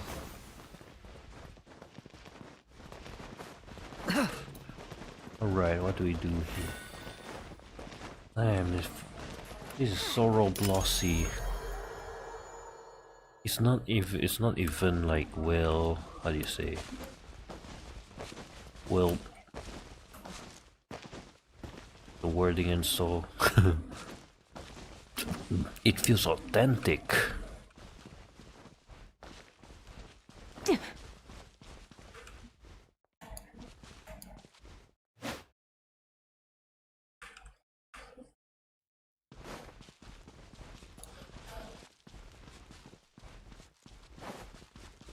Who's that? Oh crap! Can cannot see from far, huh? Okay, I got ammo. Grenade R. Hey, wait. What? Hey, where is it? Oh.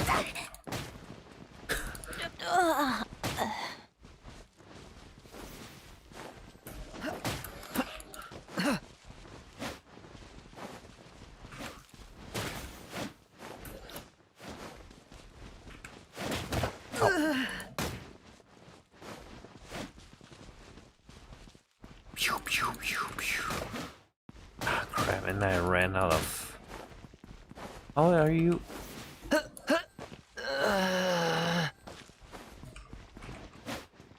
Crap, I have no ammo.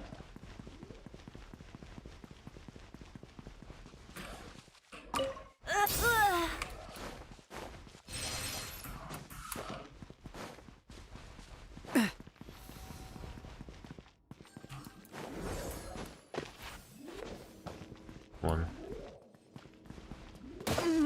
Ow, ow, ow, ow, ow.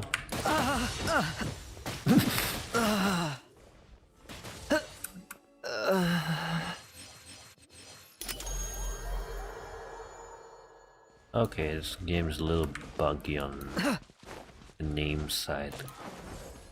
I couldn't tell it. Whoever they are. Oh, shoot. Come on, you want to make this game better? Make the jump better.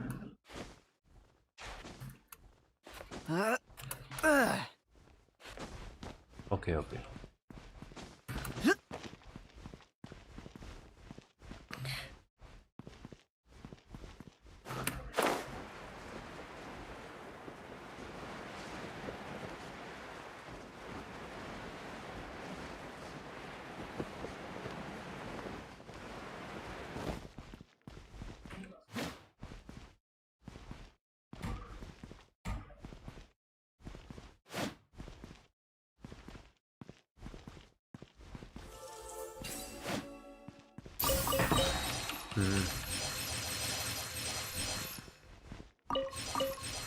Holy crap. Is that the enemy?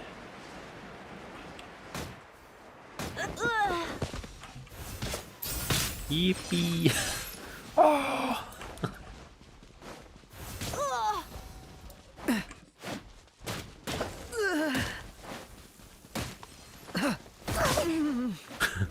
Shit.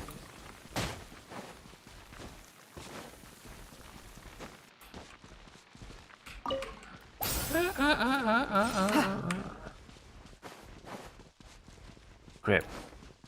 Oh shit.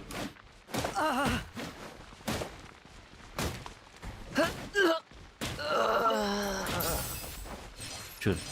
Shoot. Damn it.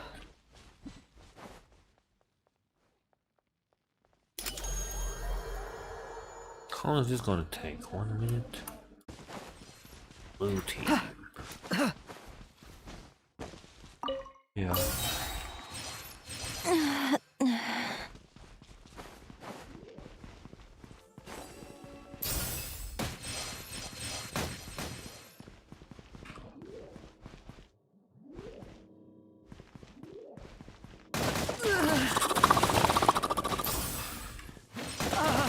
Oh my gosh, what is that?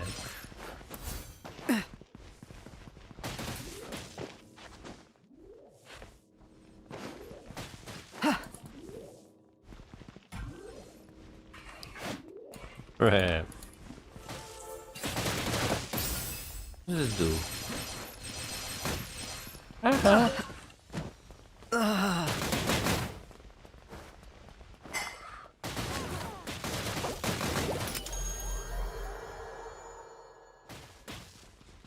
Hey, that's spawn killing, my guy. Wait, what did I do?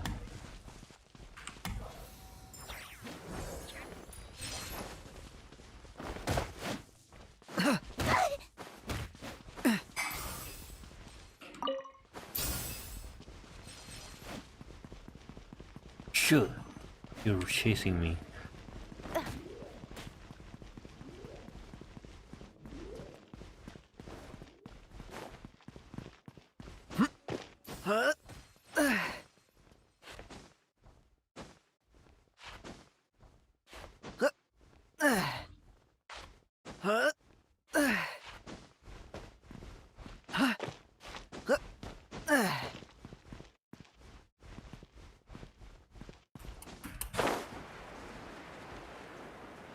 Bomb has been planted. Where?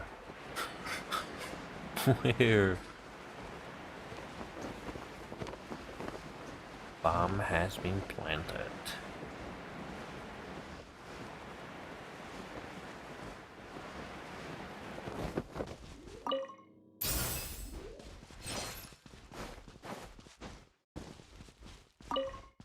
Where's the bomb, Luther?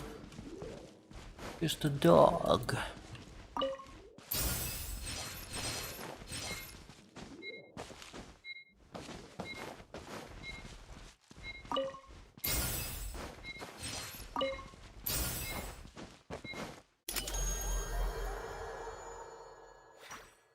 Only human after.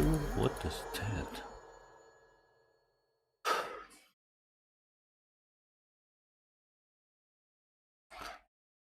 I'm only human after all. Yippee.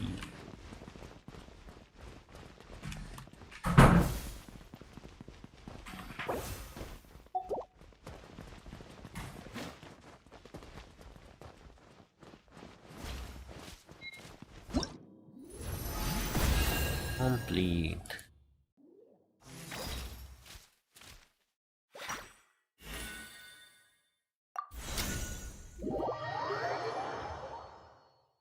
All right.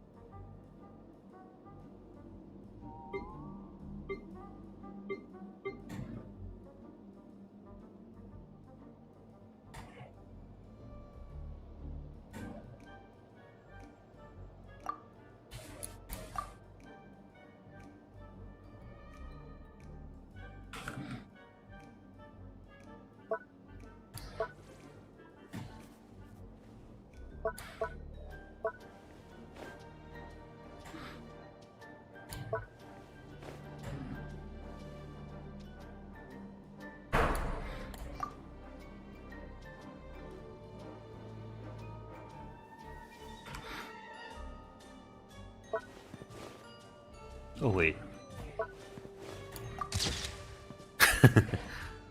Confirm and use. I'll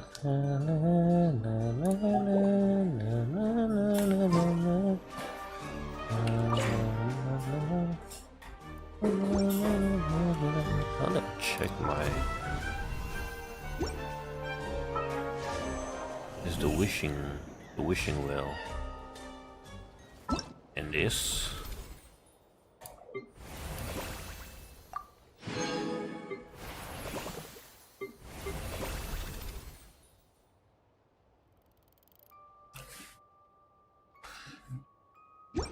Alright, one more. If I can rank up the tree. Bakery lunch, predator cities.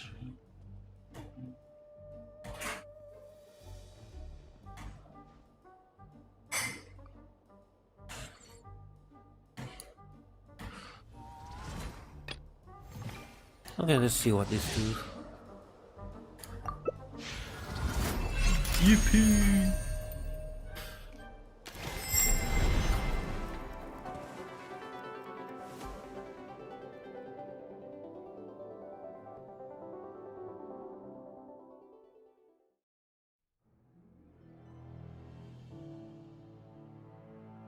Oh, what does this do? Swordmaster.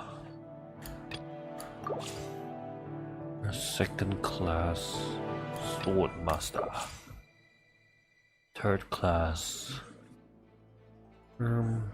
Seems slow, but okay, I'll try this.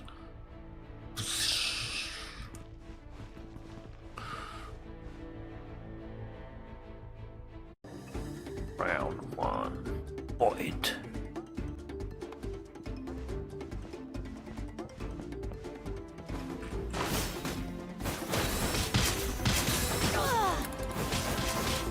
Is how it works? How do I?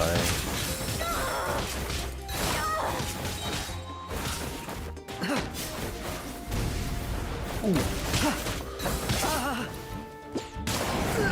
Ow.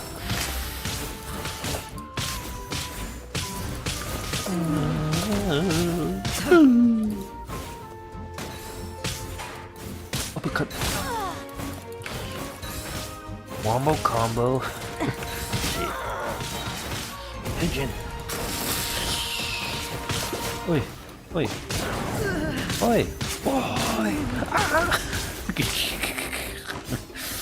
Ah. Ah. Okay.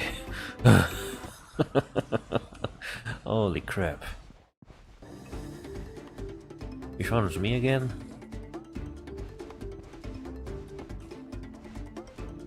Fire Feast. Okay. Oh. Oh, they don't give me a recharge, huh? Damn. So just literally what? Damn. Really?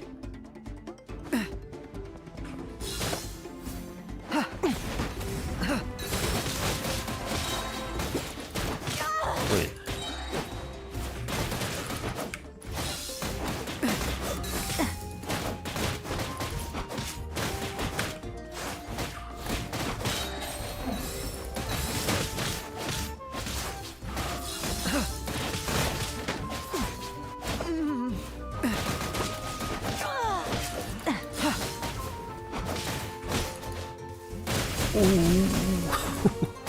What?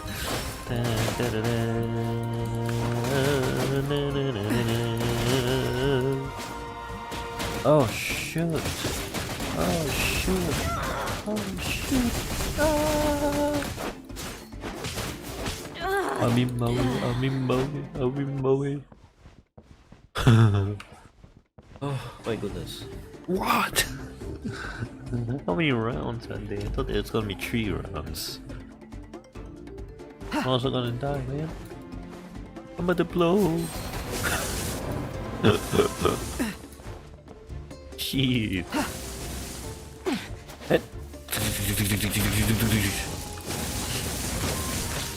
Genshin.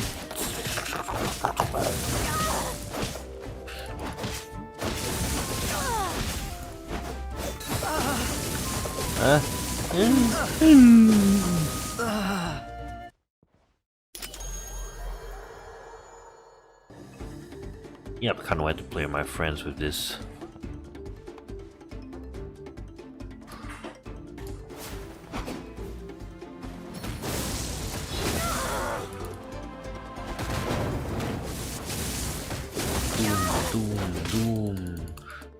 Doom. Ow.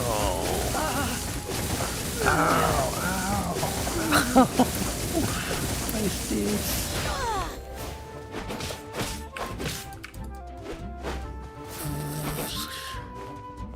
Where are you going?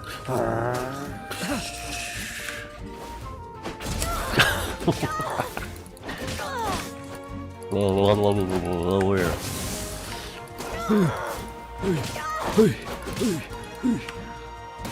Ow! That's what you trying to do, huh? Want some of that?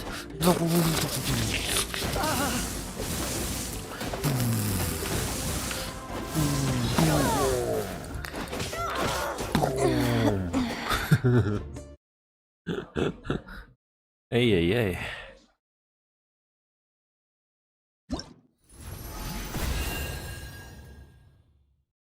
Ugh. I'm young. You fine.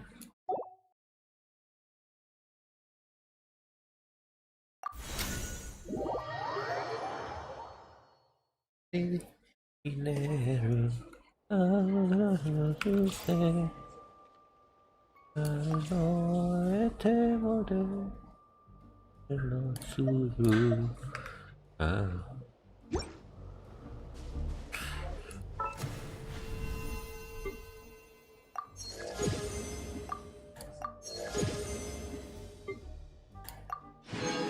well, that was fun.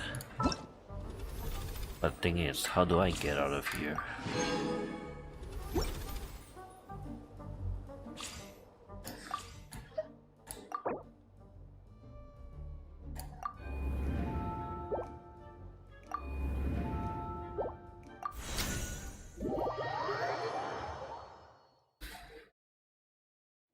Oh, okay.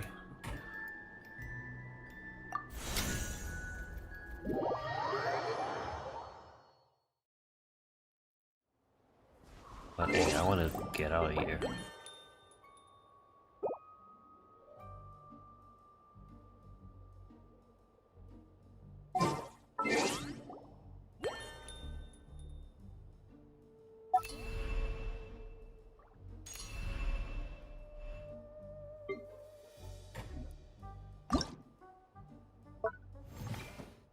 Oh crap, don't tell me I'm stuck here. You are viewing content provided by HoloLab. Ah, makes sense. Am I supposed to exit the interface lock?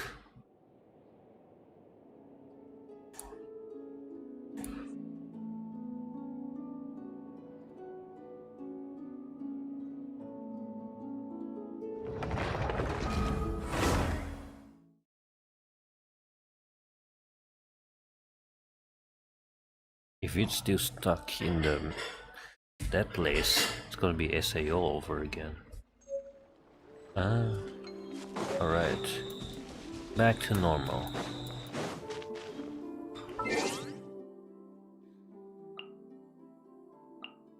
This is how you check it, actually.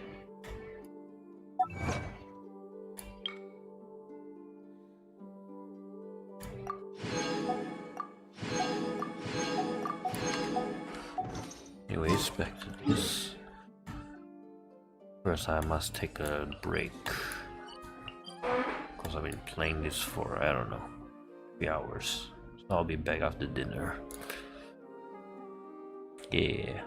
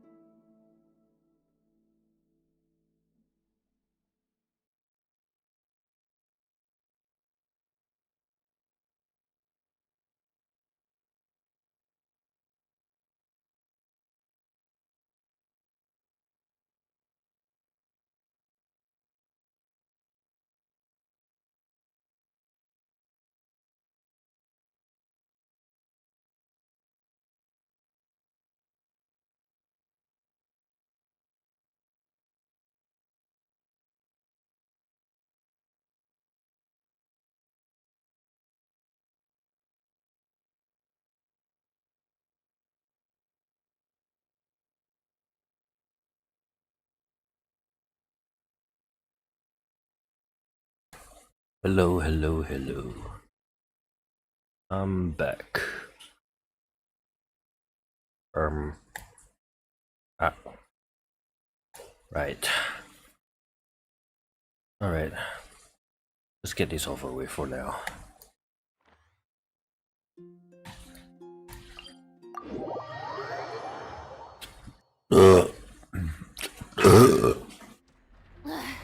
Boring! Isn't there anything else more interesting to do?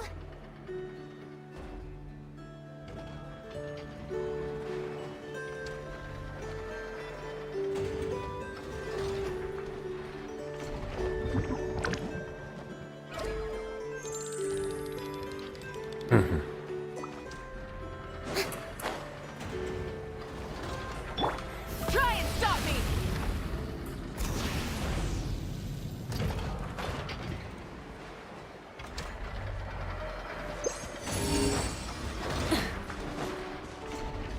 That.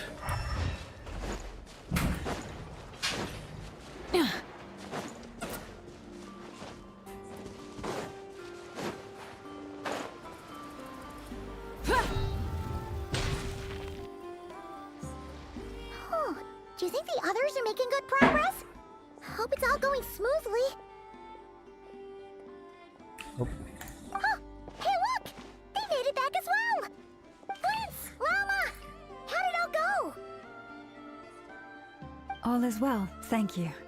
Nefer and Yehoda had to stay at the curatorium to wrap things up, so they won't be joining us for now. I ran into Miss Anefa and Miss Aino on the way back.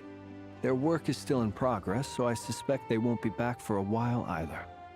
You seem rather cheerful today, Mr. Flintz. I certainly am. I achieved what I set out to do and came away with more than I bargained for. Fighting alone can get quite tedious, but I had the good fortune to run into a pair of brave young warriors.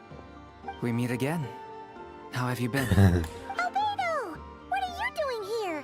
That would be a natural assumption to make. And it's also the behind correct you one. is... These two courageously lent me a hand while I was fighting the wild hunt.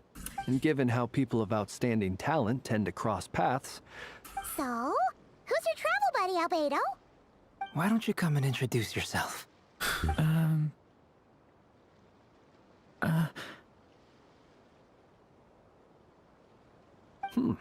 A gentleman of few words, I see.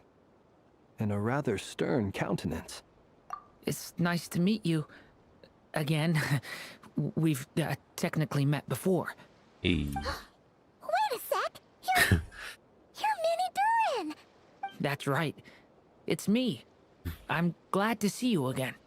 By the way, he says it's okay if you drop the mini. Yeah, I'm not as mini as I used to be. I just feel... Interesting, isn't it? The first step towards blending into human society. Wow! You look so different! In a good way, of course. It's great to see you looking so healthy. Thank you, Paimon. And although you're as mini as ever, I understand that diminutives don't always convey endearment. Wow! You're such a smooth talker now! Personally, I think our little Paimon is the perfect size. When people call her Little Paimon, it's just because she's so adorable that they... You're absolutely right, Miss Lauma. My brother still has a long road ahead of him when it comes... Anyway, speaking of long journeys, didn't Columbina, leave with you?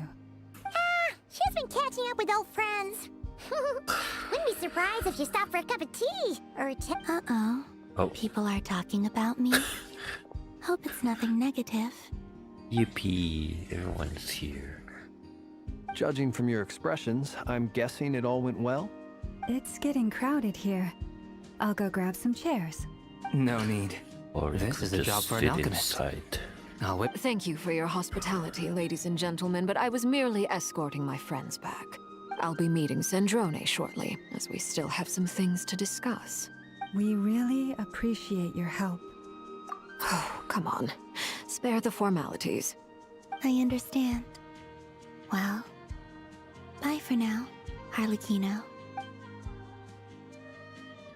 Oh, this place is hopping. It's probably a good thing one of us left. Otherwise, we might not fit all these people in. Are you saying we're about to run out of chairs? As a matter of fact, I am. Come on in and see for yourself. Lol.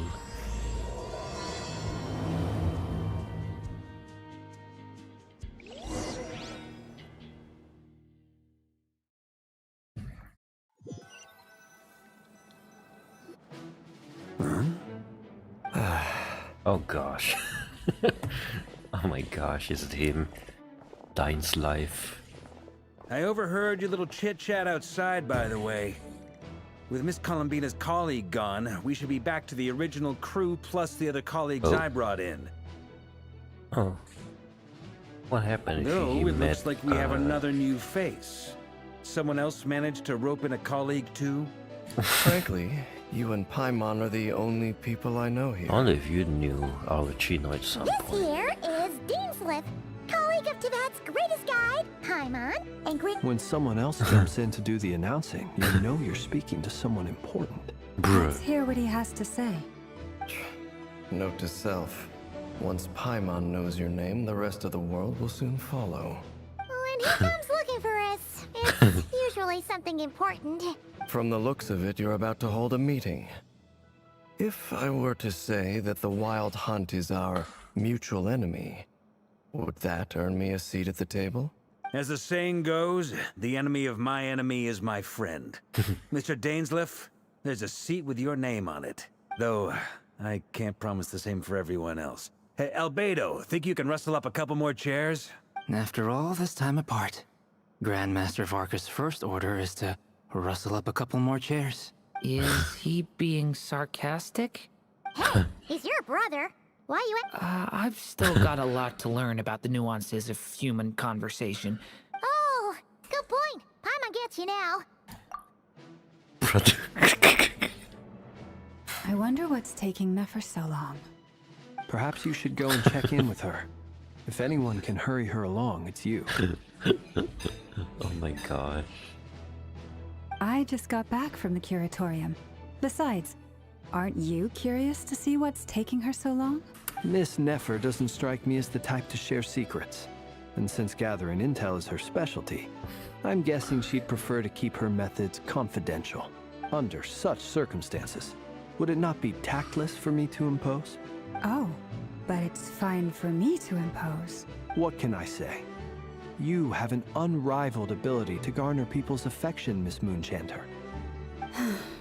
All right then. Impressive. She barely fought back at all. As I'm sure Miss Lauma will realize soon enough, the trick in life is to always pitch in with other people's responsibilities so that you can be selective with your own. Another trick is to simply hide in the background. Spoken like a true sage. Anyway, looks like we've got some time to kill before the meeting. Let's take a little breather, folks. And feel free to chat amongst yourselves. We'll get down to business once the other two arrive. Ah, great. Let's see what we have around here. Okay, let's see. Compare our Onstadden's friends. Soil like this. And we go for Grandmaster Jean. Yeah. What? Hey, look. Alright. Small.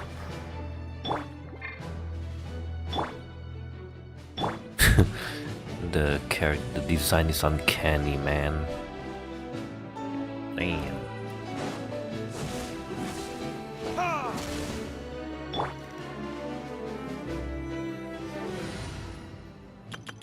Hey, wait, let's just keep this for now. You're both awfully quiet. Why don't I start us off with an icebreaker? Much obliged. Have either of you ever had your portrait painted? If not, I'd be glad to help. That sounds like a lovely idea.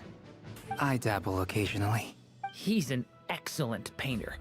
Tables, chairs, people, dragons, you name it. He'll paint. I'm flattered. If I ever get the chance, I'd like to give it a try myself. I'll bear that in mind. Oh, I'd be fine with anything. Whatever style feels best to you. Very well. Then I'll play it by ear. Oh, you're You can pyro. replicate any style I want. I can try. If you show me a sample, I'll do my best to match it. Thank you. In that case, I'll dig up some reference material for you. How about you?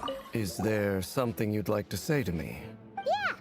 For starters, why'd you just show up here without even giving us a heads up? If you think back to our previous interactions, You do have a point there. Oh yeah! You'll need to find somewhere to stay the night too, right? sure, let's do that. Lol. Paimon will handle it!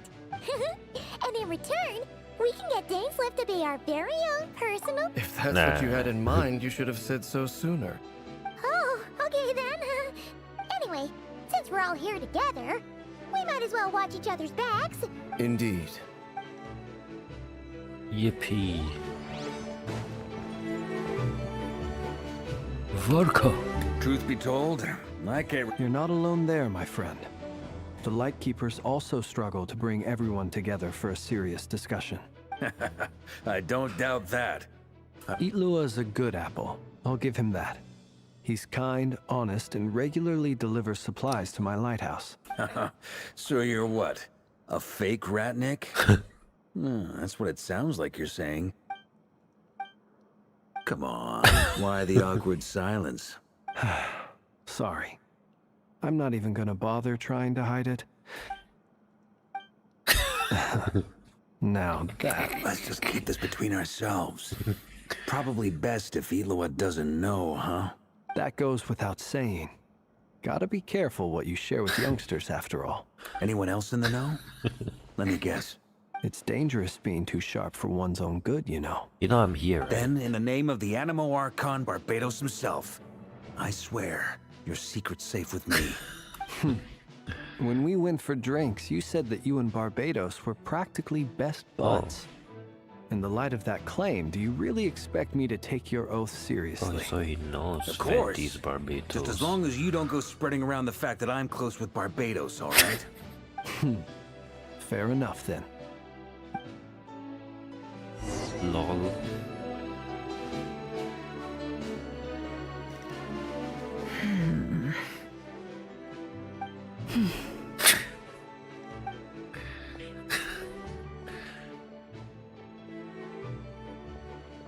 Ah, Miss Nefer, you made it after all. But what about Yehoda? I'm here to give you an update on how things are going on our end. Once this is over, I'll be heading straight back to continue my work. Man. So much for just this once. Not so loud! Did you say something, Mr. Varka? Huh? I didn't say anything. Right, Flint? Must have been a frog. They get so noisy around here at night. Gosh. It's like they're putting on a Dumbass. concert in the background. Anyway, before we begin, there's a few introductions to make. Let me start by saying that it's an honor to be speaking before so many distinguished colleagues and collaborators.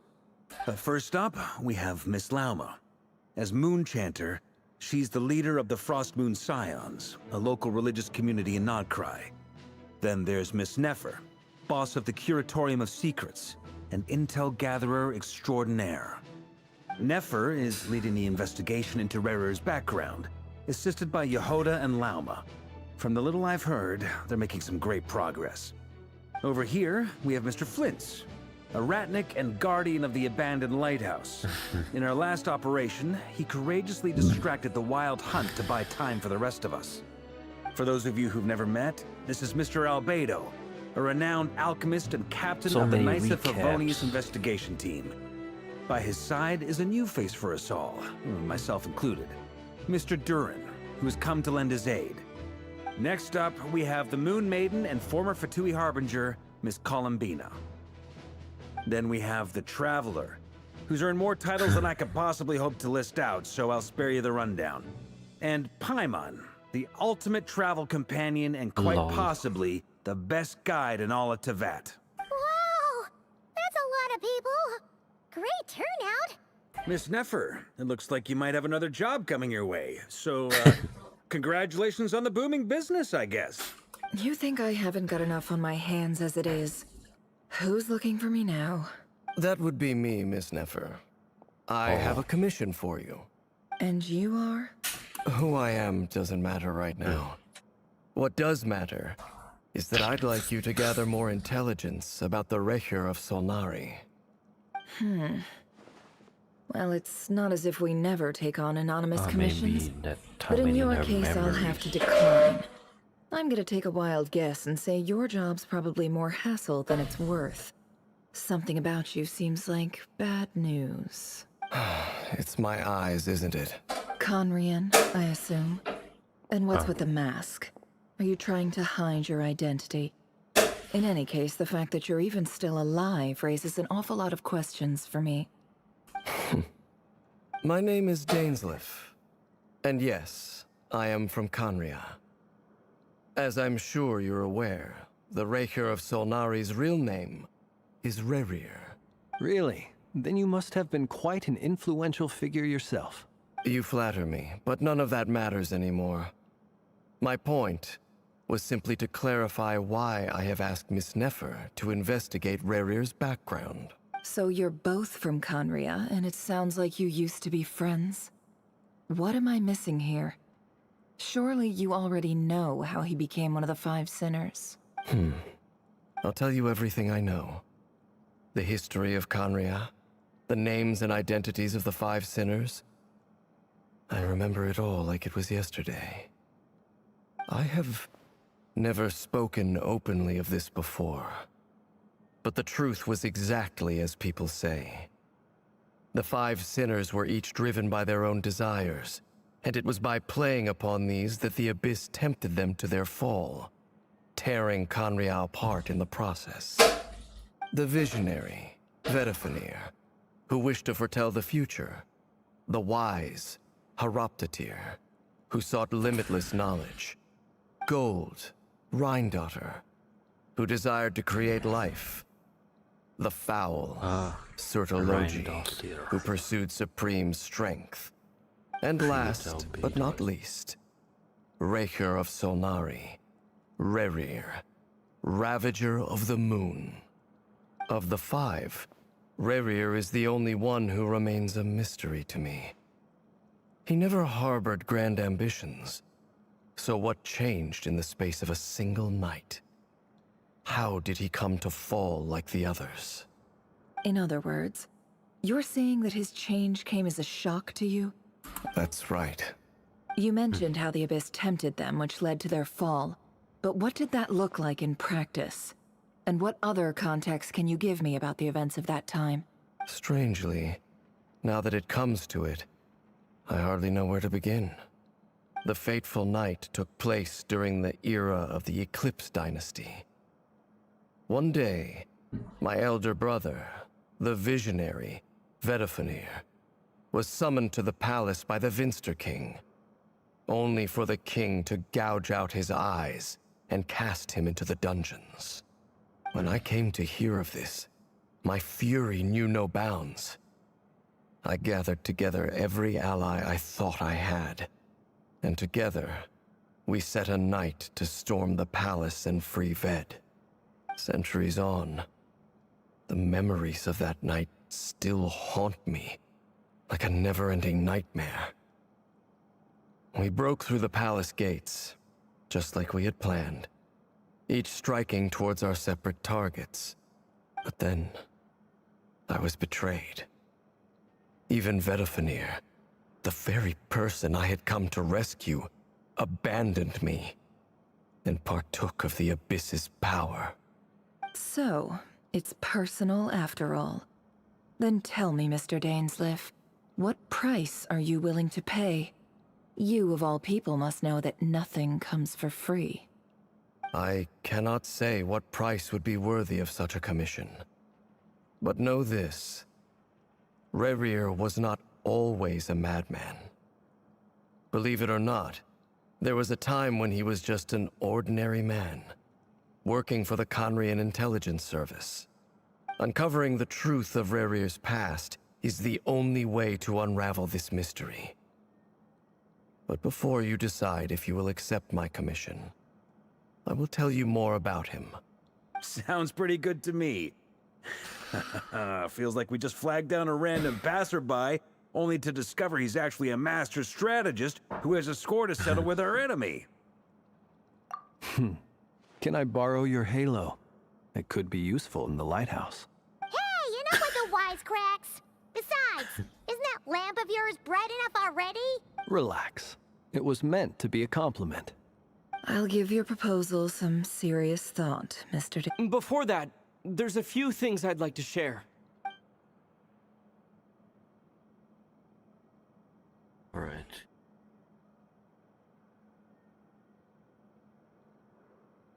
Okay. Now that we've united the hearts of the three moons, your power should be greatly enhanced. But it seems like that hasn't happened yet. I believe it will take a little longer. You've done so much for me, so I want to be completely honest with you all. Even though I'm doing a lot better now, the truth is, my recovery will likely be an ongoing process. From the moment I was born, my power has been slowly ebbing away. So far, I have yet to find a solution.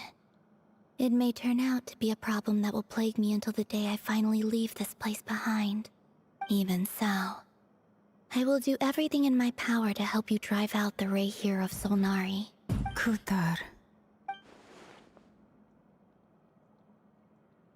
Defeating the Rerir of Solnari will be no easy task. While my strength slowly recovers, we'll also need to gather more intel. Naturally. We've considered several viable plans now, but our choice hinges on the answers to a few key questions. Is it even possible to kill Rerir? What experiences shaped the person or monster he became? Given Albedo's expertise in alchemy, I think we should leave him to try and answer the first of these questions. Understood. As for the other two, I'm afraid we'll have to count on you again, Miss Nefer. Believe me when I say it's not my wish to burden you. But right now, relying on your skills is our only option. So you're placing all your hopes on me, huh? We can't thank you enough for agreeing to help us. Honestly, I can hardly believe how lucky we are. You sure have a talent for changing your tune, Miss Moonchanter. Timid like Yehoda one moment, then flinches insincere flattery the next. Ladies, please. I must object to your portrayal of me. I almost don't want to leave this room. I'm curious to see how this plays out. I have faith in you, Miss Nefer. Something tells me you'll stand by us until the very end. Oh? And what makes you so sure of that? This isn't about the money. I can sense that you've got a deep-seated distaste for Rerir. Look at them getting along so well. Like two peas in a pod. And I'm the one they accuse of insincere flattery. Miss Lauma, you have to understand something. Unlike you, I don't actually enjoy having everyone's hopes on my shoulders. Is that right? Well, maybe the fact that I'm willing to put my hopes in other people says more about me than you. Anyway, we've got our plan, so let's get moving. Mr. Dainsleif, let's talk. And Traveler, once we're finished, if you've nothing else planned, I'd like you to come with me. This whole experience is teaching me a lot. For instance, I now know that when other issues come up in the future, I'll have far more luck getting Lauma to convince Miss Nefer than trying to do it myself. Hate to say it, friend, but that's one of the funniest things I've heard in a while. Why? You think I've got it wrong? Quite the opposite. But what makes it so hilarious is how long it's taken you to realize.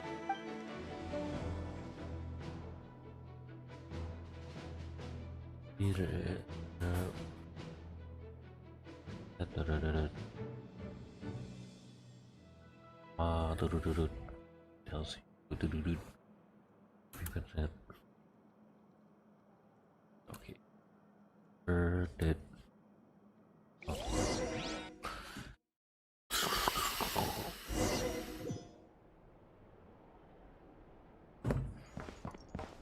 The heck?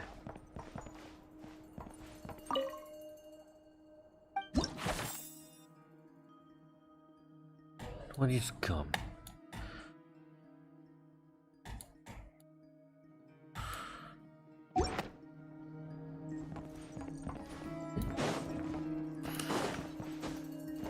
Wouldn't gliding be faster?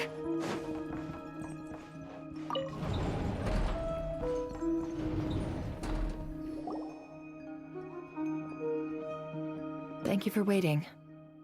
It's okay. We actually used the time to help Dainslift get a room at the hotel. That's very Now, I trust you share my curiosity about Rarier's past, and you seem fairly familiar with Mr. Dainsliff already. We spoke at some length after the meeting. He was the one who suggested I should invite you to join this operation. Dane has a lot of faith in us, that's for sure. Likewise. I appreciate that you got right on board without interrogating me about why I invited you. That's because we know what you're capable of. That's one way to put it. Another is this, that once a decision's been made, it's set in stone. After that, my only goal is to see it through. Alright, so here's how it is. I'm going to access Rarier's thoughts again using my confidential method. Now, I'm sure you've seen things like this before on your travels, so you're surely well aware of how dangerous it can be. The reason I've gathered you all here is to ensure my safety during the proceedings. Think of this as a diving expedition into someone's brain. If I'm the tasked with keeping me alive while I'm under the surface. Once the ceremony begins, we will all be spying on privileged information. But in the interests of safety, you must remain absolutely silent at all. Lastly, any individuals of a weaker constitution are advised not to partake in the ceremony. In any case, Paimon has her own job to do, which requires staying in the room, but not joining the ceremony.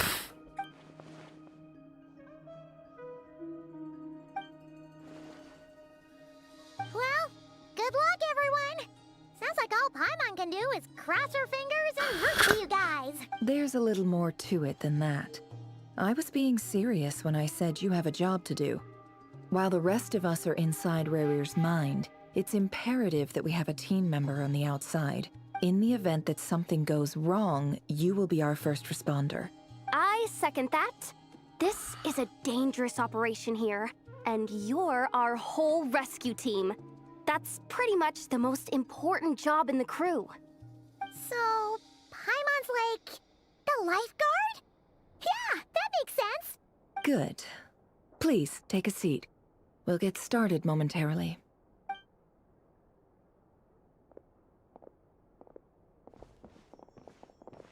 So, did Mr. Dainsliff tell you anything else? He told me that he believes Rarier kept some big secrets in his life. He's not sure that they were the cause of his eventual downfall, but he's asked me to uncover what those secrets were all the same. But surely you're not planning to go through with this, no matter the cost. If you think that, you'd be overestimating me. I'm a businesswoman, not a mercenary. But I do have my own professional reasons for taking this job. You think I'd turn down the opportunity to get a first-hand glimpse into Conrian history? No chance. Well, as long as you don't let morbid curiosity get in the way of safety concerns, we're good. You're such a killjoy.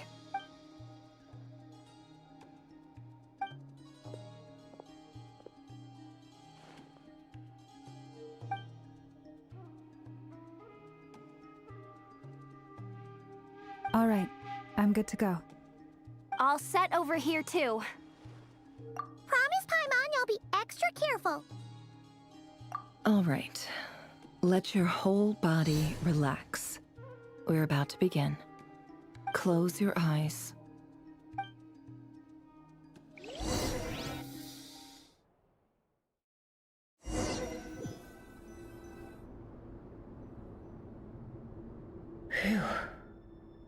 this be his office? Pretty standard setup.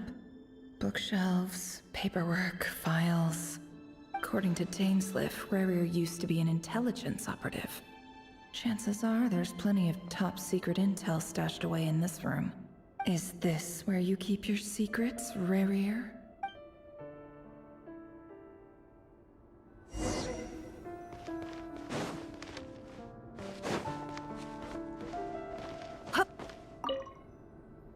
Wonder what kind of encryption technique this is. Aha! It's— Please, hear me out. I can't shake this feeling that someone's been spying on our house. I saw someone dressed in all black. It was a couple of days back, but that was on another street, not near my house. There's a note in the margin. Surveillance of the run for their residence has concluded. Could the voice in the recording belong to one of Rerir's targets?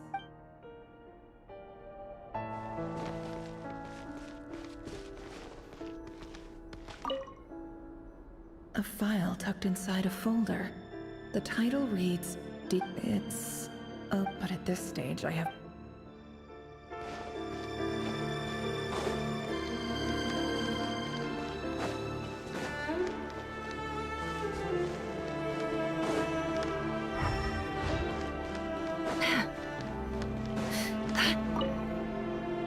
A box containing a ring. It must be for his girlfriend.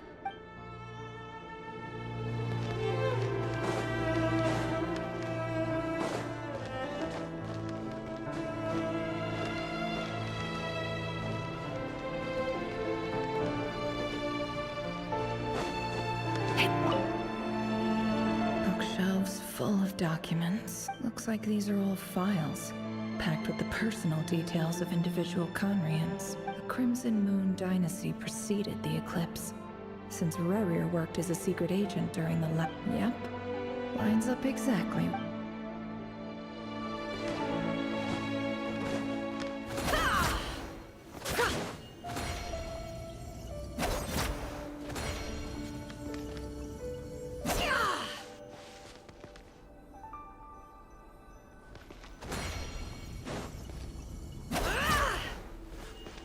No more lies.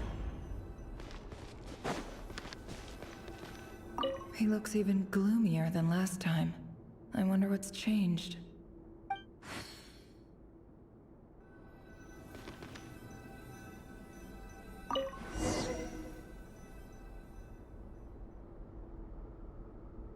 Today's files are in. Time to wade through them, just like usual.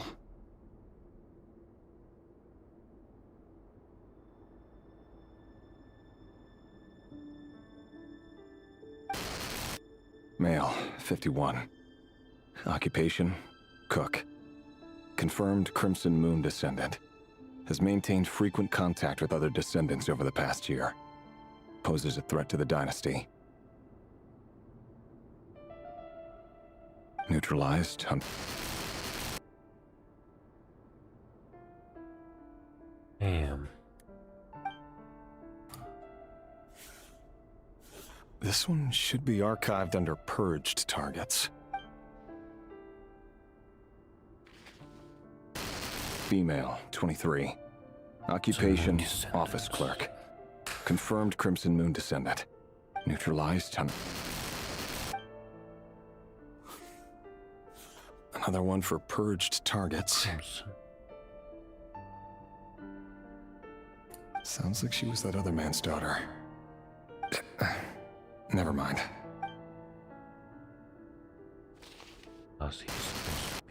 Male, 40. Occupation, teacher. Confirmed Crimson Moon descendant. Has been observed making contact with other descendants during the past year. Poses a threat to the dynasty. Neutralized on...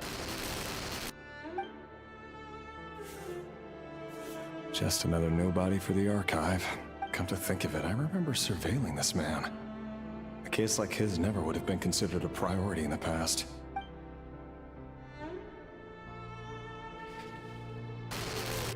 Female, 16. Occupation, none. Orphan and confirmed Crimson Moon descendant. Has been observed making contact with other descendants during the past year. Poses a threat to the dynasty. Neutralized on... Filed. I have no recollection of this girl. None whatsoever. She doesn't seem to be anyone important. Female, 13. Occupation, none. Orphan and confirmed Crimson Moon descendant. Has been observed making contact with other descendants during the past year. Poses a threat to the dynasty. Neutralized and... Filed.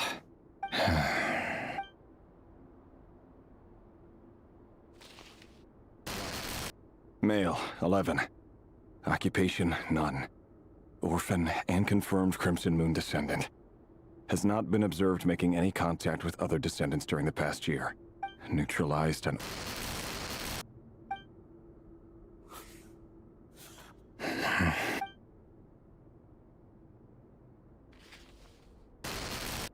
Male.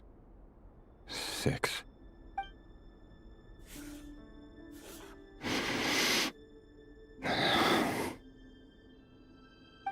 It's funny, isn't it? Your job is becoming both harder and easier at the same time, depending on how you look at it. Holy crap, they're becoming younger each time. Descendants will be completely wiped out. But as their numbers dwindle, they become harder and harder to track down. That's not how it is. Fortunately, however, most of the able-bodied adults have already been taken care of. The remaining weaklings will be increasingly easy to deal with. No! No. My job is to ensure the survival of the Eclipse Dynasty. And the only way to do that is by eliminating any and all potential threats. It's a perfectly legit... Every single one of my colleagues can attest to my fairness. And if my friends were aware of the facts, I know they'd back me up too. Assuming, of course, that they were aware of all the facts.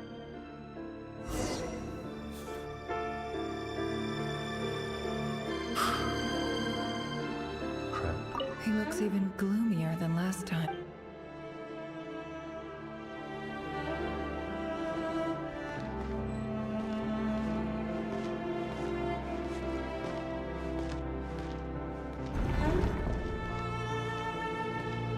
Can't hide the truth.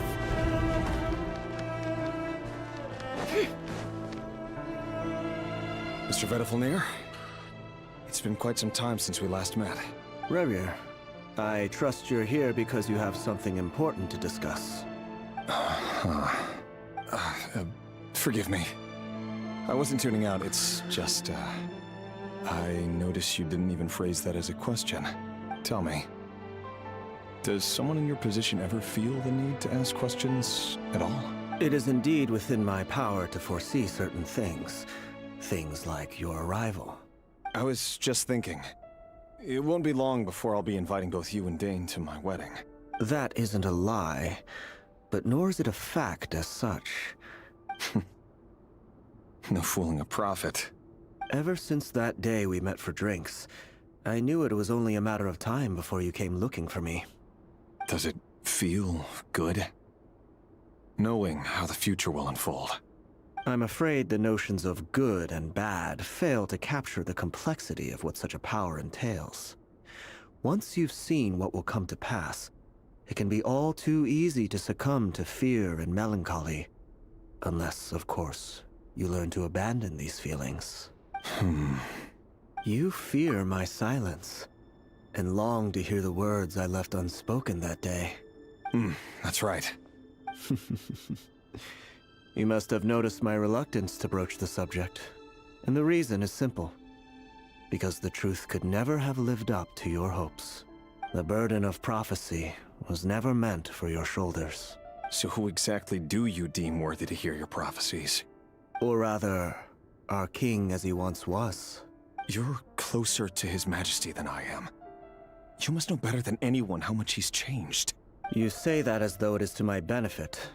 Yet precisely because of that, I dare not speak rashly. A king can turn out to be the most virtuous of rulers, or a tyrant more terrible than the most vicious of dragons.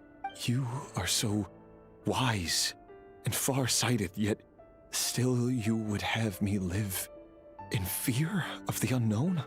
You make a fair point. Especially given my silence alone was all it took to send you spiraling downwards.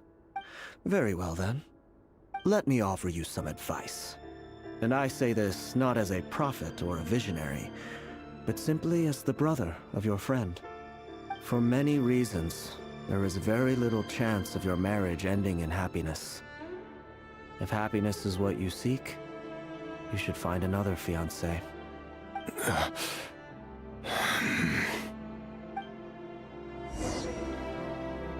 Hold on. There's that same black fog again.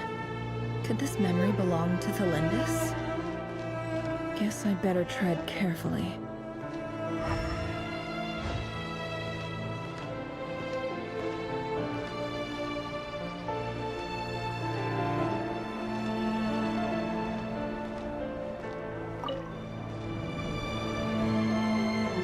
Wait.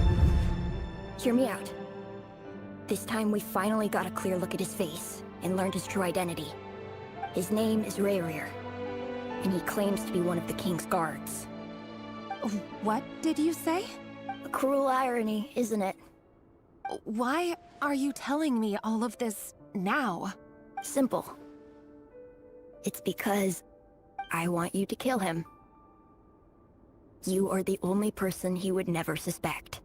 No, absolutely not. I would never dream of doing such a despicable thing. So you'll just stand by and watch him slaughter us to the last? Do not forget that the blood of the Crimson Moon flows in your veins too. The blood of the Crimson Moon? What does that matter now?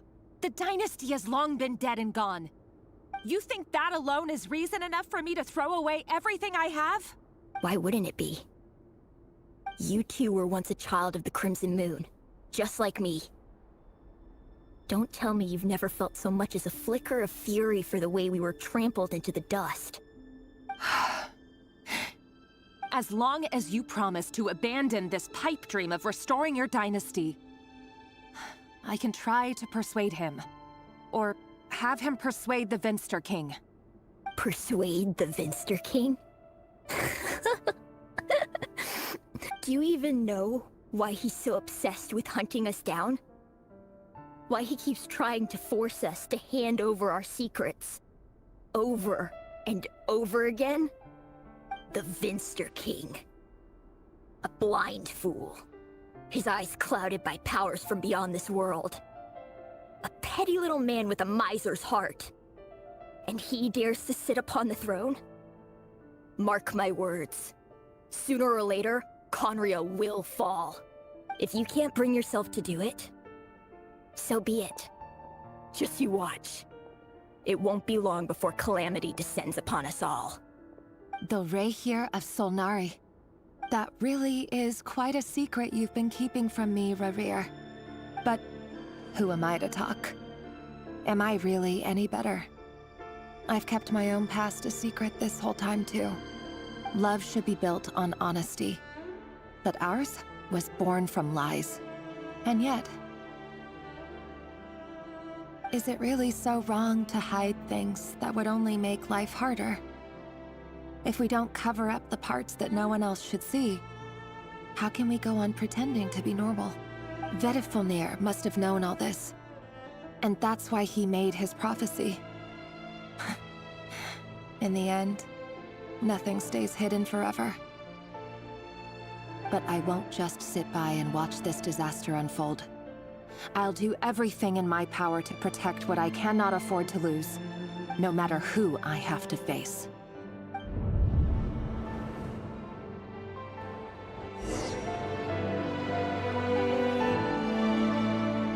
Oh crap.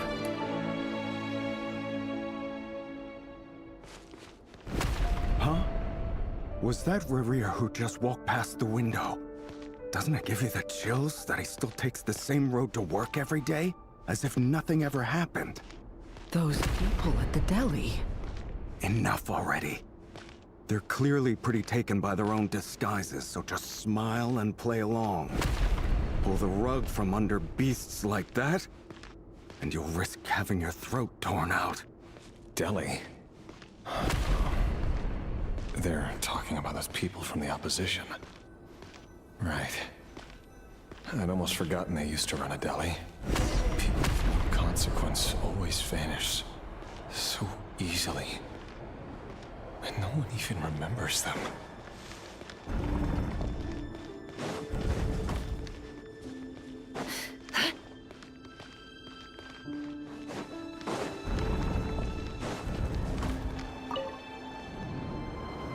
But surely you can see he's not the man he pretends to be. So many have died already, and they say that the king's madness grows with each passing day. We're not going to survive this, are we? But why does it have to be this way? Do we really deserve to die just because of the blood that runs through our veins? Felindis, are you even listening? Sorry, Freether. My mind was off wandering. I heard you, though. You're talking about what Rerir said. He's just following the king's orders. He's a secret agent, and it's his job to hunt down rebels and dissidents. By the time you first met him, he'd already taken lives. Maybe he was using you from the very beginning. No. Rerir has no idea I have anything to do with the Crimson Moon. My family are only distant relatives of the main lineage, and besides, my eyes are perfectly ordinary. Truth be told, apart from my teacher, pretty much no one knows I have any connection to any of it. It's been a long time since my family severed ties. But as Orlog said, who could possibly talk sense into that raving lunatic of a king? No Holy crap, one! I think we need an anime I'll work of this something out. Trust me, I'm Genshin with you anime. all. Don't But for focus now, on the you need to keep yourselves the main hidden. nation Don't for let now. I can anyone focus find on you, this anyone at all.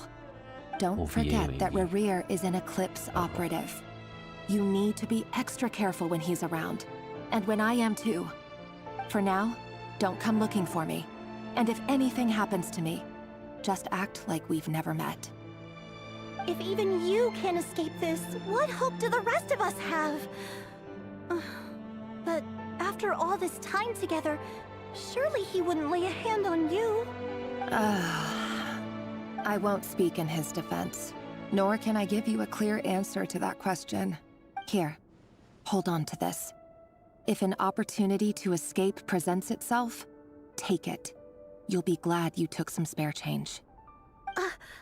You call that change? But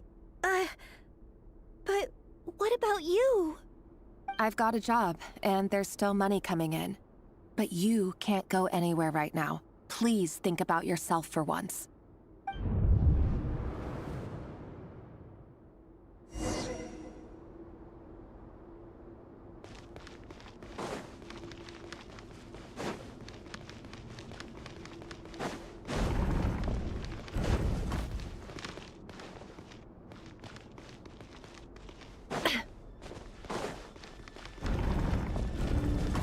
Another day, another round of assassination training.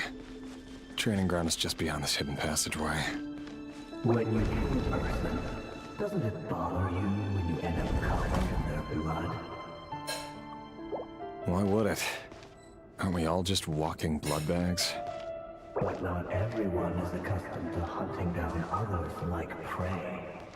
You've been a hunter for so long now, you seem to have forgotten that most people don't just go around killing one another. Leave me alone.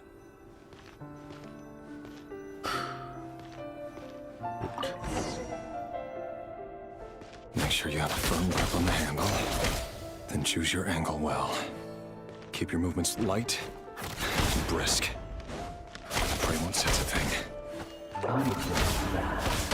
How that no one ever died a quiet death at your hands. Work clean. No traces.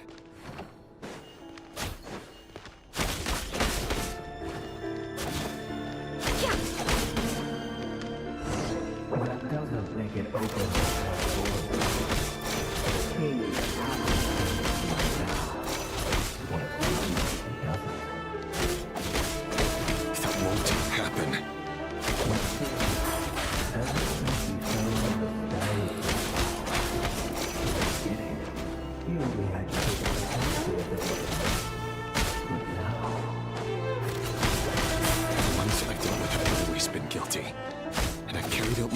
flawlessly.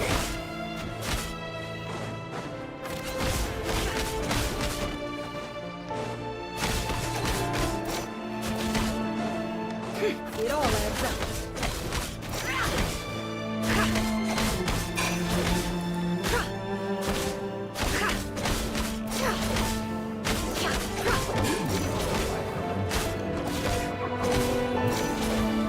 Was it because he didn't trust you? Or something else?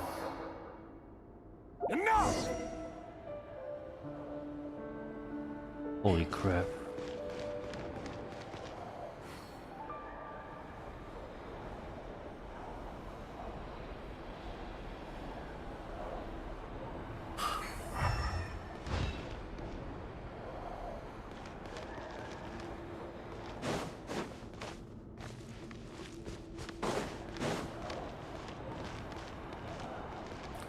Is this why Khaenri'ah deserve to fall? What is it? Left? Far right? The Lindis, do you still remember Orlog?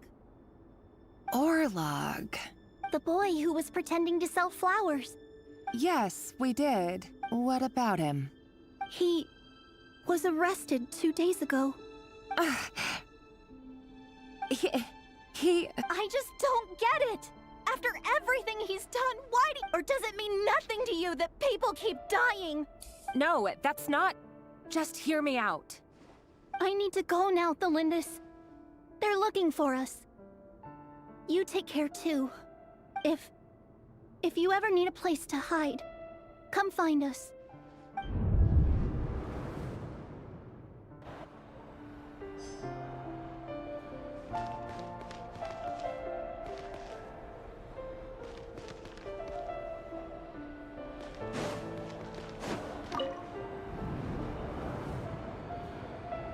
Author Thelindis. Over the course of this week, the research object was subjected to interference for a total of 47 hours for experimental purposes. All subjects of observation that were sent inside have now...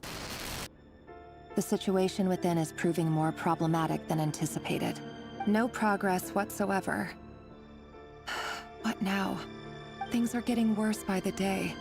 I have to find a way or we'll all be in danger, but I...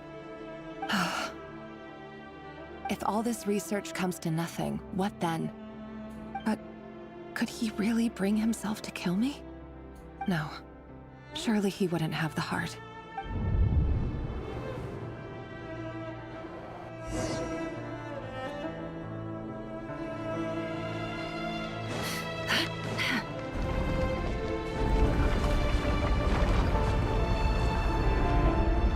Why won't you just let us go? We don't even know each other. All we want is to live ordinary, peaceful lives.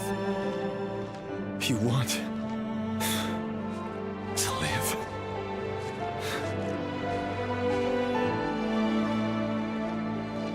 Yes. I just want to go on living. Is that really such an unforgivable crime?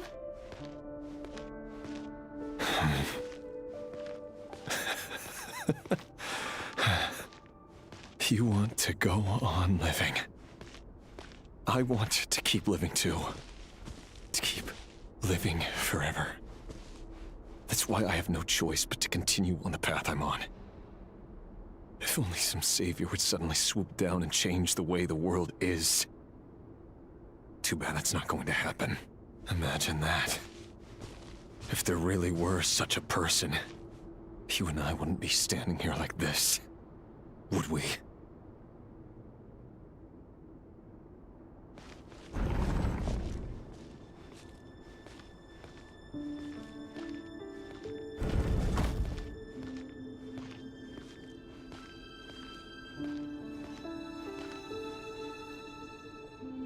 Today's files are in.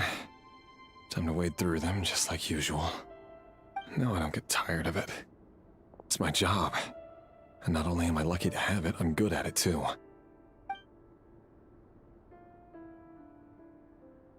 Huh. Wait. That's... Thelindis? No. No. No! Why? But you bear no mark of the Crimson Moon. How could you possibly have anything to do with them? It cannot be!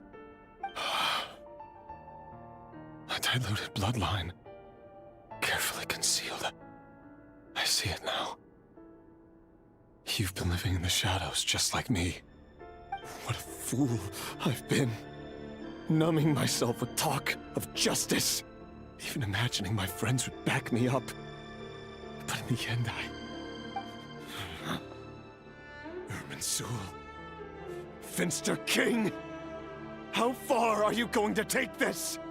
From the direct bloodline to secondary offshoots? And then what? Today it's the descendants of the Crimson Moon. Who will it be tomorrow? Will you not rest until everyone down here is dead? No.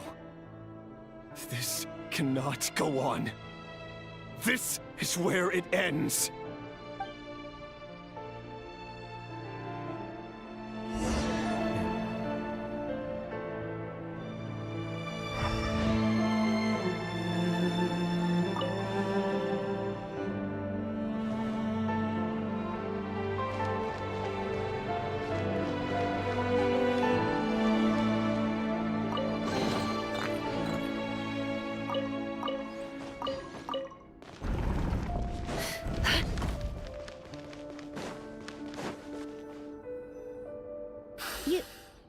You're really letting me go? I am. As long as you can guarantee that no one will find you. Don't worry, I'll be extra careful. No one will know I was here. But what about you? If you let me go, you won't be able to complete your... Good point. In that case, maybe you should stay. No, please! I just want to see the outside world again. To... Go on living? Yes. I know you're a man of your word. So please, just let me go. If I let you leave, what will become of me? Just kidding. Go, now. But remember, don't let anyone know you were caught. We'll be seeing each other again very soon if you do.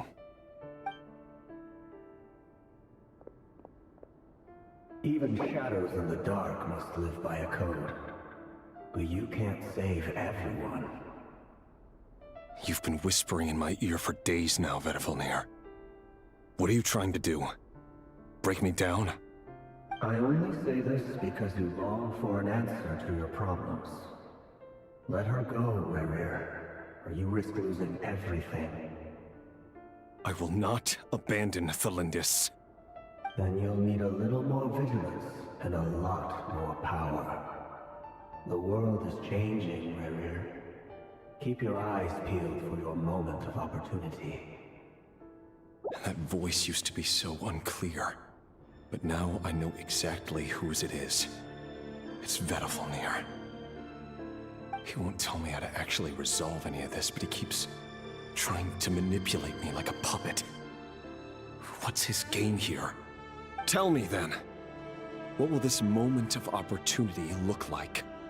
And no answer. He's like a ghost. Always disturbing me when I'm on edge, but never answering when I need him most. So, the Eclipse Dynasty was purging, well, massacring the descendants of the Crimson Moon. And it seems like it was all connected to the Vinster King's research. The King's obsession with abyssal power left the future of Khaenri'ah hanging in the balance. And it looks like this Thelindis, Rerir's would-be fiancé, herself belonged to a sub-branch of the Crimson Moon Dynasty's descendants. It almost defies belief that a couple like them could hide the truth from each other for so long. If the Vinster King hadn't intervened in such a drastic way, they might have gone on deceiving each other for the rest of their lives. And why does Vedifilnir, Dainslif's older brother, keep talking in Rerir's head? The human mind is like a vast desert of shifting sands. When you follow the flow of someone's memories, you only ever see the parts they're willing to let surface. Time for something a bit more creative. We've been inside Rerir's mind this whole time, building up a picture of his psyche. There's already enough clues on the board to start reading between the lines and mapping out the rest. Now, we can finally begin to put the pieces together. Sure, it'll only be a reconstruction, part simulation, part reasoning, but it's usually pretty accurate. Once we've built up a cognitive profile, we just need to cross-check the logic behind his actions. And then we'll be able to take a sneak peek at whatever it is that Rerir has really been hiding.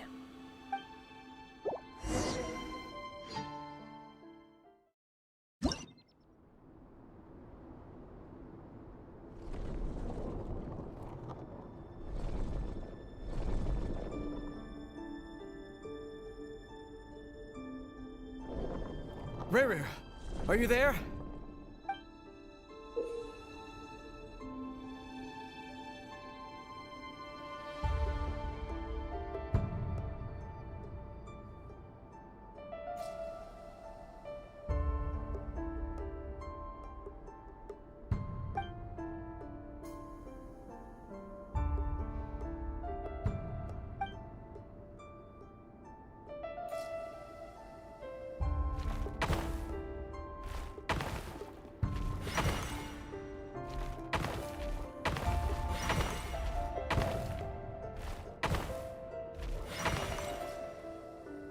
Hey, Rerir!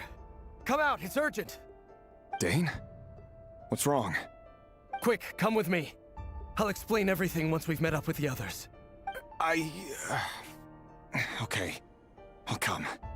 But the Lindis is still over at the Universitas. All right then, but make it quick. I've never seen Dane so worked up before. Whatever this is, it must be big trouble.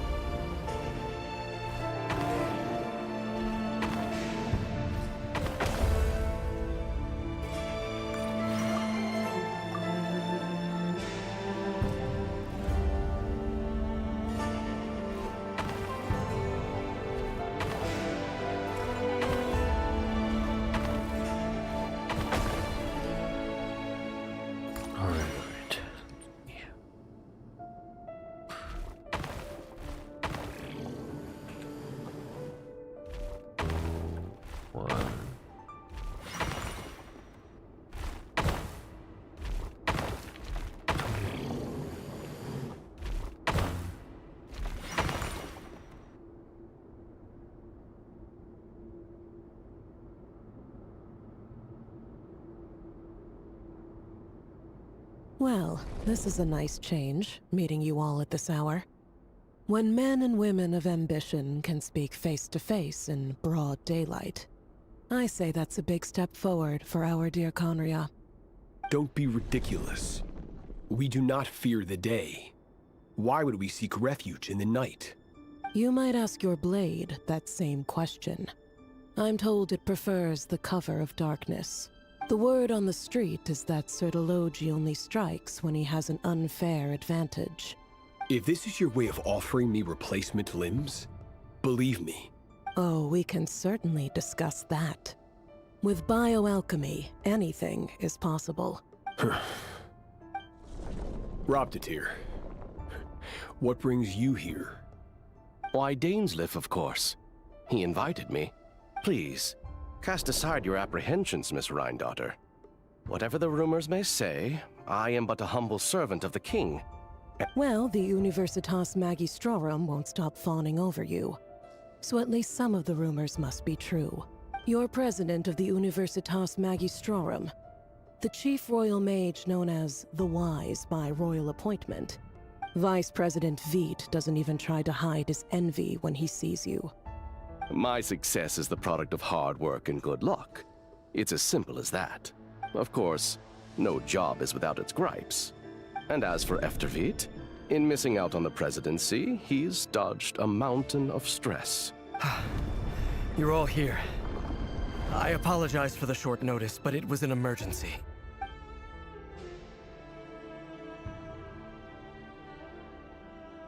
You must be Rerir. Mr. Sertologi. Yes, I handled your case file during your sentencing. Nothing personal, of course. You're clearly a person of substance if you've been invited here. But Dainsleif, you'd better have a very good reason for convening this little gathering. It's my brother, Vedafenir. After he spoke at the court this morning, the king was so infuriated by his words that he had him blinded in both eyes and thrown in prison. Vedafenir in prison? Strange. I thought the king trusted him and Heroptatir more than anyone. Does this mean the king's circle of trust just got even smaller? It has nothing to do with trust. I simply appease him, because it's in the best interests of the Universitas Magistrorum. And also because you're slimy. Vedafenir, perhaps less so. But still, a visionless visionary? It rather inclines me to think that qualifications are not what get you ahead in Conria. Do you honestly think this is an important discussion to be having right now? Dane, what are you planning to do? Rescue Vedafenir, I assume. Correct. It will mean storming the palace by force. Tonight. I need all of you on my side. That's far too dangerous. And don't forget, Dainsleif, you're captain of the Royal Guard. You swore an oath to the throne. You've been planning this for a while, haven't you? I have no desire to commit treason. But whatever critique the king may have of Vedafenir, disfiguring your most loyal subject for putting the best interests of his court and nation first, this is not the conduct of a wise ruler. My blade will force the king to see the error of his ways. So, Vedafenir's prophecy enraged the king. I'm sure it wasn't what he wanted to hear, but if he won't take counsel even from the visionary, the extent of His Majesty's madness is now all too clear. The question is, how does a man like me get out of this situation unscathed? You have noble ambitions, Dane, but I'm afraid they don't do much for a guy like me. A letter of pardon? For whom? Thelindis? The chances of the Vinster King issuing a pardon for anyone connected to the Crimson Moon seem vanishingly slim.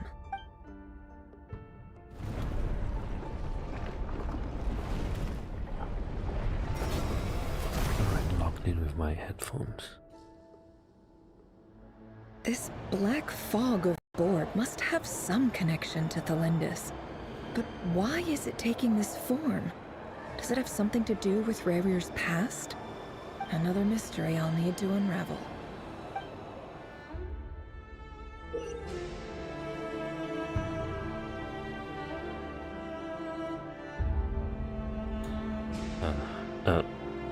Alright. Oops.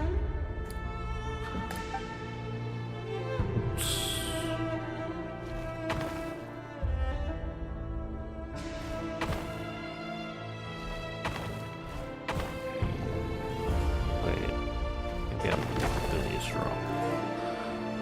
How does this goes?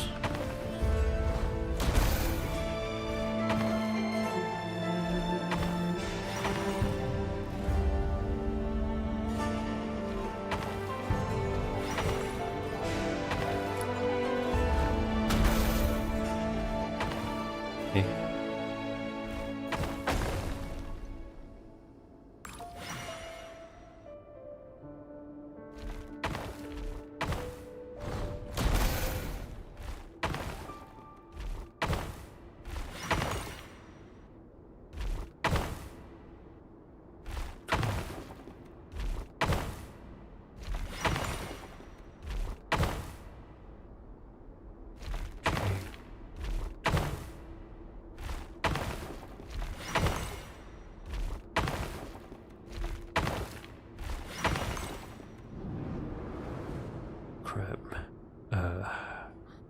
Author Thelindis. Over the course of this week, the research object was subjected to interference for a total of 60 hours for experimental purposes. Research dating back to the Crimson Moon Dynasty has established 2 points regarding moon marrow. Firstly, its origins have something to do with a god's power. Secondly, it serves as a portal to an as-yet indeterminate location.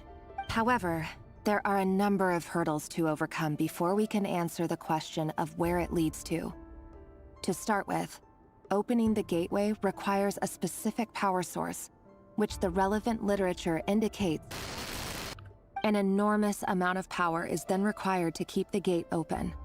Currently, the total power output of our instruments remains in the single digits. To make matters worse, I am now the only staff member remaining in the Moon Marrow lab. The Universitas Magistrorum recently decided to move most of its personnel into abyssal energy research, which has stymied all Crimson Moon-related projects. This is not a wise move. I have always maintained that placing all our hopes in a single source of power is risky, especially one as poorly understood as this, as well as making ourselves overly reliant on a single resource. I apologize if this comes across as disrespectful. But as a Moon Marrow researcher, I desperately want to see the world beyond the gateway. If we really made it there one day, what would we find? And how would we go about taming the unknown?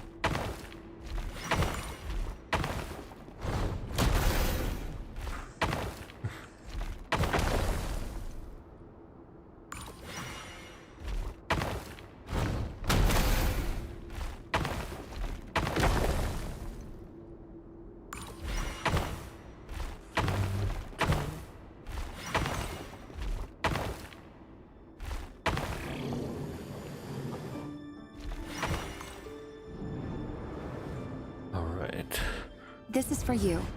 I heard you're gonna leave the city with your parents. Thelindis, did you hear about what happened? I've heard nothing.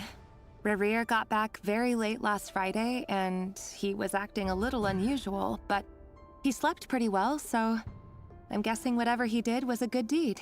You never saw him, and I don't know what he did. And this conversation never happened. What if he finds out that you pried into his secrets? Don't be silly. I don't know what secrets he does or doesn't have. All I know is he's just a normal guy who happens to run some errands for the king. Are you scared of him? I don't know. The Rerir I know doesn't match the person you all describe. Logically, I should be scared of him. And yet, I don't want to lose him. But enough about that. You should get going, and— What's in it? A piece of the moon. All you need to know is that as long as you keep it safe, then in the future, everyone will be able to see a red moon. A red moon? You mean our moon? That's right. Our moon. Promise me you'll look after it. I promise, Thelindis. The Crimson Moon bloodline will never die out. Its light, the color of blood, will become like a fire that flows in our veins, no matter how long it takes.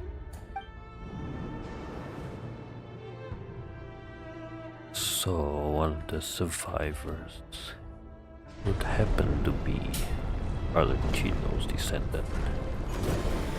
Ancestor, I mean.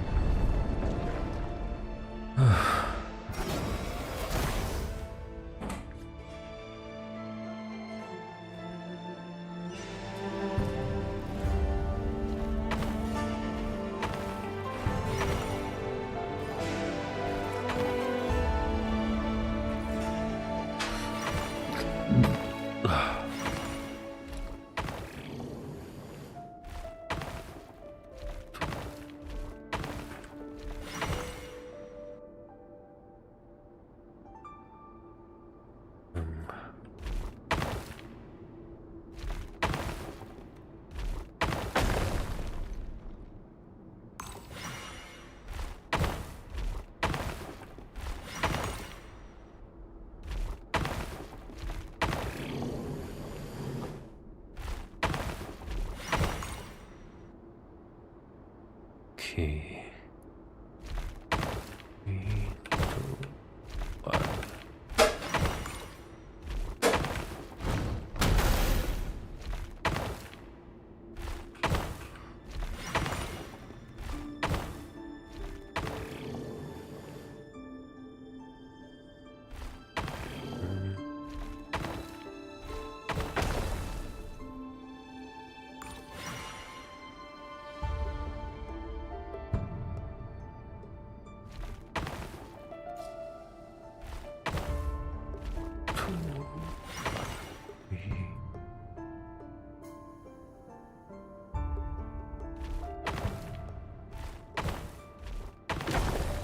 How?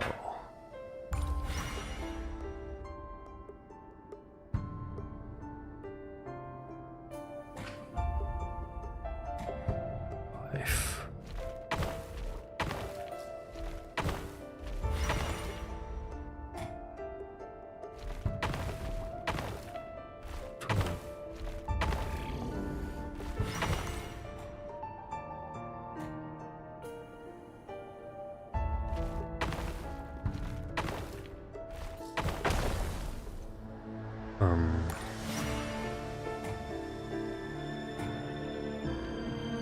That is gonna be tricky.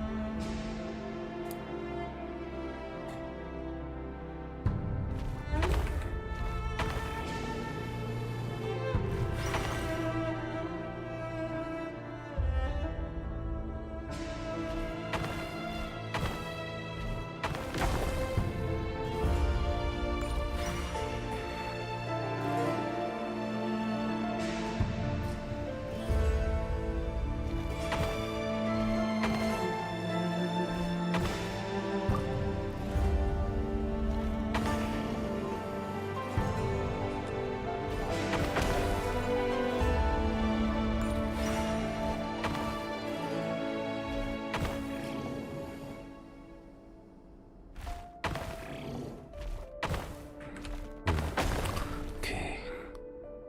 Wait. 4, 3, 2, 1. Maybe I overlooked that.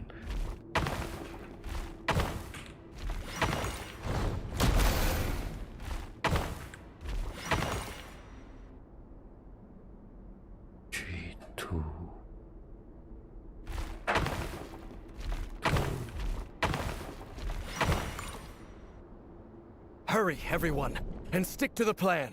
Sir Dainsleif, what are you? Is this treason? You know what happens to those who betray the throne. It is the king himself who has betrayed the throne. He has betrayed all of Conria. If you have any love left for justice in your heart, you should join me. It's showtime. Dane and his group will handle the troops in the palace. My job is to enter the prison and rescue Vedifalnir. Stay safe. Wish me luck. Look after my brother. Draw your blade. It is time for justice to prevail.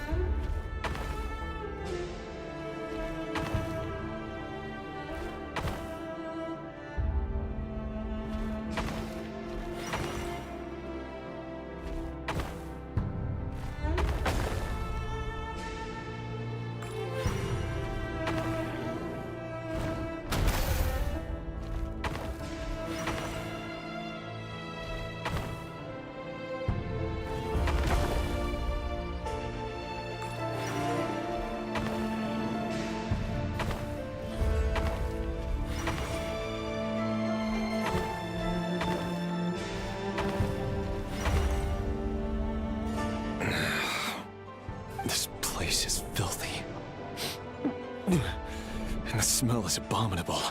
Found you. Hello, Mr. Vedafilnir. Ah, it's you. Surprised? Oh, wait. I guess surprise isn't an emotion that prophets feel very often. I certainly felt some surprise in the moment when I was blinded. Surprise at the king's sheer ignorance.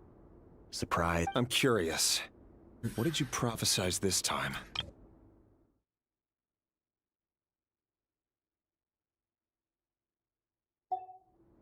It wasn't a prophecy. It was a word of warning. Someone had to say it. The king has forsaken all reason in pursuit of his obsessions. I simply told him that if he continues on this path, Khaenri'ah will surely fall. But he didn't listen. Worse still, he stabbed you in both eyes and locked you away. Dane asked for my help. The court is in complete chaos now, but I'm sure you predicted that. Everything is transpiring as I foresaw, yet I am powerless to change it. Fate is an immutable force. I do wonder whether giving a man the power to see the future does nothing more for him than slowly crush his spirit. Forgive my curtness, Vedafilnir, but the king did not suddenly turn on you today. His suspicions have been brewing for a long time.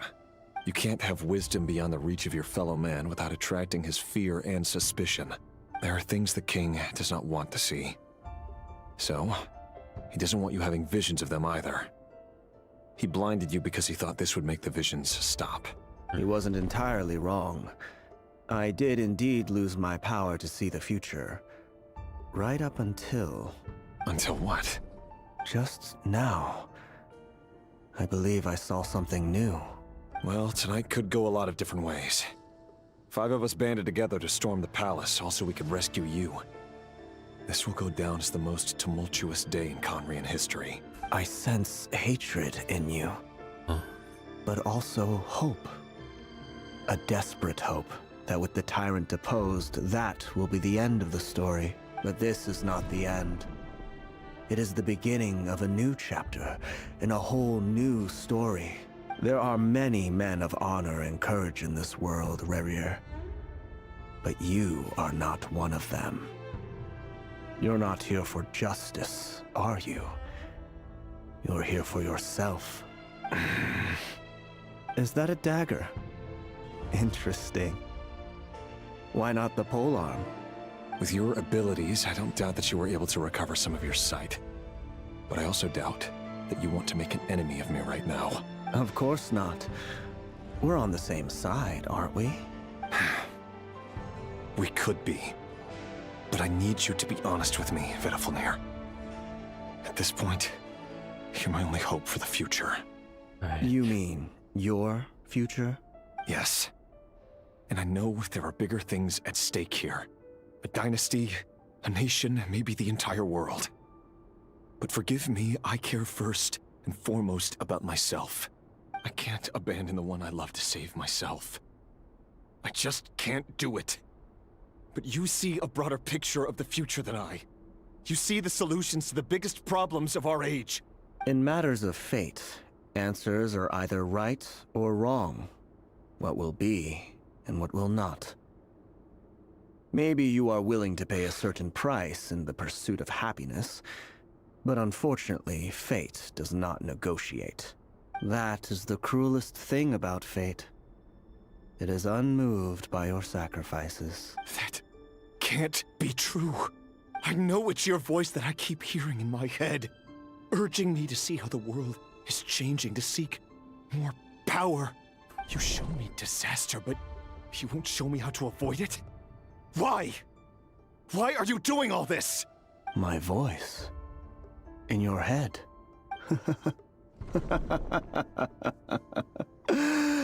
So, you hear it too. The voice that steals your mind, gains your trust, and drives you crazy. It turns out that we are not so different, you and I. Vedafilnir just broke into the strangest smile I've ever seen in my life. As if he'd discovered some monumental secret. Very well then. My advice to you is as follows. You must persevere. Whatever trials and tribulations you may face, be steadfast in the belief that they are your path to the future. For as long as you live, your story with Thelindis shall not come to an end. That is the only chance you have of fighting back against fate. It is up to you whether you believe my words. Regardless, that is all I will say on the matter. I will hold you to your word. Thank you for setting me free.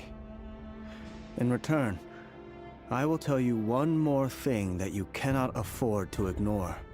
Just then, a strange wave of energy rippled through the city. We had no idea what it could mean. If I were you, I would head to the Universitas Magistrorum. The Universitas? Oh no! I'm sure we'll be seeing each other again very soon, Rerir. Whatever Vedifalnir said, I didn't catch it. I didn't even help him out of the prison.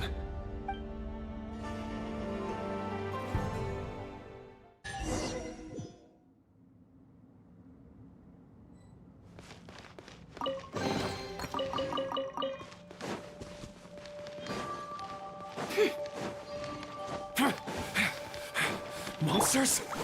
Is this Rhine-Daughter's doing? Or the Universitas Magistrorum? Out of my way!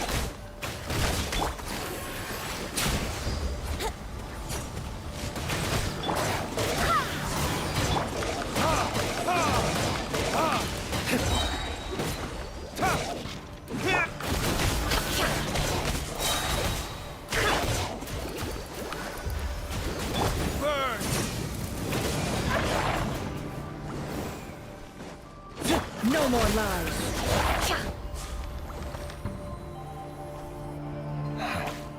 The Universitas.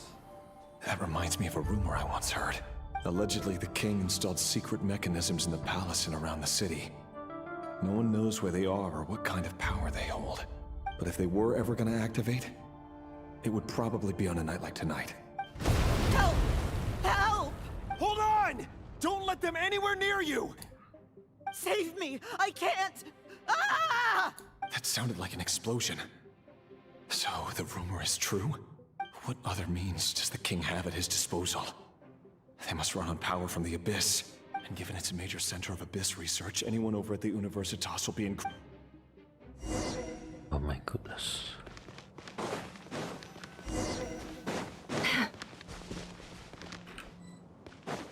Crap. Can't even use the same. Can't even change my team.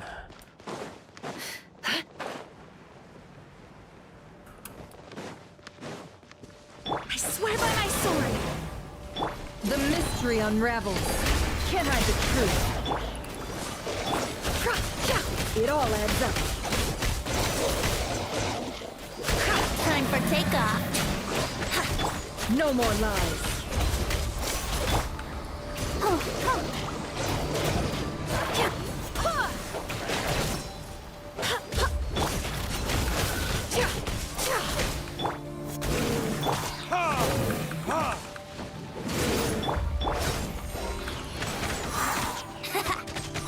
The deception ends here.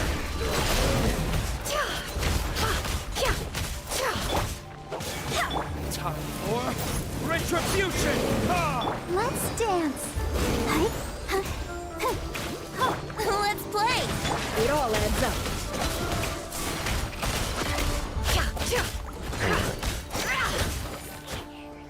Think you can get away?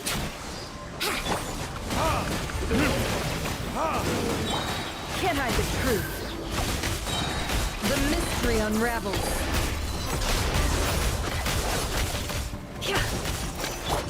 Verdict is...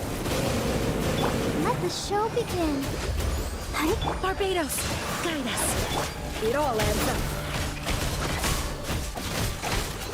Let's see what you're made of.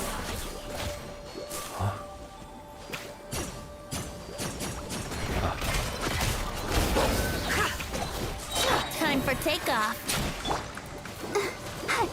The deception ends here. No more lies. It all falls into place. I'll protect us.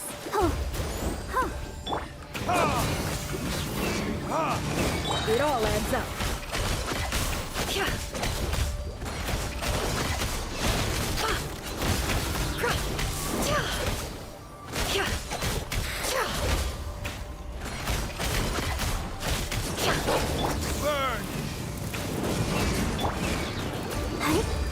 Let's dance.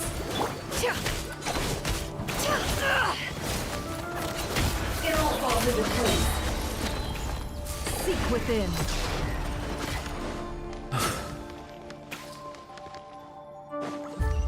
Is that it?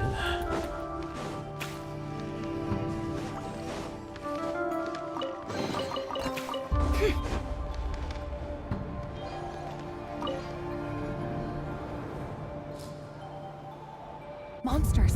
At the Universitas Magistrorum? Oh no! They're coming! It's no use. The table won't hold out much longer. Of course. All the lab equipment was upgraded after the inspection last week. I'm done for. Is anyone there? I need... Ah! Stay back! Please stay back! Please!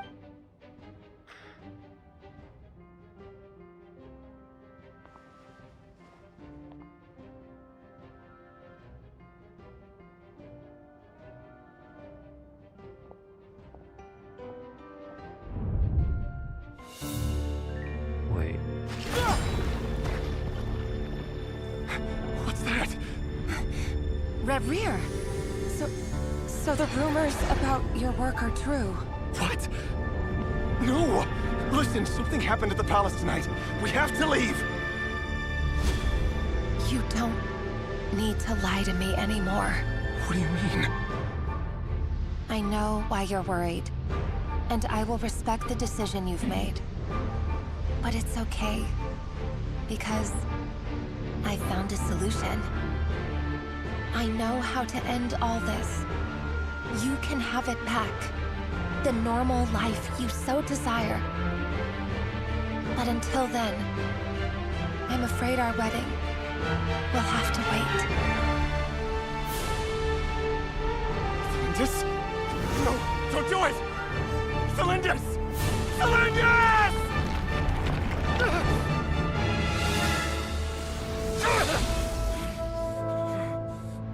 I told you, Reverie.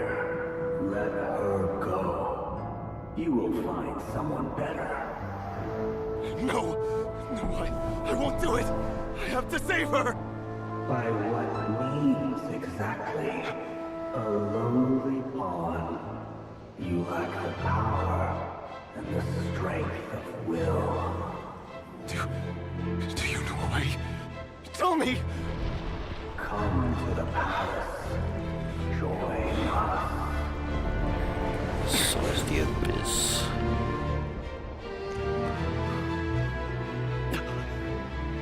Reverie, thank goodness we... Step forth and take your share. You made it. Not you too.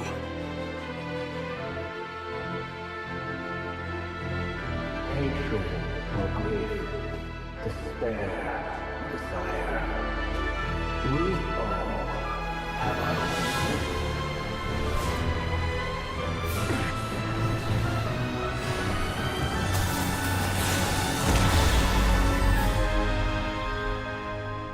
Reverie. Reverie. Cylindus? Were you daydreaming?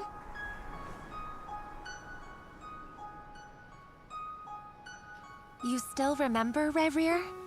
That question you asked me a couple of weeks ago? Oh. You mean the proposal? Yeah.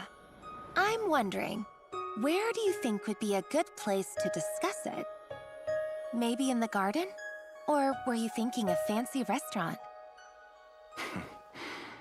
It's your choice.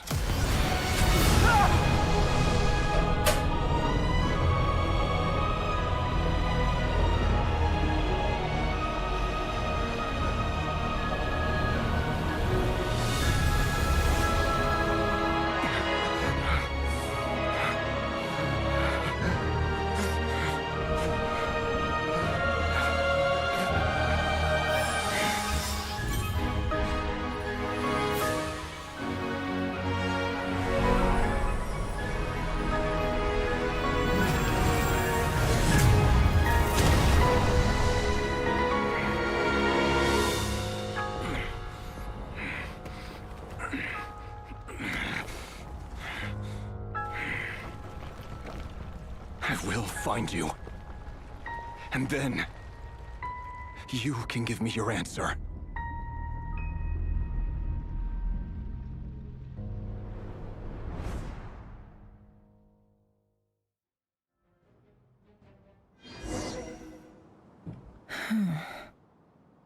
So that's how the Raker of Solnari was born. A monster created by circumstance is a monster all the same. Viewing other people's thoughts for too long can get uncomfortable. Right now, I'm feeling a strong sense of loathing. In a nutshell, the story of Conria is what happens when the truth falls by the wayside. Everyone tells little white lies, and before long, you have a huge pack of lies that destroys everything. Time to get back. His past is filled with sorrow, but the tale of any fallen civilization is one of endless tragedy. Cruel as it may be, that was Conria's fate.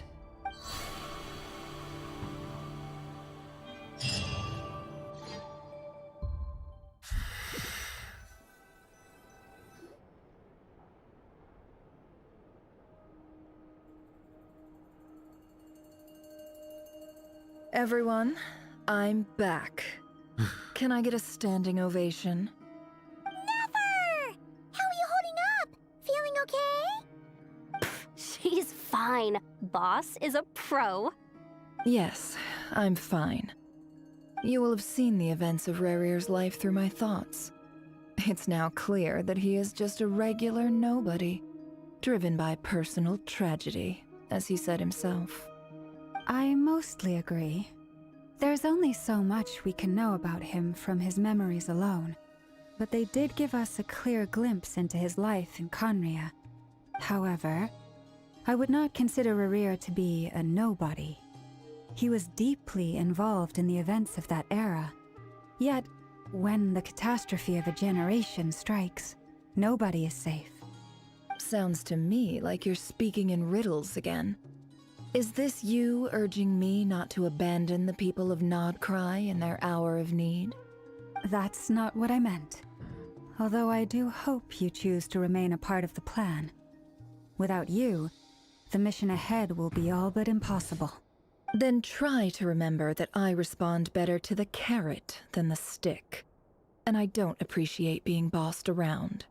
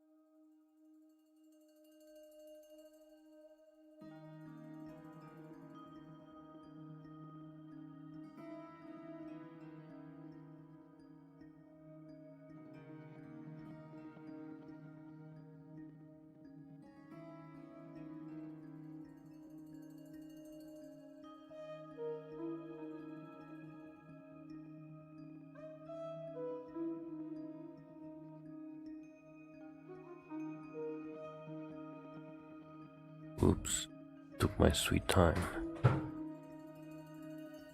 Alright.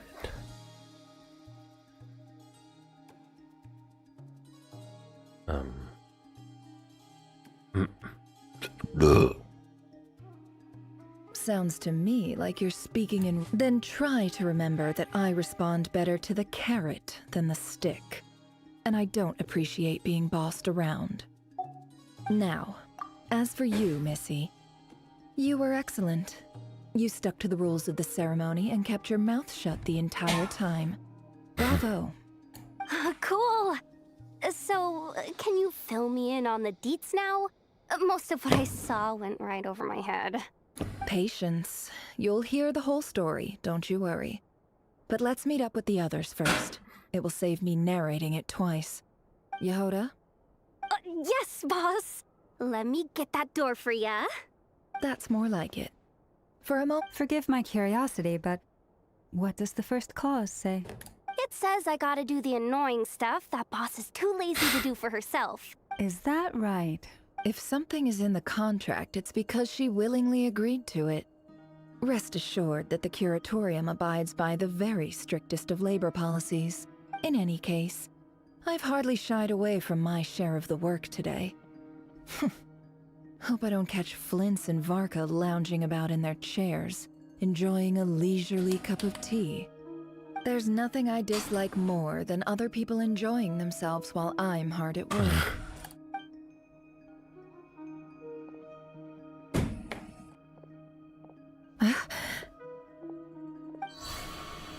Oh no.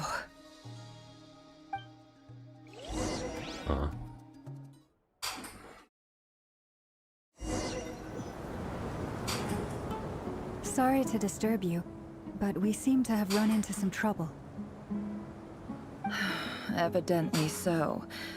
Don't worry, I'm not about to leave you to fend for yourselves. I'm not that kind of boss. And it would go against the Curatorium's labor policy. I'm sorry. What did you hear me say? I wasn't talking about labor policy. Wait. How long have I been standing here? Not long. You just appeared by the door a moment ago.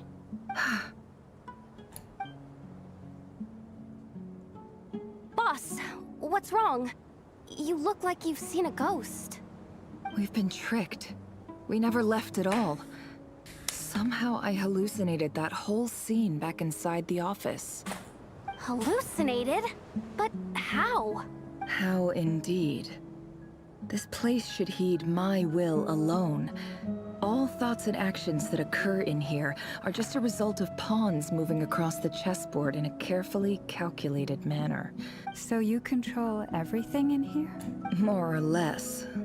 But yes, it's a special technique of mine. Has anything like this ever happened before? Only once. It was the first time I used the chess set. Is there any similarity between what happened then and what's happening now? I suppose my thoughts are a little turbulent, which was also the case my first time. Is there anything I can do to help? The first clause of your contract clearly states that I only need your help with things that I'm too lazy to do myself. Meaning, you're not feeling lazy right now? Meaning, this is not something Yehoda can help with. The chess set is a personal treasure that I alone understand. I must be the one to find our way out of here. Boss, it's fine. Really. Let me do something useful. Oh, listen to you. Whatever would I do without you, Yehoda? What? Really? Yes, really. Where would I ever find another employee as obedient and servile as you? God forbid anything ever happens to you. Oh, okay. Well, anyway, I was thinking of fetching some water. There's gotta be a source around here somewhere. I suggest everyone finds someplace comfortable to take a rest. Even though all this chess malarkey doesn't exist in a physical sense, you don't want to dismiss mental fatigue. Just because it isn't physical doesn't mean it's any less serious. Don't I have the best employees? Jealous much? If we can find a suitable time, I'd love to borrow Yehoda for a day to help out at the Frost Moon Scions. Oh, Lauma. Have I ever told you just how pretty you are? Time to rally, everyone. Follow me. Oh dear. As we continue our journey, the same rules will apply. That means stay focused and no talking no matter what we encounter. You have my word that I will get us all out of here.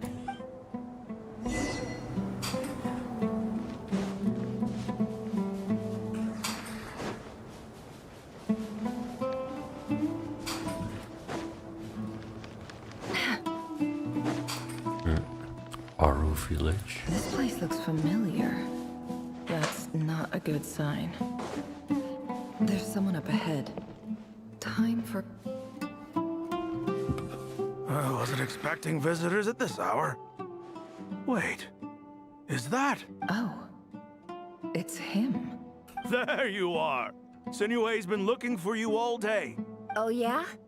What were you doing just now, Uncle Retinue? Hiding away some more loose change? I know I saw some Mora. What do you mean loose change? Oh, come on, I'm too old for this. Just pretend you saw nothing. Oh.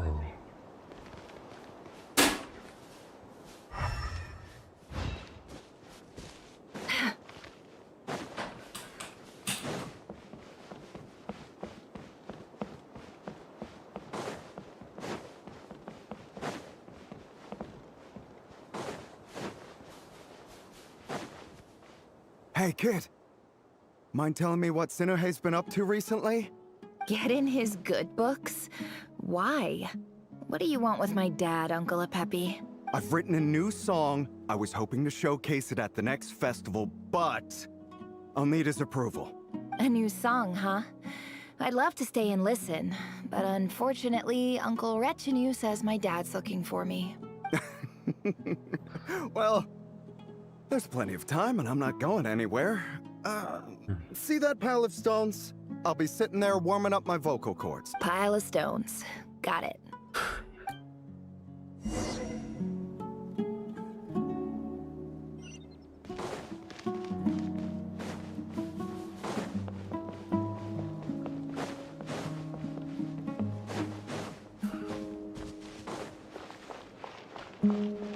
Hi, Dad. Uncle Retinue said you were looking for me. Ah, there's my little princess. If you'd gotten back just a little sooner, you could have shared the spoils of war with me. Spoils of war? Who were you fighting against, Dad? It was just a figure of speech. I was talking about our war against thirst. I went out to fix our water supply problem, and now I'm back. We have a well again. That's right. I found a new one and brought back as much water as I could carry. If it wasn't for these blasted sandstorms, our wells wouldn't be caving in. As the chief of our tribe, I'm supposed to be leading us out of hardship and poverty. You know how prosperous our ancestors were. I've told you all the stories. And look at us now. squeezed into these hovels. But things are looking up. I started working with some folks from the academia a few months back. They gave me some contacts in return. So you're the Academia's helper now? Special ambassador, they call it. It's nothing bad, okay? We've been isolated here in the desert for too long. Seeking opportunities elsewhere is the best thing for us. So, do you get anything good out of being a special ambassador? Of course. My luck's improving all the time.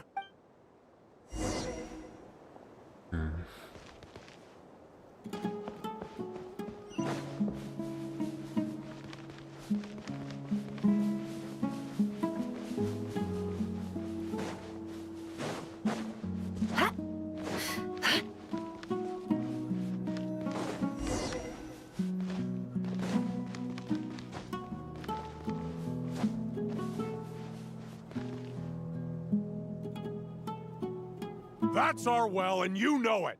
You stole from us. Well, you've gone from chief to thief, and now you have to face the consequences. Did you really think you could take our water without permission and get away with it? You're either brave, stupid, or both. And that special ambassador act? Yeah, nice try. We spoke to the academia. They said it was all news to them. You're a liar and a cheat!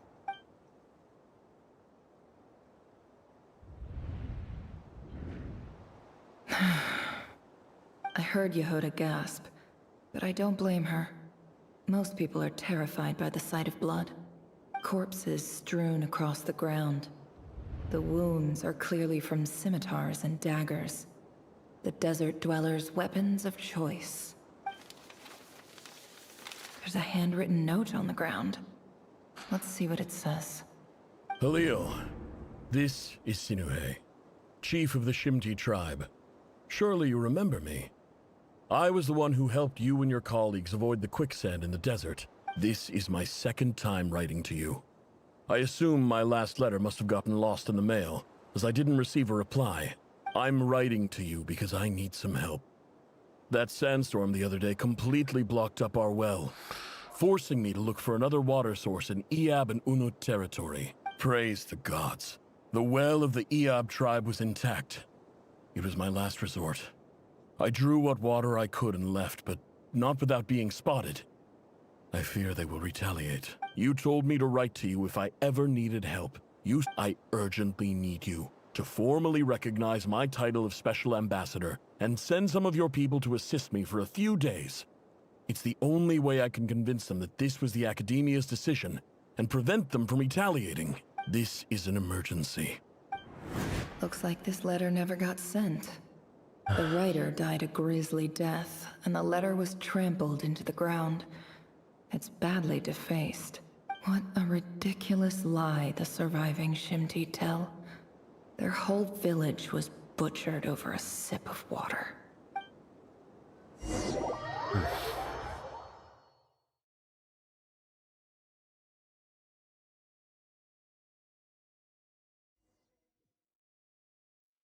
Ah, officer. Welcome. Welcome to our humble village. I thought you would at least have the courtesy to provide some respectable libations. This is the finest wine our village has to offer. I promise.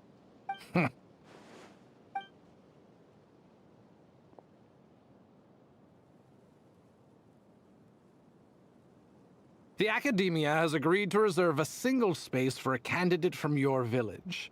But I remain skeptical of this entire endeavor. I highly doubt anyone in this desert possesses serious academic potential. Please, have faith. If not in us, then in our God. The child we found shows great promise. I beg you, take her away from this place. Give her a chance. Don't let her talent go to waste. I don't recognize her. New arrival? She showed up here a few days ago, and we took her in. She's a really bright kid. So, where are you from? Nowhere special. Just a sand dune. What about the rest of your family? Just the one. It's only you? Correct. So, no brothers, no sisters, no mother or father? Any who have slept on a bed of sand, I call my brothers and my sisters. Apart from that, I have no family. All right. Get over here. Sign your name on the form.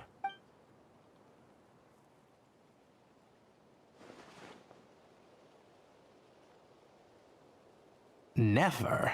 You're rather fair-skinned for a desert dweller. Damn, that's racist.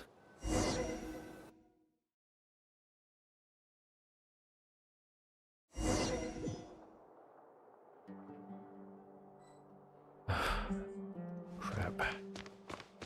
Back to Sumeru, huh?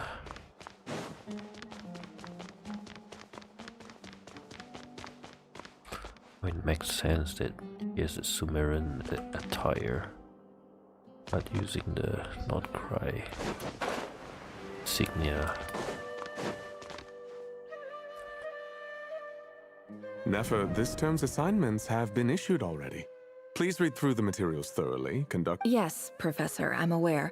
I just had a couple more questions I wanted to get your perspective on. Oh? Please, ask away.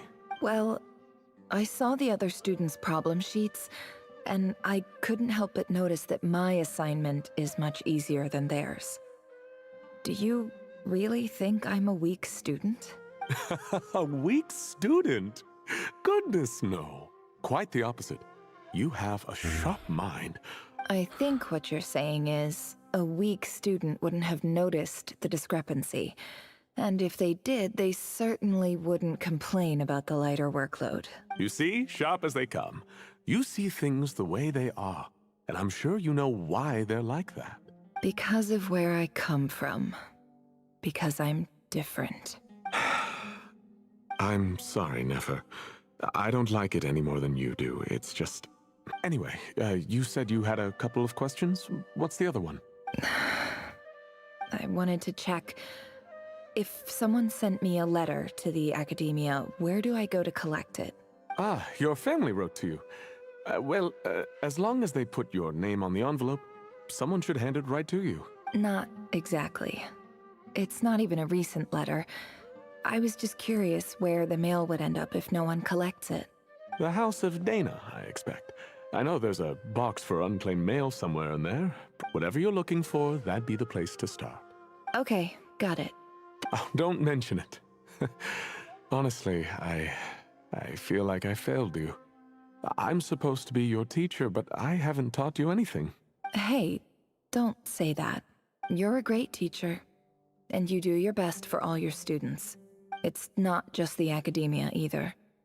The whole world bends over backwards for the successful, and leaves the losers to suffer and die. Oh, my dear child. I haven't. I just think that if you want to make it in this world, you have to find a way to become successful. The pre-Sumeru stories. Harsh.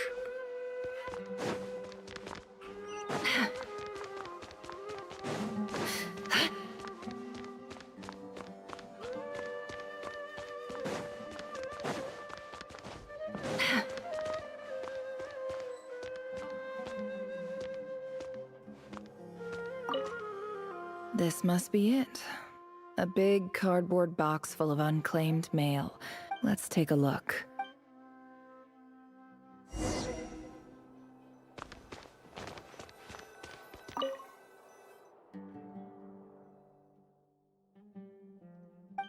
A dilapidation survey from Port Ormos. Looks like it's from a Core of 30 representative. This one was never even opened. Who was it addressed to? This one is addressed to the Immorta Sage. Guided by the incense, we became lost somewhere in the forest. In clinical terms, these symptoms fit the description of incense poisoning. For example, my neighbor who always breaks out into song and dance after— This seems like something the academia would want to know about. Wait, what's this written on the note says, The sender authored this letter while under the influence of mushrooms. I would send it back, but no return address was provided. Mushrooms.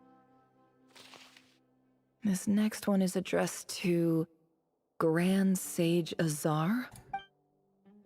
A few words of protest regarding recent changes in Sumeru's educational policy. In recent years, the academia has taken on a small number of students from the desert region.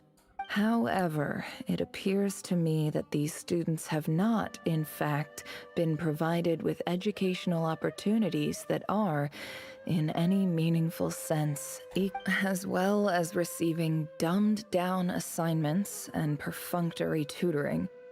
Education is the fundamental purpose of this institution, which should go without saying in a nation whose founding virtues are knowledge and wisdom.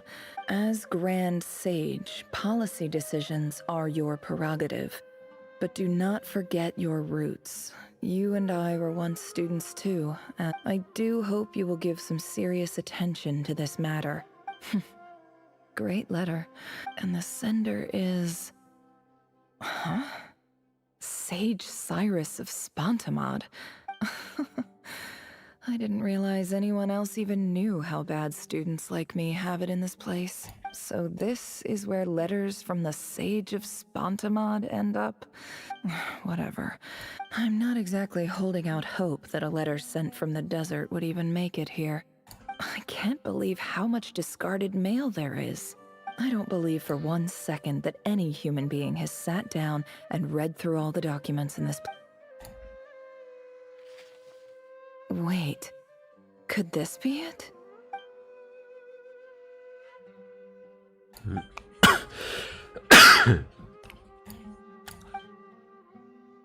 Greetings, Halil.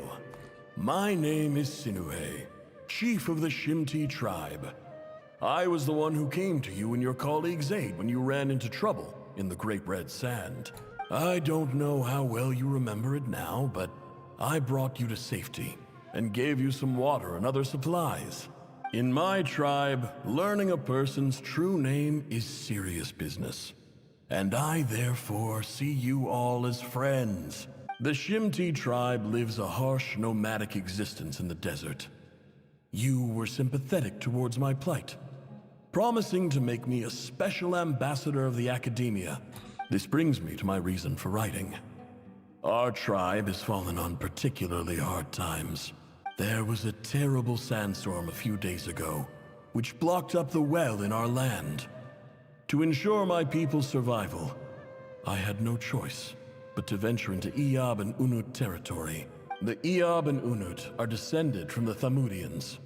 While we trace our ancestry to Tulatala, we worship the Lord of Flowers and have had relatively good relations with our fellow tribes, up until now. I found a well belonging to the Iyab tribe. They declined to help us, but I really had no other option. When we met, you assured me that you would be my ally in the academia. I would like to take you up on that offer. That aside, the last time you were here, you mentioned that the academia had started accepting students from the desert. We have next to no resources here in the desert, and my power and influence are limited. Would you consider enrolling my daughter at the academia? From the outset, the academia never took you seriously. Those things they promised were just empty words. I doubt they even remember the name Sinuhe, and you were so emphatic that your luck had finally changed for the better. You swore you'd lead us to a better place one day. You spoke with such conviction, like you were the most powerful chief in the whole desert. You liar. You lied about everything, and who fell for it? Just me, which makes you a pathetic liar. I think I'll take over from here. Let me show you how it's done.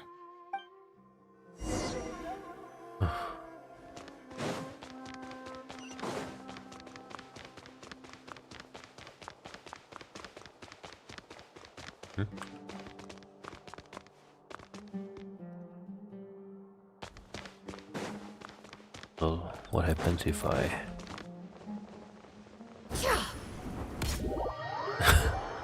Alright, alright.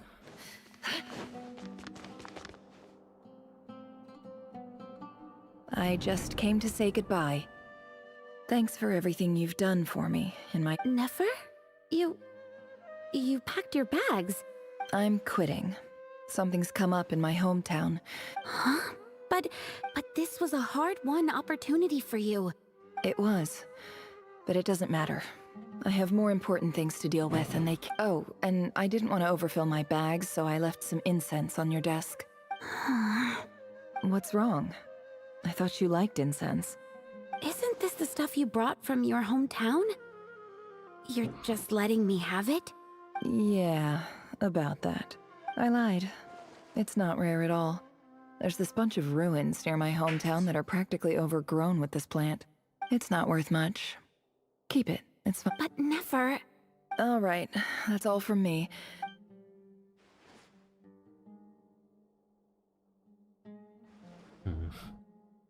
Don't forget me, okay?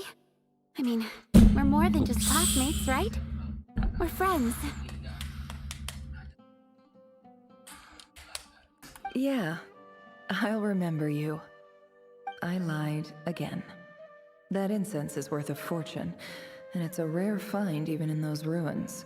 And as for remembering her, I have far too much to do when I get back. I'll be lucky if I even make it through this alive. But either way, I expect I'll forget you pretty quickly.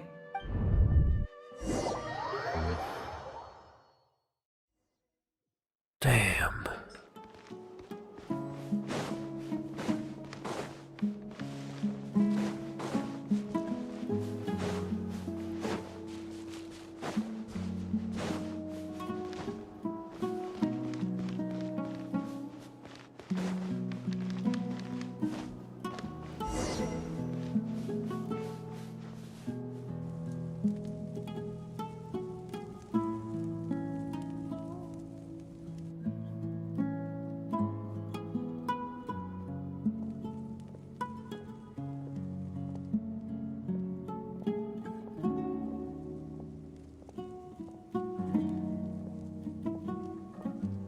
It's a pleasure to meet you, Mr. Arif.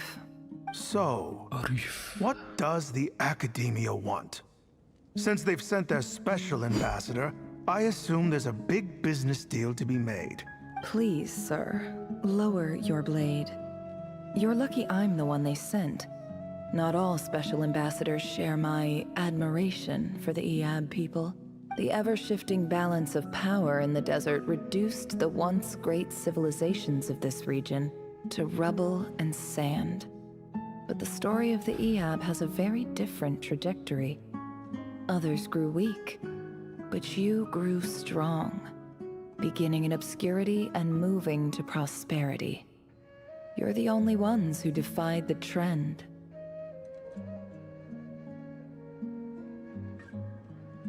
Huh. So, you do know who you're dealing with? This well is the perfect symbol of your strength, is it not? It used to belong to the Unut, but it looks like you have control over it now. You're not wrong. But I'm sure you didn't come all this way just to flatter us. Of course not. I came to bring you some very good news. Records uncovered by the Vahumana Darshan show that a certain well currently under Iab control. I checked the map carefully on my way over here, and I'm confident that this is the well in question. 50 million? No, wait. If these ruins are as important as you say, 50 million's a little low, don't you think? Don't get greedy, Iab. We know far more than you think. We know that you seized this well by force. Wasn't that the first step in your rise to power? So what if it was?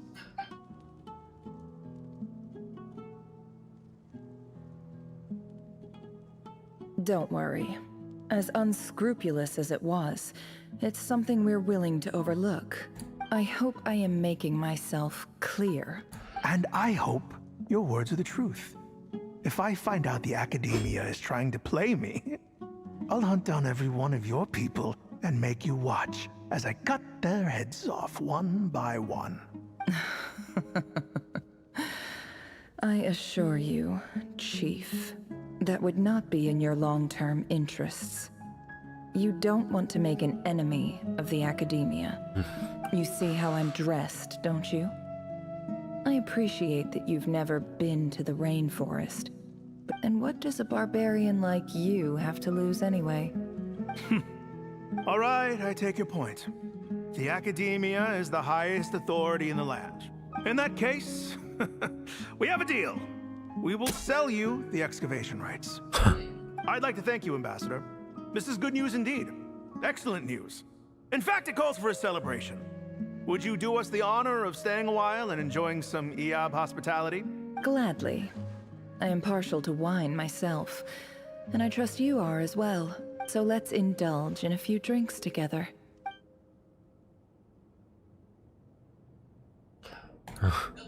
Okay.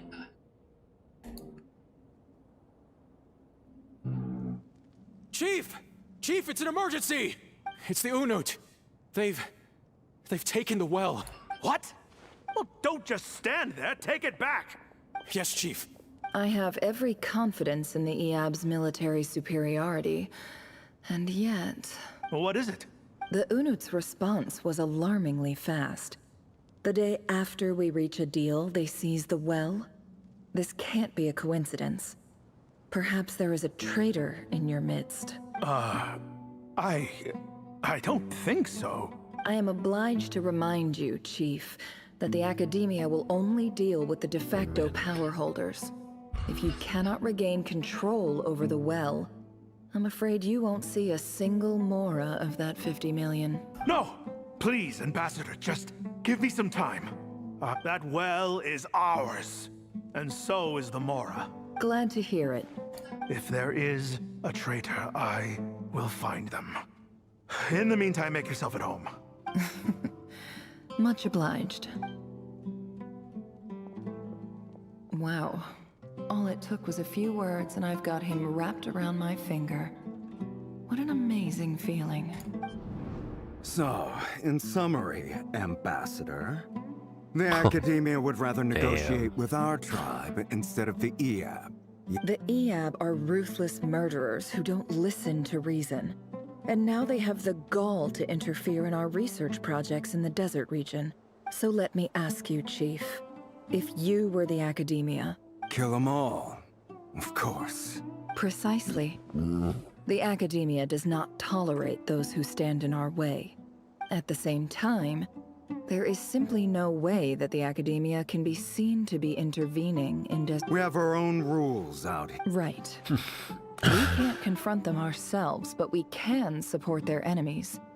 The Unut have always had strained relations with the Eob, which make natural allies. Weren't the Eob your allies once? You were quick to send them after us to protect your interests back when we stole that water. Let me be clear. The Academia wishes to collaborate with the legally recognized rulers of the desert in this matter. Say no more. Good. Then I suggest you get to work. You see, Dad? Lying is easy when you know how. People will believe anything. Damn. She break bad.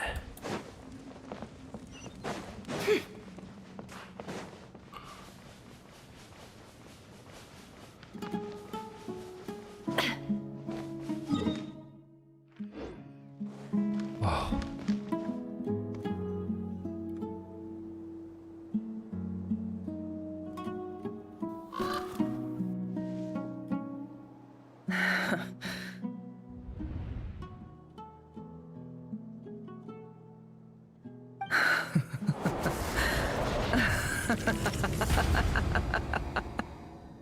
Look at yourselves. You may be vile, savage monsters, but your butchered bodies bleed like any others. The monsters who destroyed my home, they're just ordinary, petty human beings. I think we're even now. Maybe I've even done the desert a favor. It's a better place without all these people around. Oh, Sinuhe, my gullible fool of a father. Perhaps if you'd been as ruthless as I was today, our tribespeople would still be alive. But you couldn't do what had to be done. Nefer, it's okay. All of this is in the past now. I believe I remember you promising to remain silent. Yeah, but even so...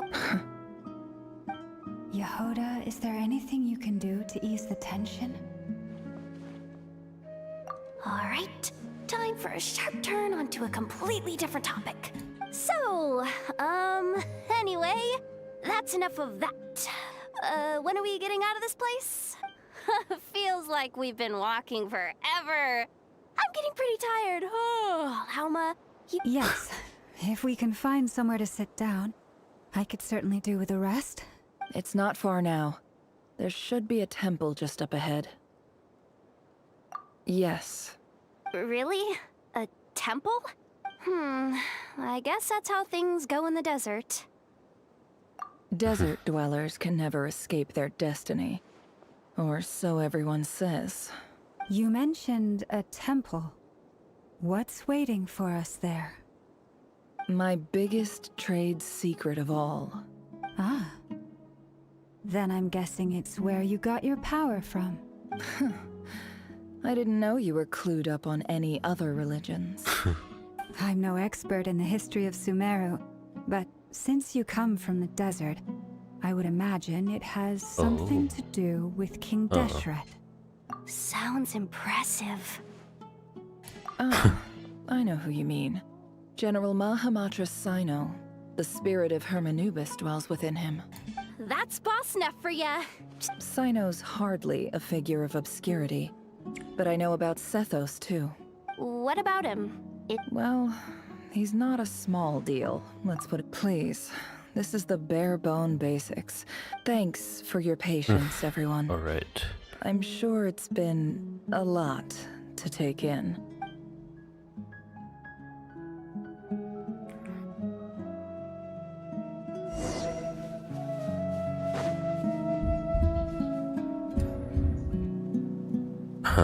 Alright.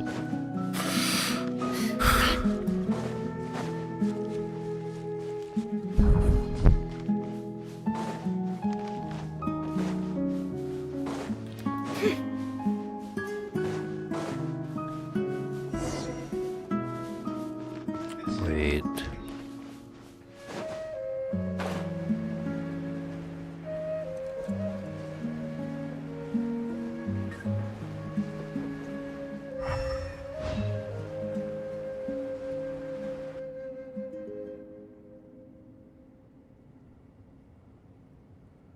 Uh-oh. Uh-oh. I'm totally out of my depth here. I don't have anything to add about any of this stuff. I want to do the whole name-dropping, this girl knows her stuff thing too, but I've never seen anything like it before. A statue with the head of a bird. That's Thoth, the Ibis King, one of the 7 pillars of King Deshret. The legends say that he, the Crocodile King, and the Goat King were the 3 retainers of King Deshret. Let's take a look.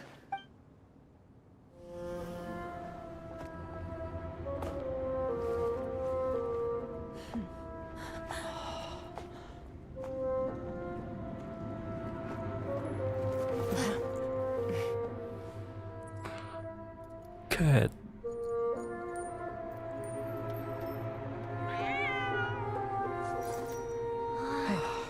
It's just Ashru.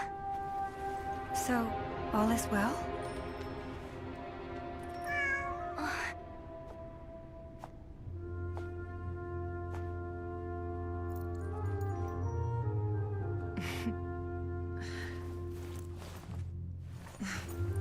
Typically speaking, at this point, the world disintegrates.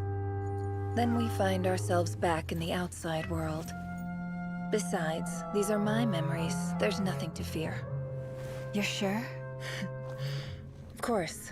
It's almost over. Oh, wait.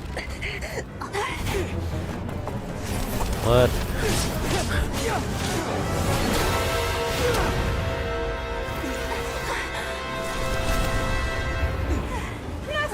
Hold on!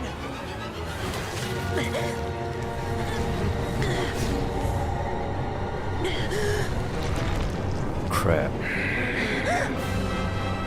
Knowing too much is always a death sentence. Speak for yourself.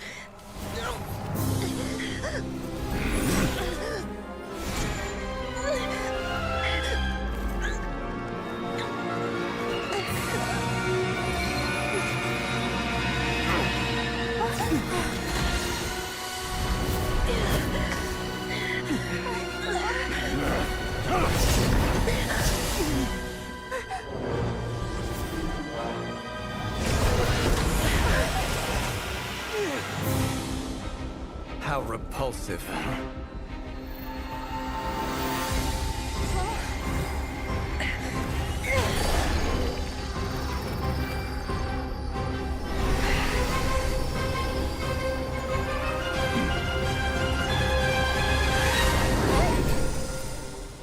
Oh. Oh. Colombina.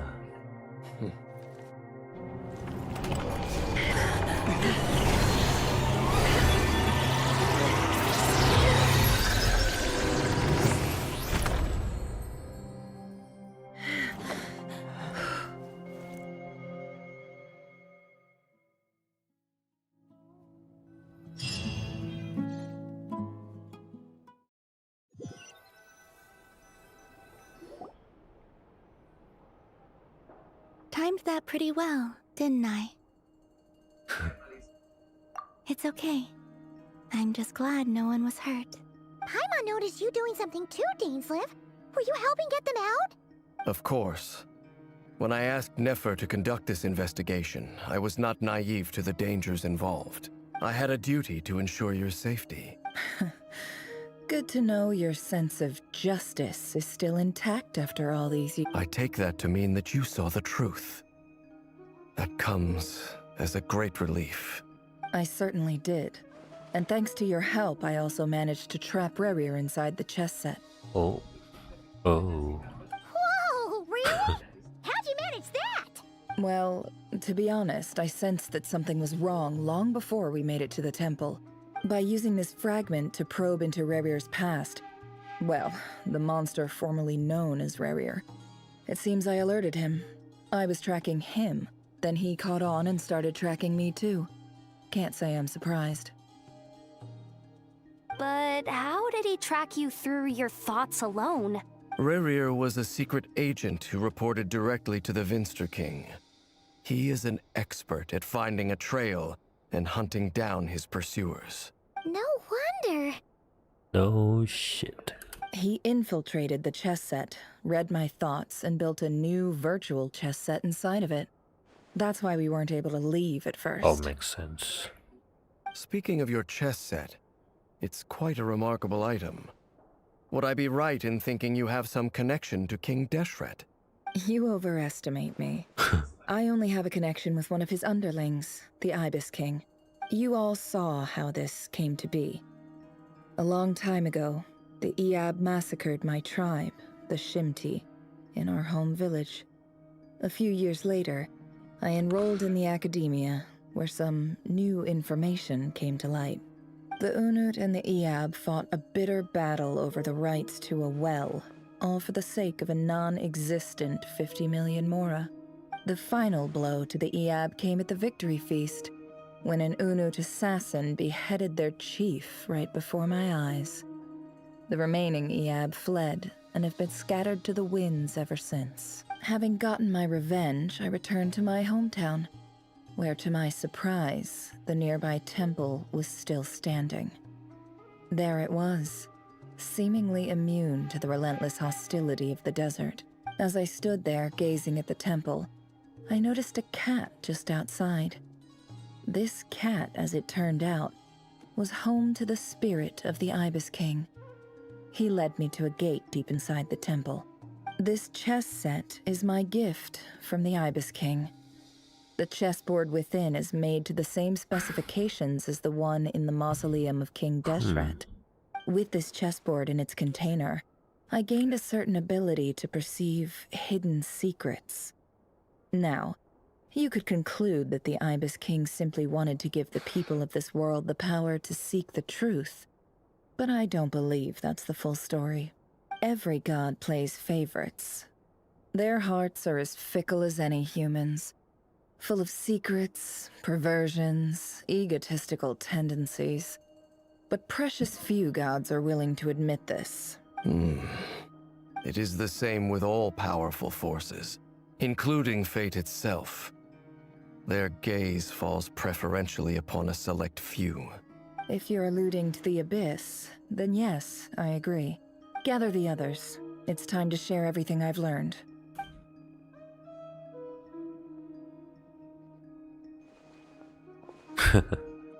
Cat. Thank you all for being here. As promised, I did some further investigating into the Reicher of Solnari's background. The Reicher of Solnari, real name Rerir, was once a Khanrian subject who served the Vinster King. I will now share the important details of his story. Please save any questions or comments for the end.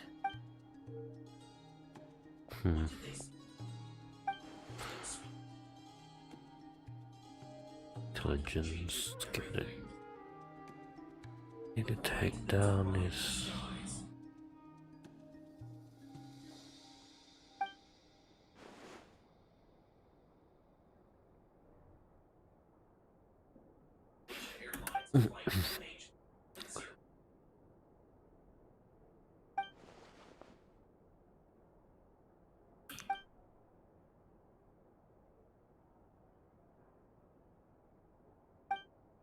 Another world. So that's why he's so obsessed with the moon. A tragic tale, to be sure. But it does not excuse his many transgressions. No matter how much Rerir suffered in the past, the fact remains that he is what we know today as the Wild Hunt. He becomes more dangerous with each passing day. If left unchecked, it is simply a matter of time before all of Teyvat suffers the consequences. A question for Miss Columbina. Forgive me if this is presumptuous, but have you ever seen the spatial gateway that appeared in Rerir's memory? Never. But I have heard stories of something called the Moon Gate. Miss Lauma? In the lore of the Frost Moon Scions, the moon is believed to hold many secrets. Some sources speak of ancient knowledge, others of a gateway to the unknown. The term Moon Gate is one I have heard before. But as is the case with all of our legends, there are no records of any first-hand witnesses. Then back to Miss Columbina. As a moon goddess yourself, do you have some idea of where the Moon Gate leads to? Not at this stage, sorry. I do hold the power of the Frost Moon, and my strength is recovering well. I can sense that the gate would open at my command, but... But there's more to the power of the Frost Moon than that? Yes. A moon goddess has the right to open the Moon Gate, since it is a path to the moon. But as never mentioned, holding open a spatial gateway takes a huge amount of power. And right now, I need to conserve my energy to fight the Reicher of Solnari. I agree. Better to save your strength. But if you'll humor me for a moment, I have a bold conjecture of my own regarding the world beyond the gateway. I highly suspect that neither Tholindis nor Rerir made it through unscathed. The evidence pointing to this is the fact that the Reicher of Solnari exists in the form of countless fragments. With the abyssal power he wields, no ordinary foe can touch him, let alone tear him to shreds. And yet, the Wild Hunt proliferates wherever his scattered fragments lie. So your theory is that Rerir was physically torn to shreds by some powerful force? Hence, why the Wild Hunt is a distributed phenomenon. Makes sense to me. Explains why the Wild Hunt is so pervasive, and why he's been trying to piece himself back together. He was whole to begin with, and he... Without the power of the Abyss on his side, he almost certainly would have perished the moment he was torn apart. I could not agree more. The power of the Abyss is most surely a curse. It is a compelling explanation, and one that accords with my present understanding of Abyss creatures. Whether the life form in question is primitive or advanced, this raises some interesting questions.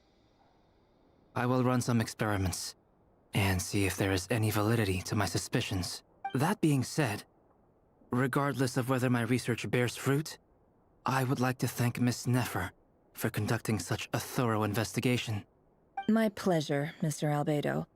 I too hope that the information I have shared today proves useful as we... Hey! What is it, Dainsleif? You look really upset! It's just... when I think of the man I once knew as Rerir, I struggle to understand why things had to turn out like this. The two of you used to be friends, didn't you? I don't know if these words will bring any comfort, but my heart goes out to you. Mine too. We can never know all the hows and whys of the way things are. The moon and stars are full of untold secrets and lies. And the skies are host to many more mysteries than these alone. Yet, none of that can begin to compare with the complexity of human life. Those are the first comforting words I've heard in a long time. Thank you, both.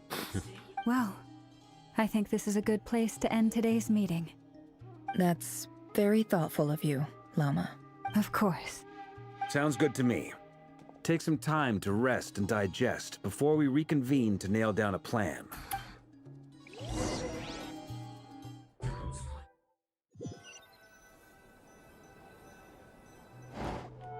Hey, is this a bad time? Hope I didn't kill the conversation. No need. Come on, let's talk outside.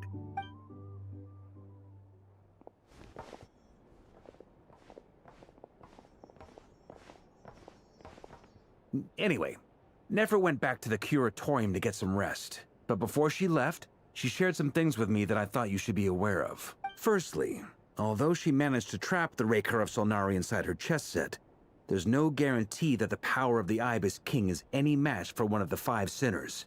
It's only a matter of time before he finds a way to break out. We have to come up with a plan and take care of him before that happens. Honestly, my mom figured that might be the case. Well, I asked her that same question. She talked for a long time, but for the most part, it seemed like she was trying to convince me how precious her chess set is. It felt like some kind of sales pitch, you know? The kind where you end up handing over Mora against your will. Anyway, after all that, she finally answered the question. 2 days, at most. Damn. 2 days? Holy moly! Can we even recruit enough help in And that the next time? version is like next month. That remains to be seen. Which brings me to the second issue. Dainsleif is obviously conflicted about this whole thing. But given how little time we have, there's no way we can pull this off without his help. You have some history with him, right? Do you think maybe you could talk to him for us? Great. I appreciate it. All right, on to item 3. So, Albedo, Durin, and I put our heads together and came up with a plan. Can't promise it's gonna work yet, but at least it's a start. We figured we'd bounce the idea off you first. We'll explore it further once everyone's recovered. Oh, Paimon's dying to hear this. All right, so here's what we're thinking.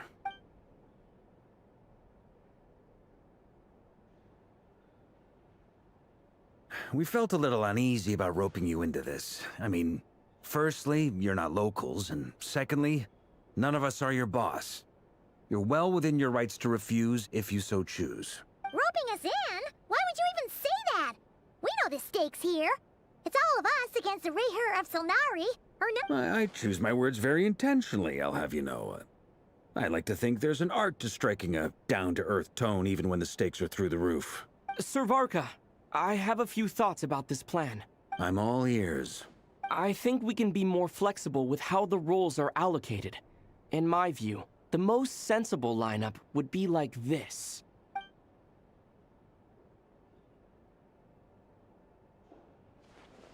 I see your point, yeah. But if that's how we're going to approach this, you'd better make sure you're ready. To be clear, I don't doubt your abilities. Far from it. I just want to make sure. Are you really willing to take all this on? I want to do everything within my power. The Rahier of Solnari is a truly fearsome opponent, and if I do my part, it'll greatly reduce the risk for everyone else involved. Well, that tracks with what I've heard. Jean's mentioned in her letters that you're so diligent it's almost abnormal. As in, most people weigh up the risks and rewards in situations like this. But you seem to just march towards danger without a moment's hesitation. I'm the main character. Of course, everyone appreciates a fearless pioneer.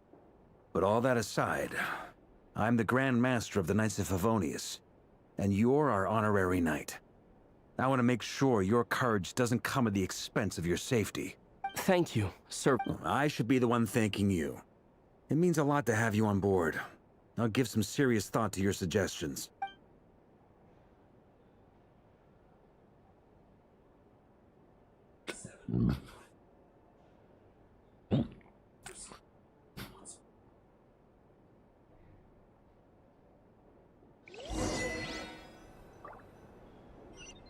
Echoes of Fate.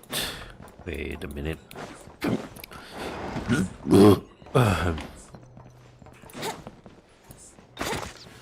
Yeah, I should switch in case anything goes wrong.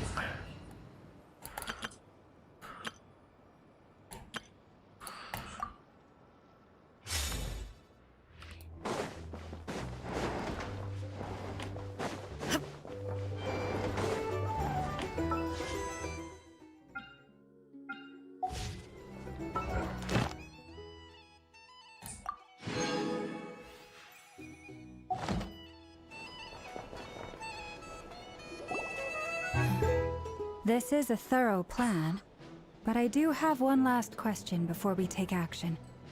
How can we be sure that our enemy won't leave the designated area? Great question. Albedo's been hard at work analyzing Rarer and the Wild Hunt's behavioral patterns. Firstly, from the earliest known confrontation until now, Rarer has never displayed any ability to manipulate the dimension of space. Secondly, he seems to have a particularly strong vendetta against our group.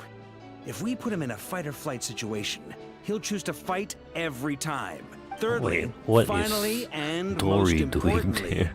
he's consumed by I just hatred, noticed both Dory. for the moon and for his enemies. Turns out, we tick both of those boxes. We have a reincarnated moon in our ranks, and a spy who accessed his private memories without permission. He'll be baying for blood, not looking to escape. As someone who's had their fair share of interactions with the Wild Hunt, those all seem like valid observations to me. Understood. Then I will defer to the verdict of the group. Well, everyone, that's the plan in full detail. Albedo and Durin are carrying out their part as we speak. Plan approved. Scheduling. Okay, any firepower you need, I got you covered. Let's light this baby up. The Frost Moon Scions are behind you as well. And the rest of you?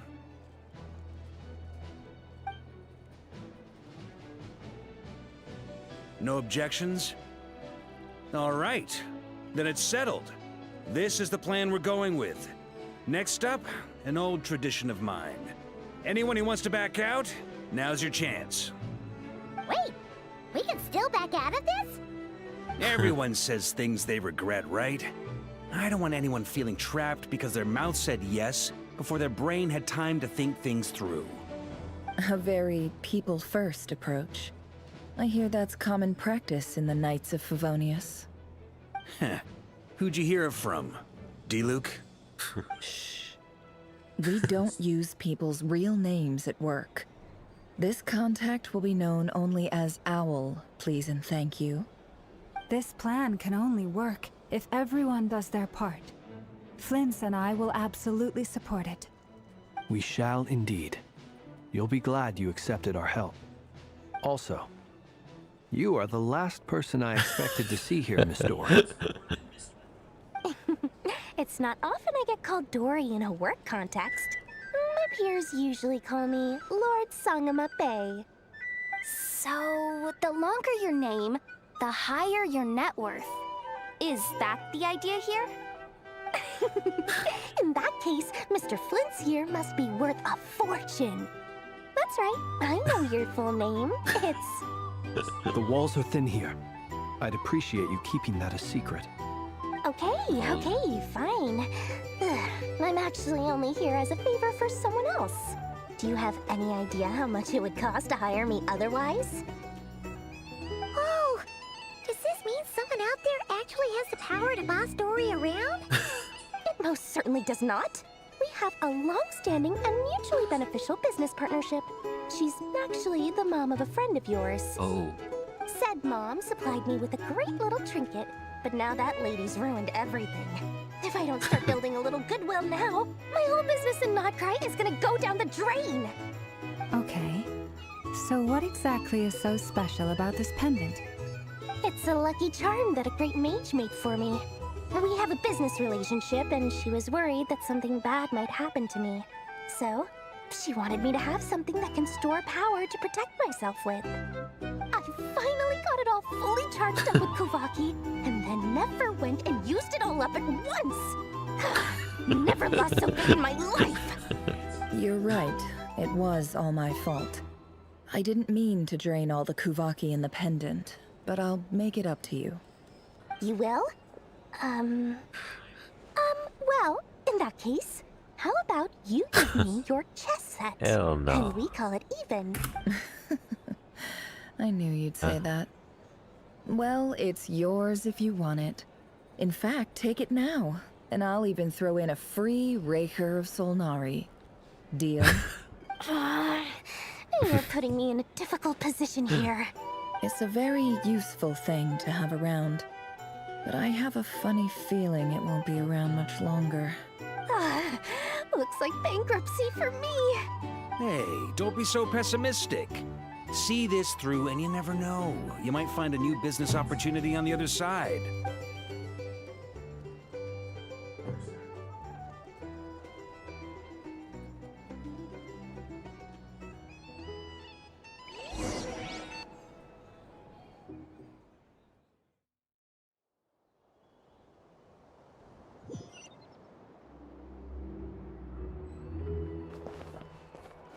Okay, where do we go? Dory. Dory! How are things going? Feeling ready? Oh, I was born ready. We only have 2 days. And don't forget, when something's in high demand, the people with the goods on hand get to charge the highest price of all. You ta-da! See? It's right here. Ah, it's so pretty. Did you make it? No, I have a supplier. We go way back, so he made me a very attractive offer. Aha! No wonder you were talking about lucky charms at the meeting. You've been getting Kaveh to make them for you. That's not the full story. It actually started a while back as a project between me and the Dendro Archon. Mage Alice once warned me that this world won't stay safe forever.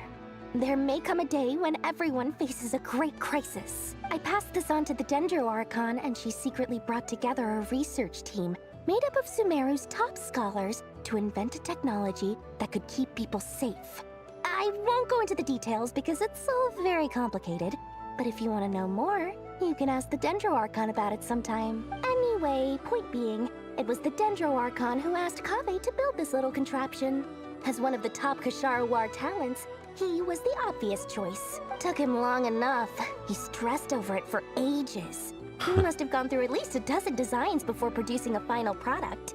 Marak delivered it to me a couple of days ago, along with a letter from Kaveh. Could I ask why I'm sending this technology to you? And what's so nosy? My fault for sending him the research permit to begin with. Surely Nahida must have told him you were involved in this project. Could be. Anyway, I just replied, let's hope there never has to be a use case, because it would involve grave danger. Fair enough. But it sounds like he was just being cautious. Or maybe he was asking as a favor for his housemate. He's done that before. Not sure why, though. his housemate doesn't seem to really care that much about this kind of stuff. Either way, all's well that ends well. I'm just glad to finally have my hands on the product. Huh? What does that look mean? Paimon's just super surprised. Well, a long time ago, I made a promise to myself. I promised that I was gonna live every day of my life with a big, beaming smile. There are always gonna be times in life when you have to give something back. That could mean paying back a debt, returning a favor, or showing some kindness. Alice has been a huge help to me over the years. She was the first investor I ever had. And more than that, no one knows what the future will bring. Whatever happens, I want to make sure the Dendro Archon and all of Sumeru is prepared to face whatever comes. Oh, that? I was just making sure Nefer and I are square. Don't be thinking it was some sort of benevolent act. I'm no saint, so don't treat me like something I'm not. My priority is doing the business that I want to do.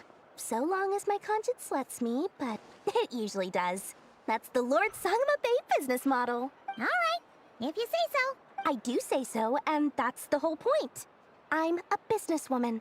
Don't go trying to figure out what kind of person I am. Oh, and could you two help me get this stuff where it needs to be? Thanks so much. You're my favorite assistants. Yippee.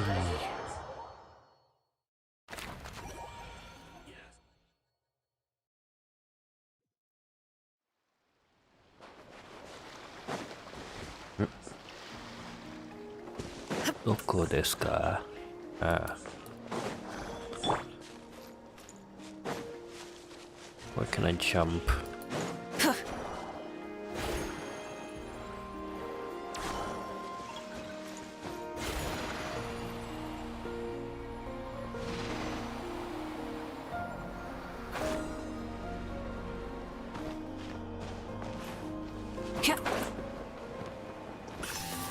What is that crap?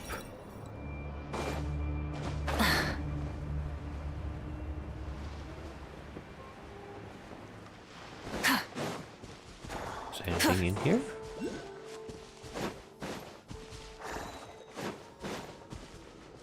Shoot, never mind.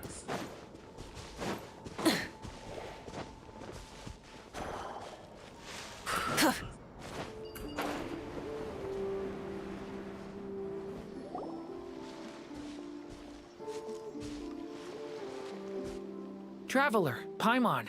Everything going smoothly over here? Sort of. As you're probably aware, Varka, Durin, and I captured some abyssal creatures from the Wild Hunt. Per the plan, we dissected and analyzed some samples of these creatures. The process went very smoothly. What? You can actually dissect the Wild Hunt? That depends on your definition of Wild Hunt and dissection. Harmless, lifeless. These words are accurate descriptions. The Wild Hunt is an interesting phenomenon. In and of itself, it doesn't seem to possess anything akin to a human personality. Master griped a lot about the wise Horoptotire, and seemed somewhat fascinated with the foul Certology. I don't think that was because of his lower social standing, though. Anyway, it's a pity. I should like to hear her thoughts on the nature of the life form he has become today. It's a strange mix. The furious energy of an abyssal being channeled through a fractured physical existence.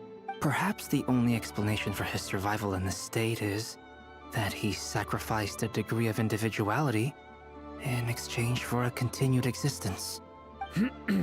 Oh, sorry. Once I get talking about interesting research, I have a tendency to go on indefinitely. Back to our research findings. Essentially, they confirm my hypothesis. Rerir's corpse is completely contaminated by the Abyss. You could think of this as Rerir in mutated form. But in my view, even that would be inaccurate. In reality, his whole being has been consumed by the Abyss. In other words, he is now nothing more than a manifestation of abyssal power. Unfortunately, at present, we have no means of completely eradicating abyssal power. Hence, we cannot fundamentally destroy the Reihir of Solnari either. Oh, that's terrible news! So, that's it? Miss Columbina's situation is a difficult one. She can never achieve wholeness when the world does not accept her presence. It's as if her creator banished her to a place she can never be accepted. It means she spends most of her energy just on her own survival. Given the circumstances, it's only natural to despair. Time to kick off the backup plan. Oh, Paimon almost forgot! This is for you. Dory asked us to bring it. Ah, how wonderful. Well, thank you for making the trip. Durin and I will be heading off shortly. I'm sorry I won't be there to protect you in person this time. All right then.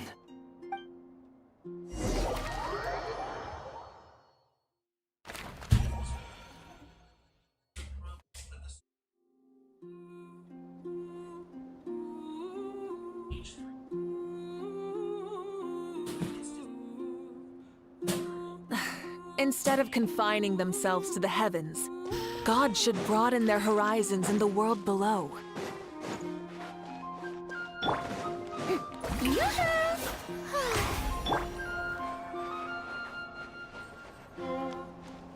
But there's a lot of people here.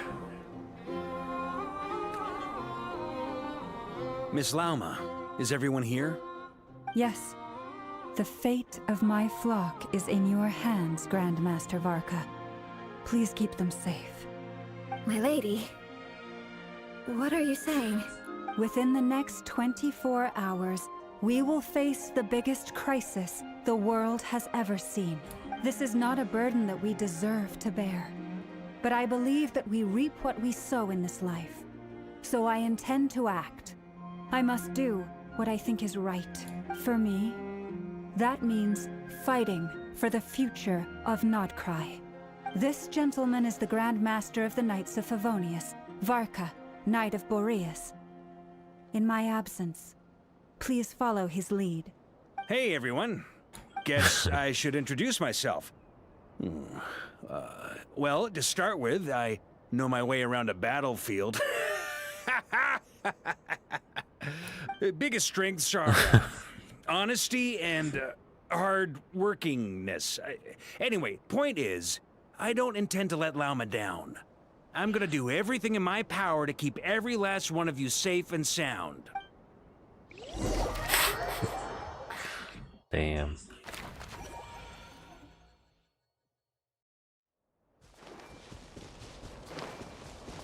I wonder if it'll affect like the rest of the stories.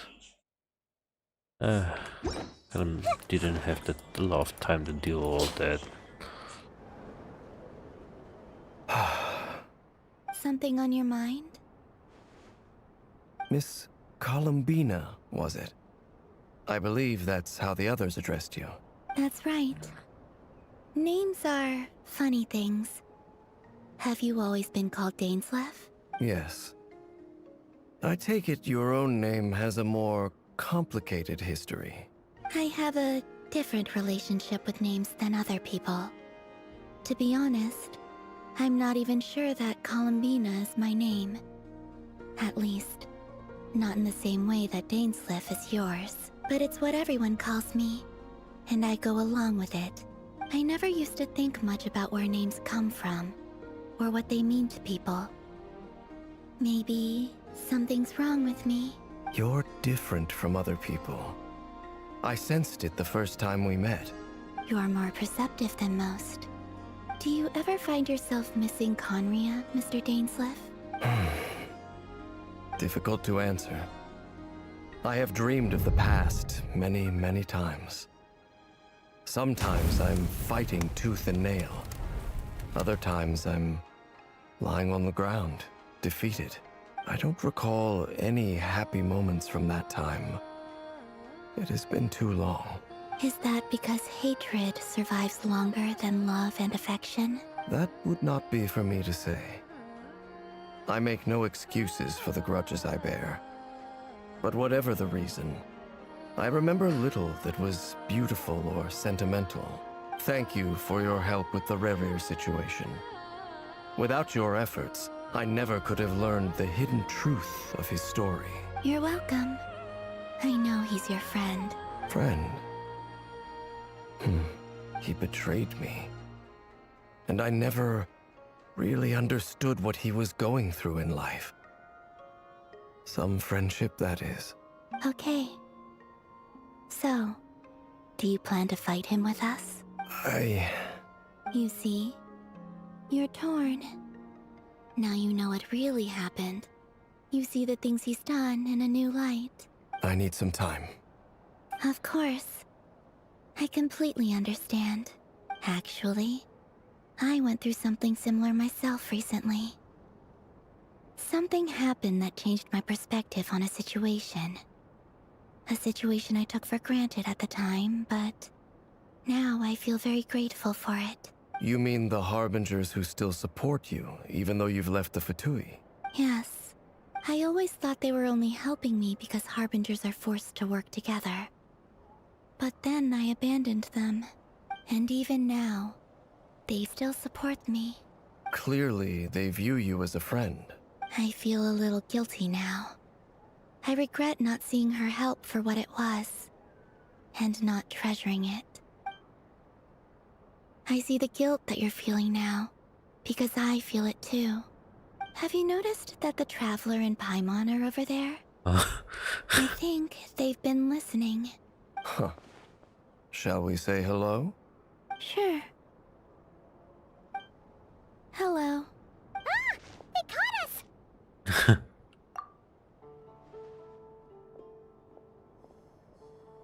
I apologize for making you worry. No doubt you wish to know where I stand on the plan to take down the Recher of Solnari. You will? Oh, thank you so much! They needn't be. This was something that I was going to have to face up to eventually. That doesn't matter to them. They're grateful to you regardless. You can't control their gratitude, so just accept it.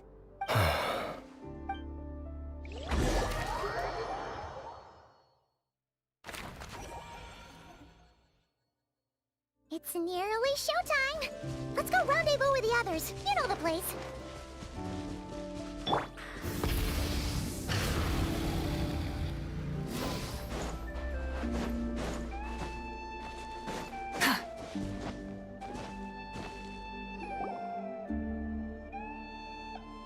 Ah, you're earlier than I expected.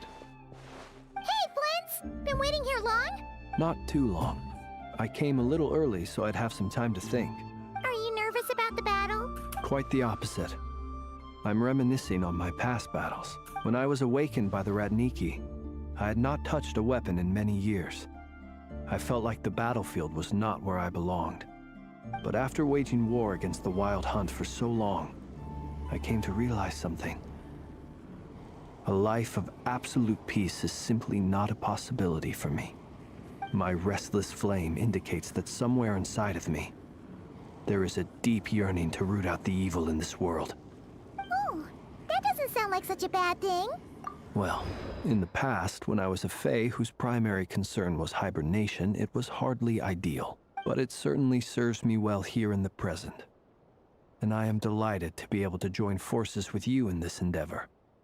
Looks like I'm not the first to arrive. Ah, Miss Lauma. Did you sleep okay last night? I struggled to settle down at first, because of the nerves. But don't worry. I got enough sleep in the end. I'll be just fine. Please. I'm just doing my part. Never! Over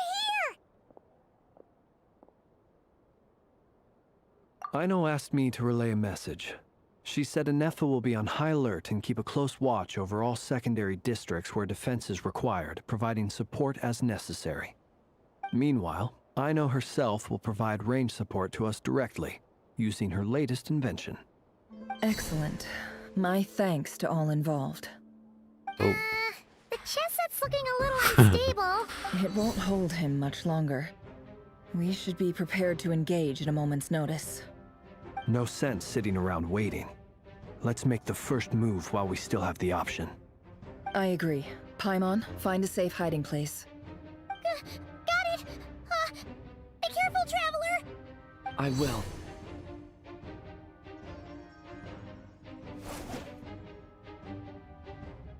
Everyone, take your positions as soon as the battle starts.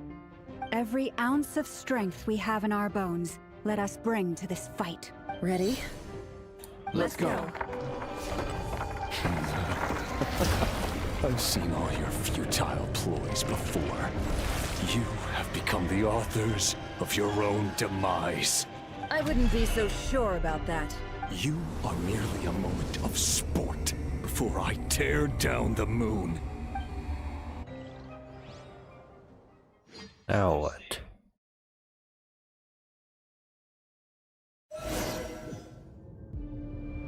Oh, hell. Stay on your toes. Yep, you too.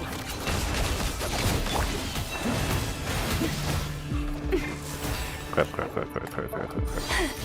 Close your eyes. Let me help you guys. Futile.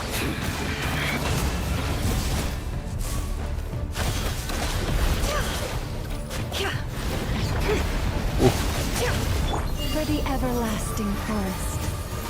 Be silent. No more lies. The moonlight. The mystery unravels. Hunt them down. Move. The moonlight betrays you.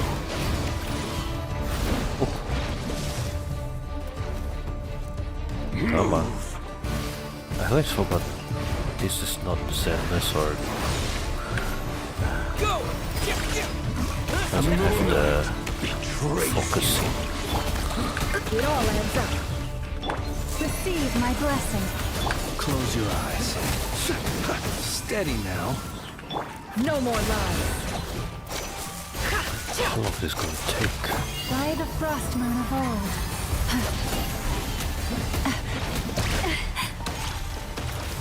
Branch into song. Seek within. Observe. Bombs away! It all adds up. No more lies. With one heart, we pray. Lush as the moonlight. Stay your hand. It began with the moon, and so shall it end. The moon will protect you. Oh. Keep your distance. The lightkeeper's lantern. Alright. Can't hide the truth. From here, when it be as you foretold.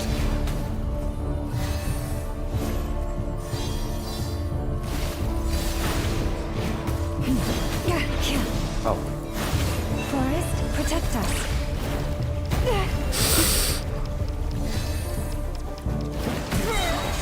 Not welcome here. Ultra instinct.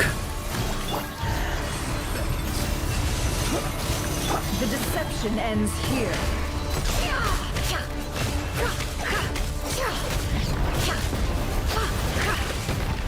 But does it feel like HP inflation in this? No more lies. It's all futile. Shameless. Be silent. Observe. Go! Wipe out! The moon. Pathetic.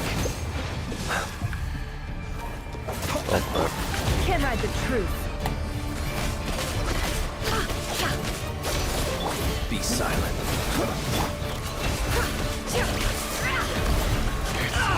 Futile.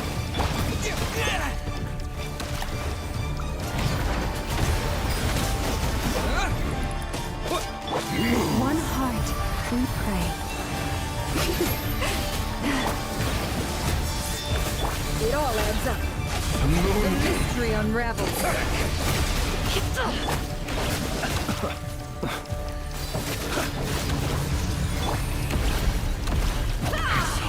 Futile. No more lies. Observe.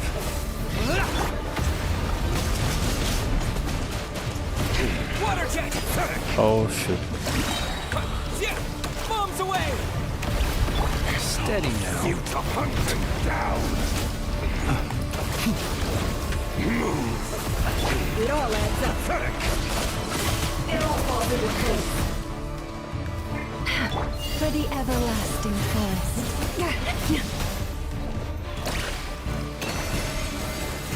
No more lies. Betray you. Seek within. Beware the creatures of the night. Your little game of heroics is over. The moonlight betrays you. Now, get out of Wait, my what? sight! No, we've been separated. Take. You okay? Never. Where are the others? Stuck outside the barrier. I guess he really doesn't like us. I told you before. Knowing too much Where are they? is always a death sentence. Be careful what you wish for.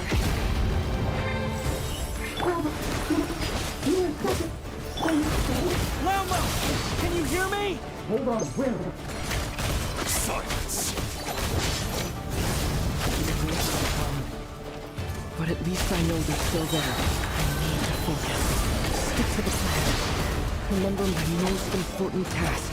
Just keep stalling him. If I can stall him for long enough, the moment will come. Your death is within my grasp.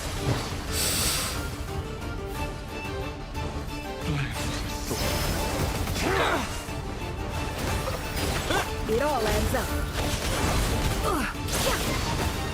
Destroyed. Reborn. The mystery unravels. Water jet! Oh my goodness. Wipe out! Destroyed. Seek within.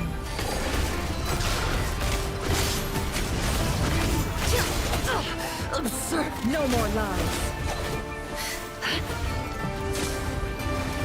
Water jet!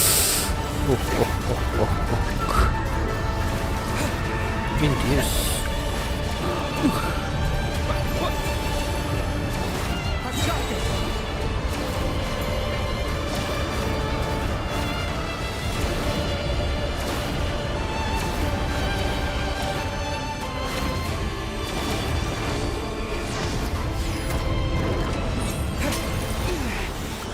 Shield's broken. I can't keep this up. Don't push your luck. How much power will it take? Oh, crap.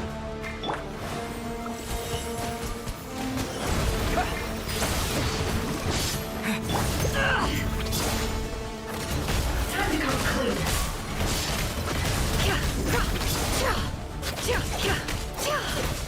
It all adds up.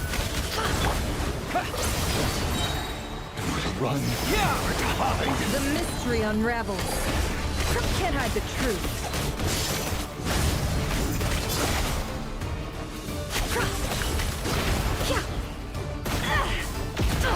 Absurd.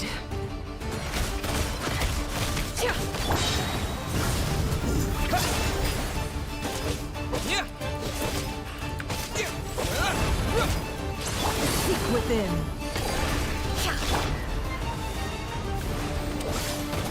Go! Destroy. Oh gosh. Reborn. It's gonna take quite a while.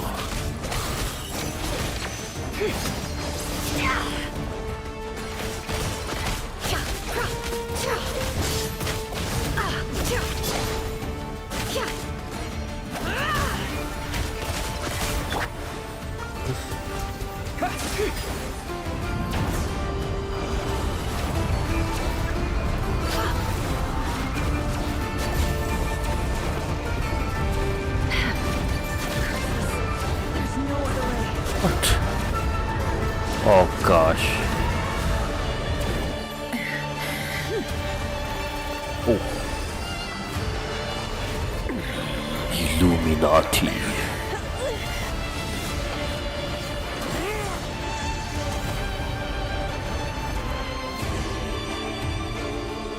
The only way to defeat Rarer is to borrow his own power. That means Columbina will have to disappear while you two bear the brunt of his attacks. You have to hold on. Find a way to keep him focused on killing the two of you.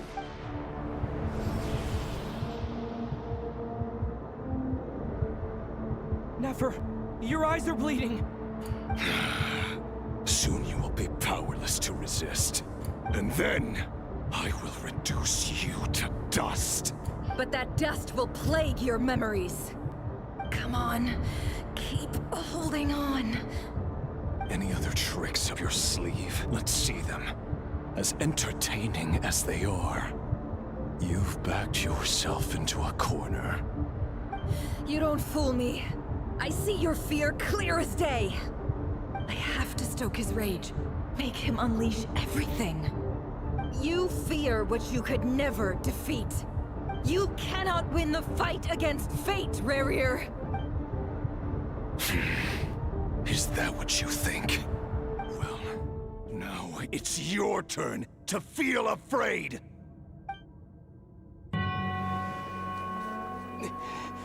You fear the sound of your own name? Is it us you hate? Or is it what you've become? Let's see what becomes of you!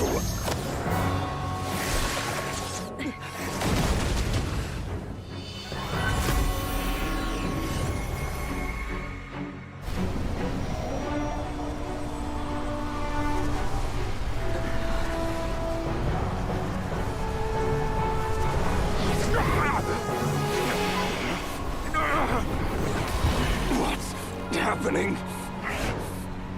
That power. I've seen it before.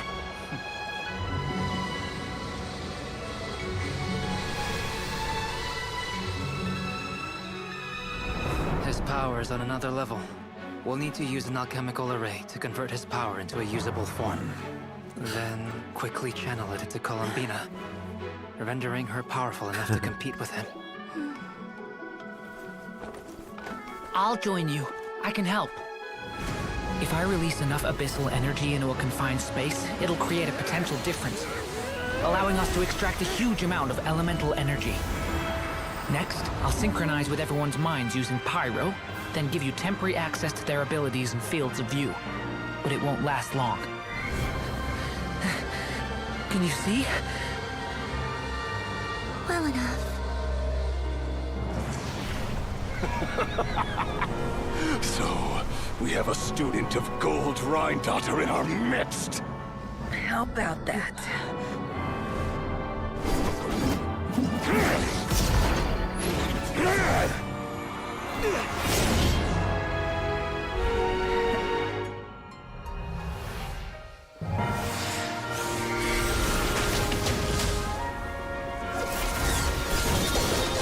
Completely full blast.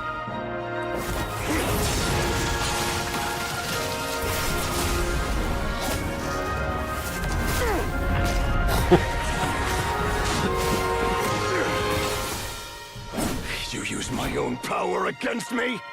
Just like how you stole Kuvaki. Look familiar?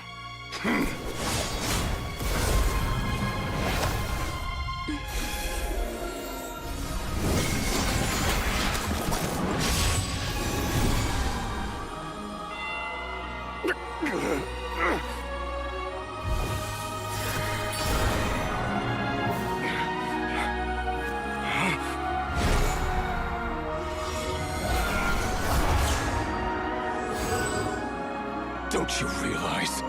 You don't have the power to hold that gate open. I don't, but someone else does.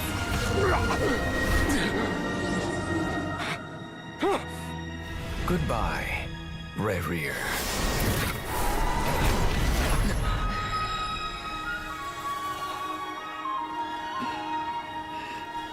We won.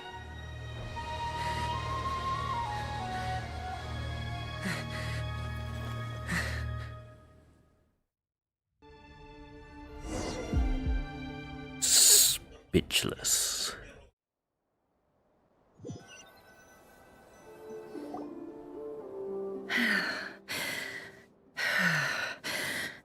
Nefer, how are your eyes? They're fine. Apart from the blindness, of course.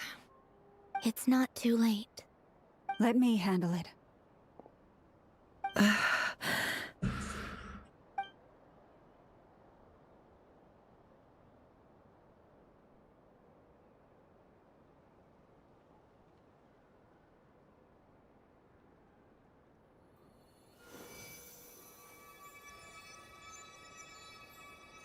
Miss Nefer, it's not like you to lose your composure. That was the most reckless thing I've ever seen you do. Reckless how? The situation was critical. Our lives were at stake. We had to do something. Even so. Okay. I guess you're right. Under the circumstances, it was a wise decision. You traded your eyes for an incredible victory. In business terms, I suppose that's a huge return on investment. I'd be hard-pressed to argue otherwise. Still, I don't like this outcome, and I don't want you to lose your sight for good. People suffer when they make sacrifices they shouldn't have to make, whether that means faith, strength, or in this case, your ability to even see. I had hoped you could win without sacrificing so much as a single hair on your head. Thank you. Really. All done. Oh. Don't try and open your eyes just yet. We'll see how you're doing in a couple of days. Until then, please follow your recovery plan to the letter. I'll send full details through Yehoda. For now, just get yourself home, relax, and rest. My dear friends, we have fought bravely and achieved a spectacular victory. A dark cloud has been lifted from the skies of Nod Krai. All in this land will be grateful for what you have done. The moon will remember this day. Thank you both. But is it over?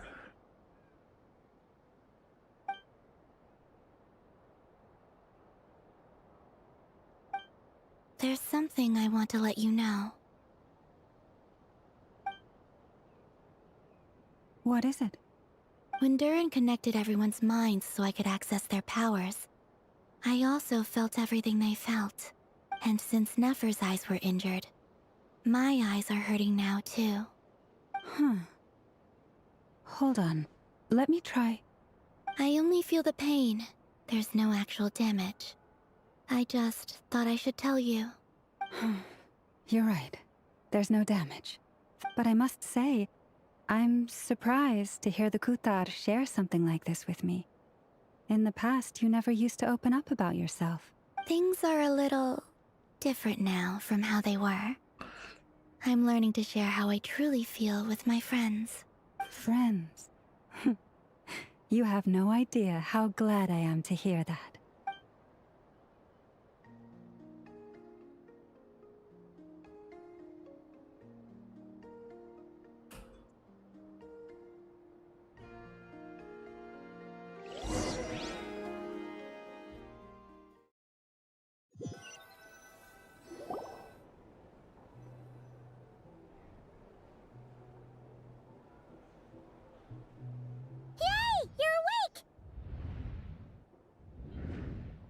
How are you feeling? Any aches and pains? Did you sleep well? I'm doing all right, Paimon. No need to worry about me. Phew! Well, that's good. Paimon's been sitting on the edge of the bed worrying about you for ages.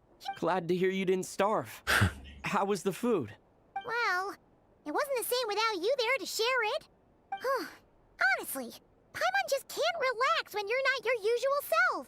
Well, I'm back to normal now. Oh yeah, and Albedo swung by earlier. He said to tell you to head to the tavern when you woke up. He also dropped off some medical supplies, but you seem fit as a fiddle, so if you're feeling up to it, let's head over now.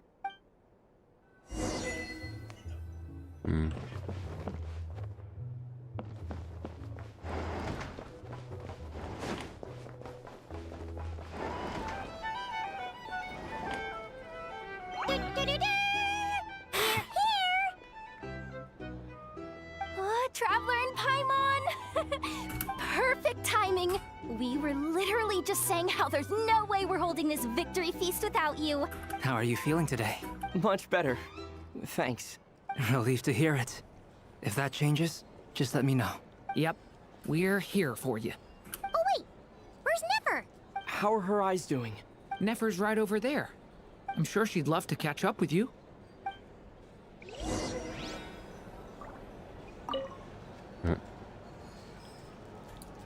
Oh, it's a repeat. We're here! Oops. Oh, Traveler and Paimon!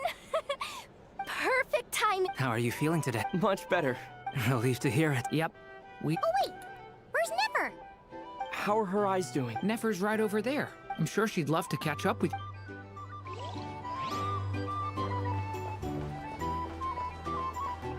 Yippee.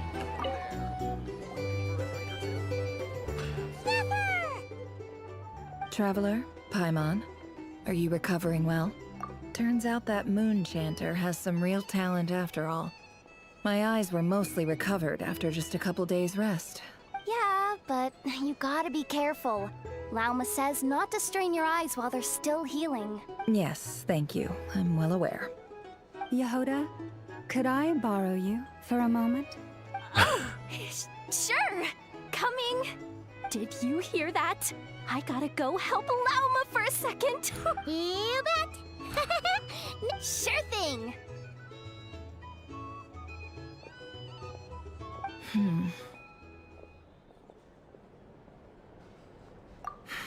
The Raker of Solnari. Kind of a snake, don't you think? No, definitely a snake. A poisonous one who spewed his venomous hatred everywhere. Anyone who seeks revenge out of hatred for other people has become a snake. Perhaps.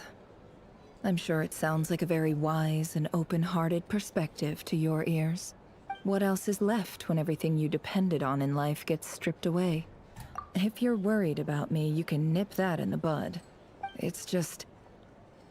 I suddenly feel like I was wrong to call my father a liar. He was just a fool. That's why the Academia turned their back on him, and why the other tribes ganged up on him. Oh, Father. How much better things could have been if you were a skilled liar. Look at the Ibis King. Thoth is a fiendishly cunning liar.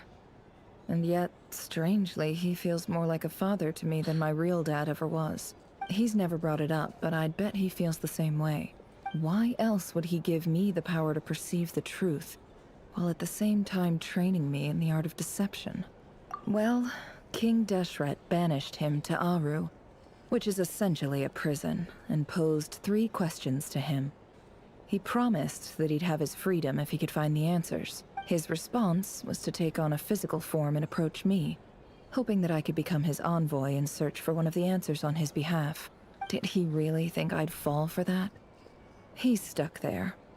He can't make me return what he gave to me. So that's enough for you to decide he's nice, is it? He's a prisoner, and he was scared. He lives in fear because he's a deceiver. How is Rerir any different? You can't work as a spy your whole life and expect a happy ending. It's preposterous. Yet I can't say I don't understand it.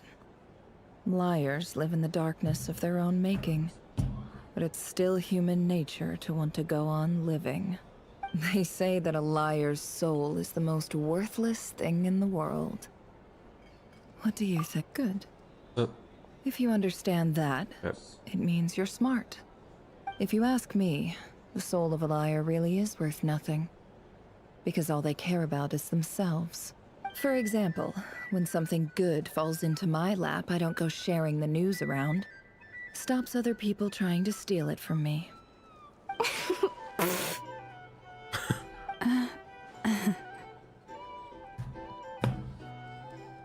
So be it. They have sharp ears. I can't keep anything from them.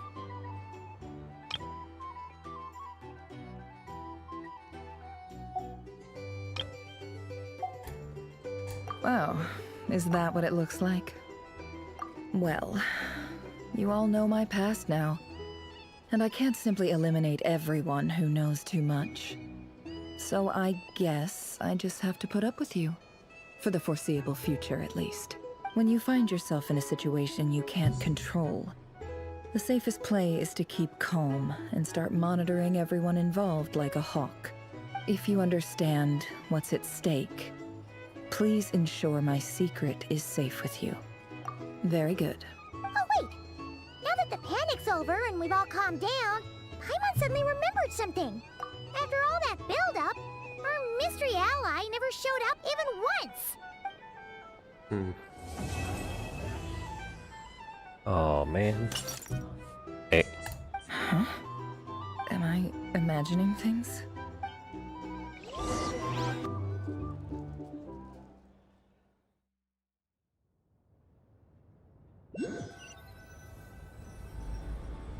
So, that close colleague who stayed behind with you? What's he been up to recently? Don't know, don't care. I get more normal human interaction from hanging out with Bosco too than him. Although, now you mention it, he hasn't bothered me in a while. I wonder if... If he's disappeared without a trace, it's the biggest gift he ever gave to the world. But I somehow doubt that's what's going on. He won't lie low forever. So we'd better stay on guard.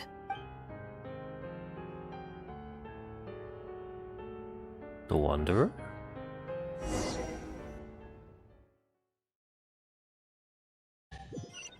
Scaramouche?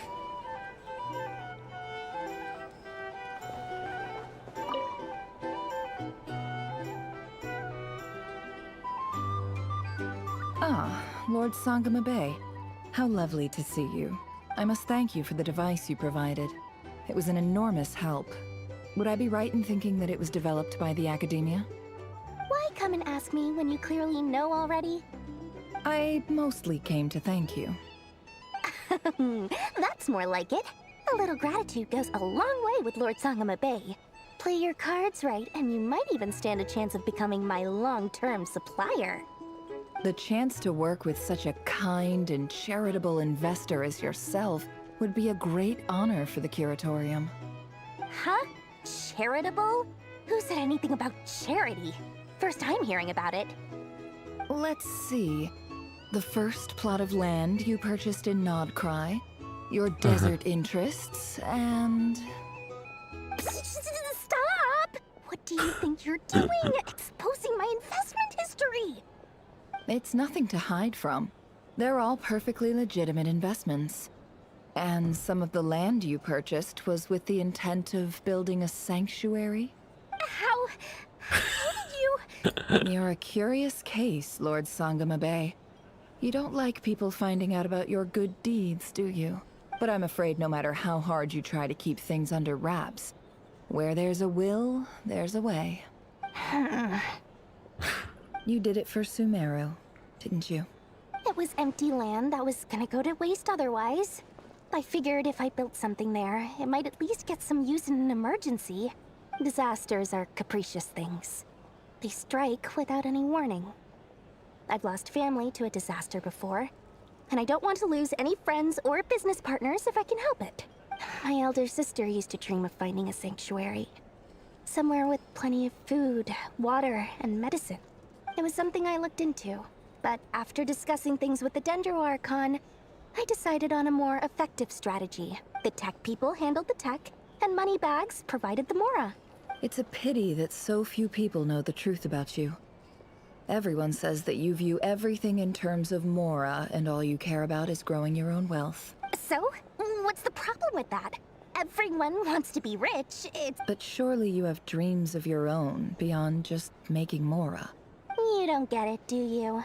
My dream is to invest in other people's dreams. Just thinking about it makes me happy. Thank you. For the device? And the pendant. Oh, that. I was just returning a favor. Don't... Seems like we've both been away from home for a very long time. Yeah. So long that I barely remember what my family even looked like. That would be your mother, father, and sister? Yeah, though it's been years since my sister passed away. It's not like I want to forget them, obviously, but Memory can be even more ruthless than the most calculating business person. My sister can't help me now. Slowly but surely, her face is fading from my mind's eye. Not everything will fade. When loved ones pass away, the beautiful memories are the ones that last the longest. Yeah, that's true. If you ask me, that's the one silver lining in all of it. Well, that, plus, I'm sure that life is much better now than it was back then. Oh, absolutely. I have tons of Mora, a big beautiful house, business is booming, and you've got a lot going for you too. Boss of the Curatorium of Secrets? I appreciate the vote of confidence.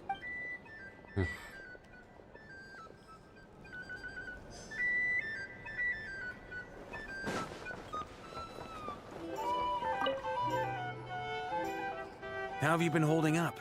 Any adverse reactions? If you start to take a turn for the worse... You don't need to worry about me, Grandmaster. I'm fine. I mean, I barely did anything, so... What? You played an indispensable role in the battle for Nod Krai. Sometimes, when people praise you, it's because you deserve it. The best thing is to accept it calmly and with grace. Let's do a quick demonstration. Albedo, that was an incredible feat of alchemy. The pressure was on, but you worked flawlessly at lightning speed to get the job done. Thank you. I can't take all the credit, though. See? Did you catch that? A masterclass in how to take a compliment. Okay, yeah. I did work pretty hard to help... Hey, you guys! Hey, look who's bounced back. Looking good, Traveler. Seems like you've recovered. Can I get you a drink? Huh? You know how to order at a bar now? Handling a drinks order is ridiculously simple compared to alchemy. Paimon believes it. You're clearly a fast learner. Just like, to be totally honest though, Paimon didn't quite follow all the details when you first explained the plan to us. Don't worry, that's completely understandable. Unless you're a student of alchemy, it's hard to grasp the principle and how the process works. To put it in the simplest terms, we saw how our enemy stole the power of Kuvaki. And that gave us the idea of stealing his power to turn it against him. When facing an enemy you have no hope of defeating, it's best not to engage them in battle. So, instead of looking for a way to overpower him, we decided to help Columbina get strong enough to at least stand up to him in a fight.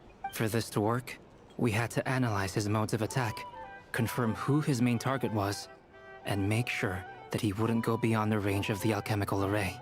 For added security, we prepared a total of 4 arrays. But the alchemical array absorbed his abyssal power. Then Durin processed it to render it usable by Columbina. That power enabled her to do what would otherwise have been nigh on impossible. What surprised me was that Dainsleif actually agreed to join us. Given his history with Rerir, he had every right to sit this one out. But we're extremely grateful for the decision he made. It must have been a painful choice to make. But I'm sure that making a decision was far better for him than staying in limbo. Absolutely. He was torn between 2 paths, but in the end, he made his choice and stuck to it resolutely. Anyway, however you cut it, everyone gave a stellar performance. And now, it's time to kick back and celebrate.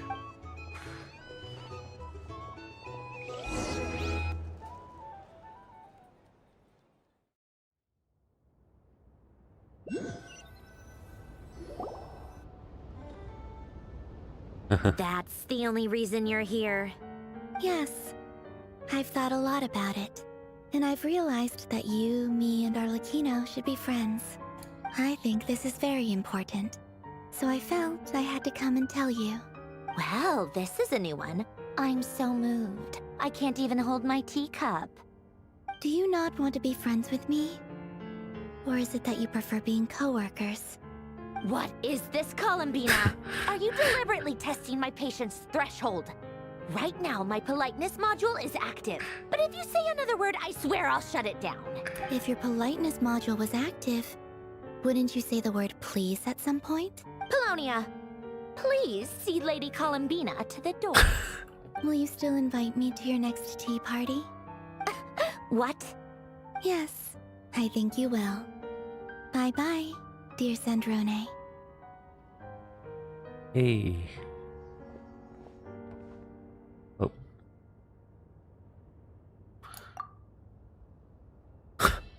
Last time, the Wild Hunt escorted you out. Would you rather I handled it myself this time? We just wanted to, see how you were doing now that it's all over. Why? Out of concern for my safety? I hope you didn't seriously think that the Rayhir of Solnari would be able to lay so much as a finger upon me. Mostly because you kind of helped us out, so we just wanted to check you were okay. Oh, don't you worry about that. Tea time is already a write-off.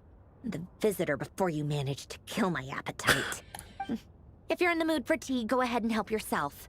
Otherwise, it's going to waste. My coasters are still missing in action, though. Use this notebook instead. Whoa! Pretty hefty notebook. You can ignore those. They're just dumb scribblings. I doodle and write in my free time. Sometimes I remember the distant, dreamlike past. Sometimes I imagine the far-flung future. And other times, I grit my teeth and note down all the crazy nonsense going on in the present. Trying to predict the future is like daydreaming. And writing about the present just makes me furious. The past is my favorite. If nothing else, it's already set in stone, so I don't have to rack my brains trying to figure it all out. Huh. Although, having said that, the only vaguely interesting memory in my past is probably that guy they call Lord Artificer. Who else? Pretty much all the mecha and Fontaine are his personal handiwork. Wait, are you saying you know him? I mean, I guess we were friendly enough. Yep. In fact, I'm probably the only normal person left who knew him at all. We used to chat occasionally back when he was still around. Before he passed away, he asked me to destroy all his manuscripts. I honored his request, but I did read through everything first before destroying them.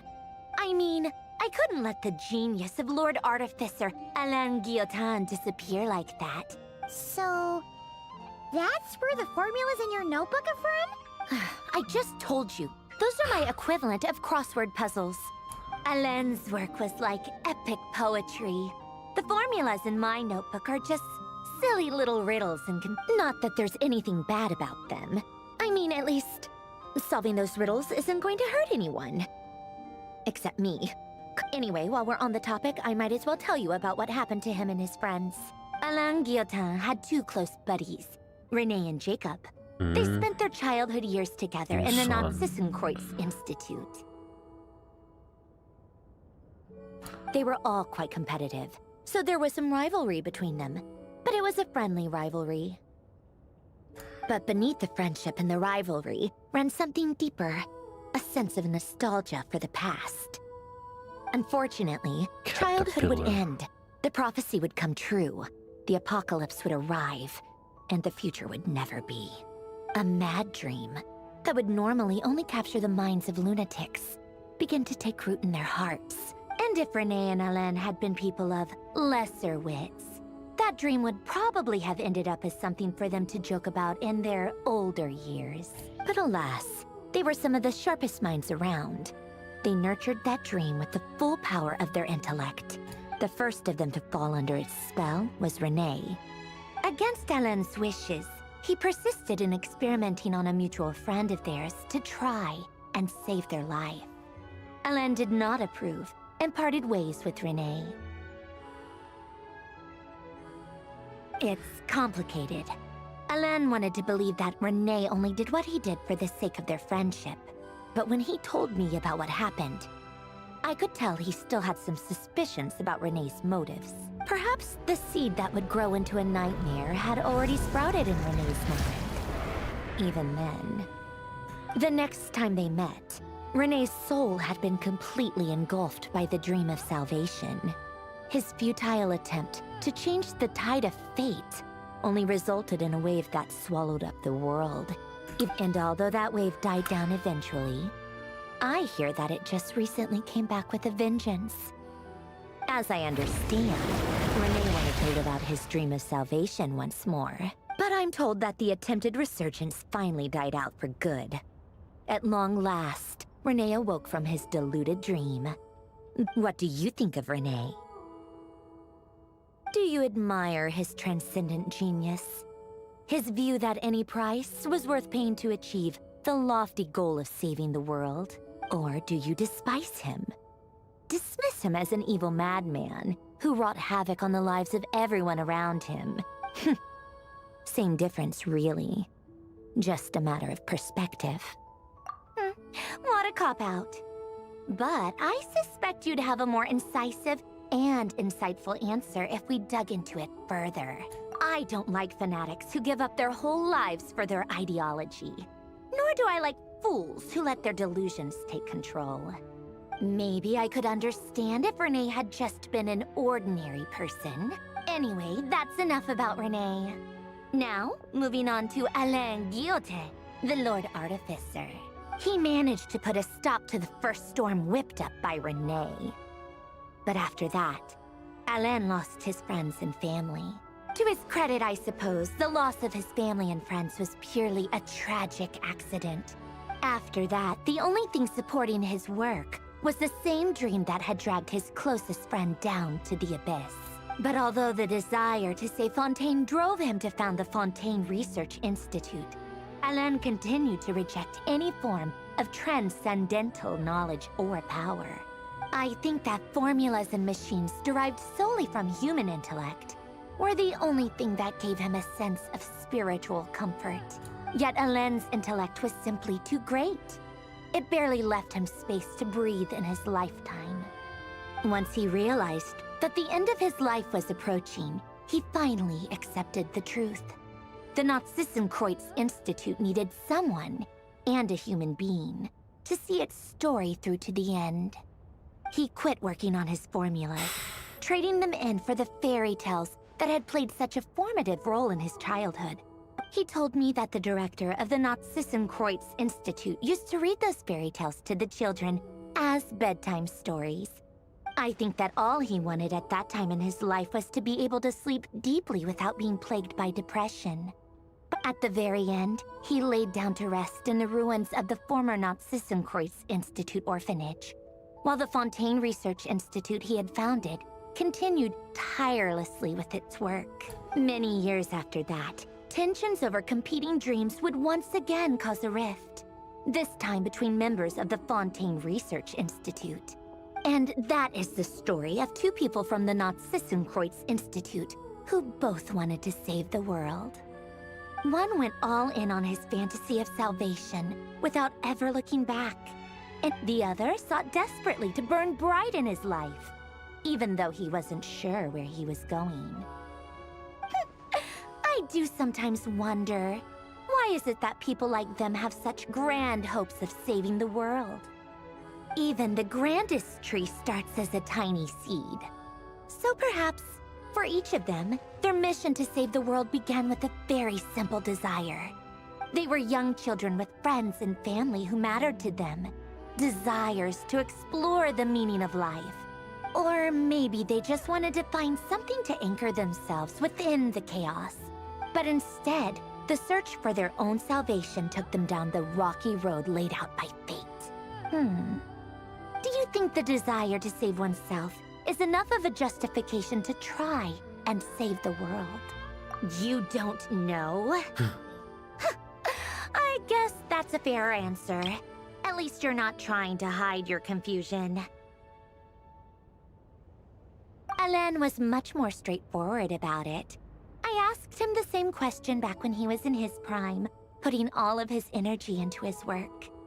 Yes, it's enough. That was all he said before getting right back to his work. He was always that way. All right, tea time's over. I owe Arlecchino a favor for telling me these stories. I'll have to bring a whole sack of gifts the next time I visit the House of the Hearth. I'm gonna go tinker with Polonia now. You guys can do whatever you want, as long as it doesn't involve interrupting me.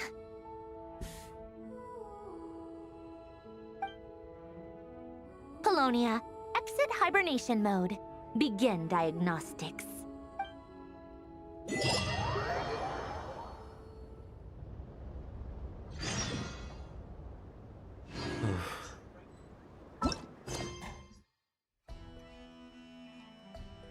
Very well.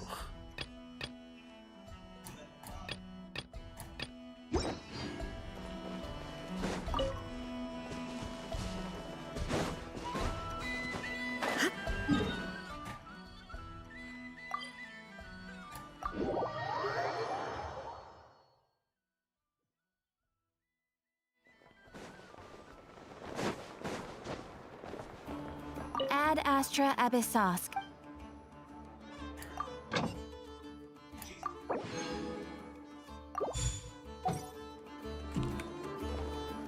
Let's see if there's anything. Right. Oh. Oh, I'm very confused. One is done. Another one this. How did we? Yeah, I was secretly left for a quest at some point.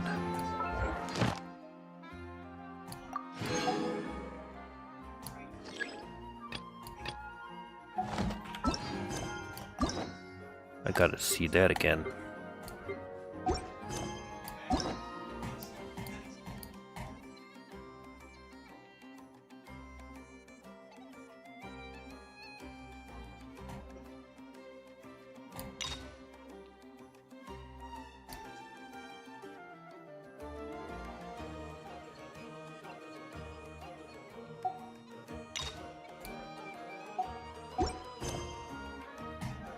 Wow.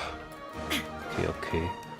It's like a 9 out of 5 moment. Let's see if there's anything new.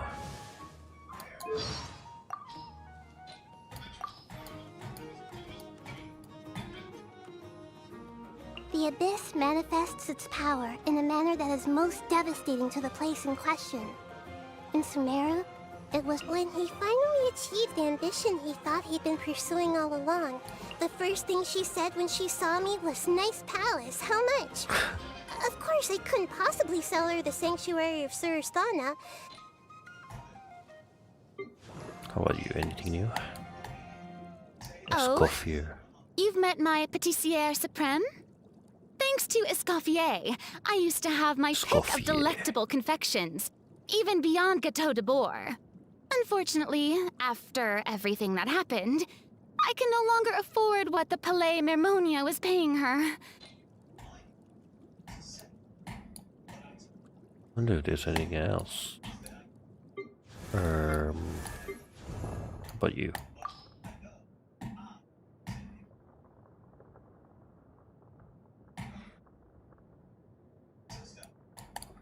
Oh well. Never mind.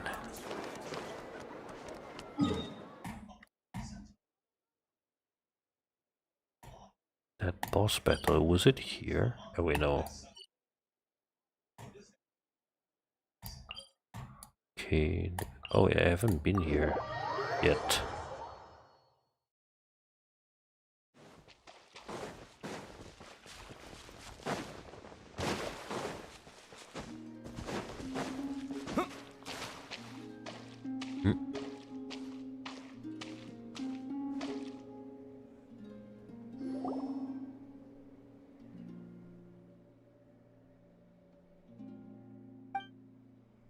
Looking for me? After sensing your arrival, I wanted to see how close I could get to you from behind. Because you had nothing better to do? Or... Is that how it seems? No different than when I was with the Fatui then. The Tsaritsa only sought the power of the moon goddesses. Take walks, watch the moon, sometimes sing. But I came to do that last one less and less after Sandrone forbade it. She didn't like your singing? No. She praised it, actually. But I had only recently joined the Fatui then, and she said my singing set the others on edge. Because, for those not in the know, it seemed like I was about to use some sort of power. Oh, huh. Paimon can sort of understand that. Oh, and there was another reason. She said she did most of her research at night, so if I sang during the day, it would disturb her attempts to catch up on sleep. So, I used to just sing outside her door at night instead. But still, she always chased me away. Get along? When we first met, Harlequino did seem eager to get along with me. She often showed up behind me without making a sound, like I did to you earlier. I too attempted to join in on the game. Eventually, I resorted to using Kuvaki and managed to give her quite a scare from behind. But she never played that game with me again after that. Yeah, Paimon doubts that was a game to the knave at all. What else?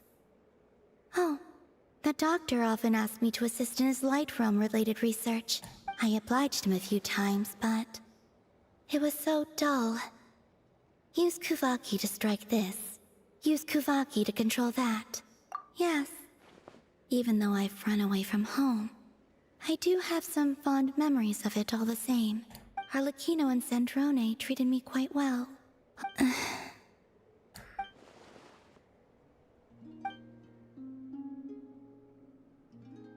Give me your hand. Rosaline taught me it's important to always express gratitude to others. So, Signora. thank you for listening to me. I believe that's enough for today. Whoa, that was sudden. Yeah, guess you're right. Well, let's not bother her then. Once upon...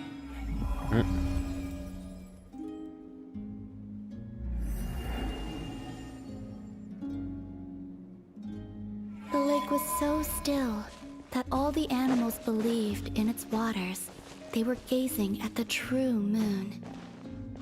But when they reached in to scoop out the moon, it would shatter to pieces.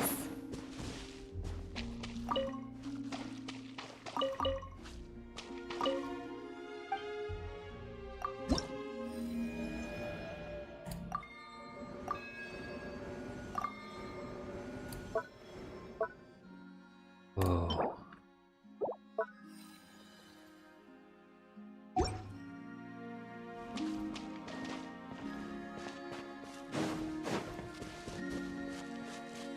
Alright, I think I'll just stop here. See how long I've... Oh, it's almost 10 hours. But yeah, I think I'll just stop here. Alright.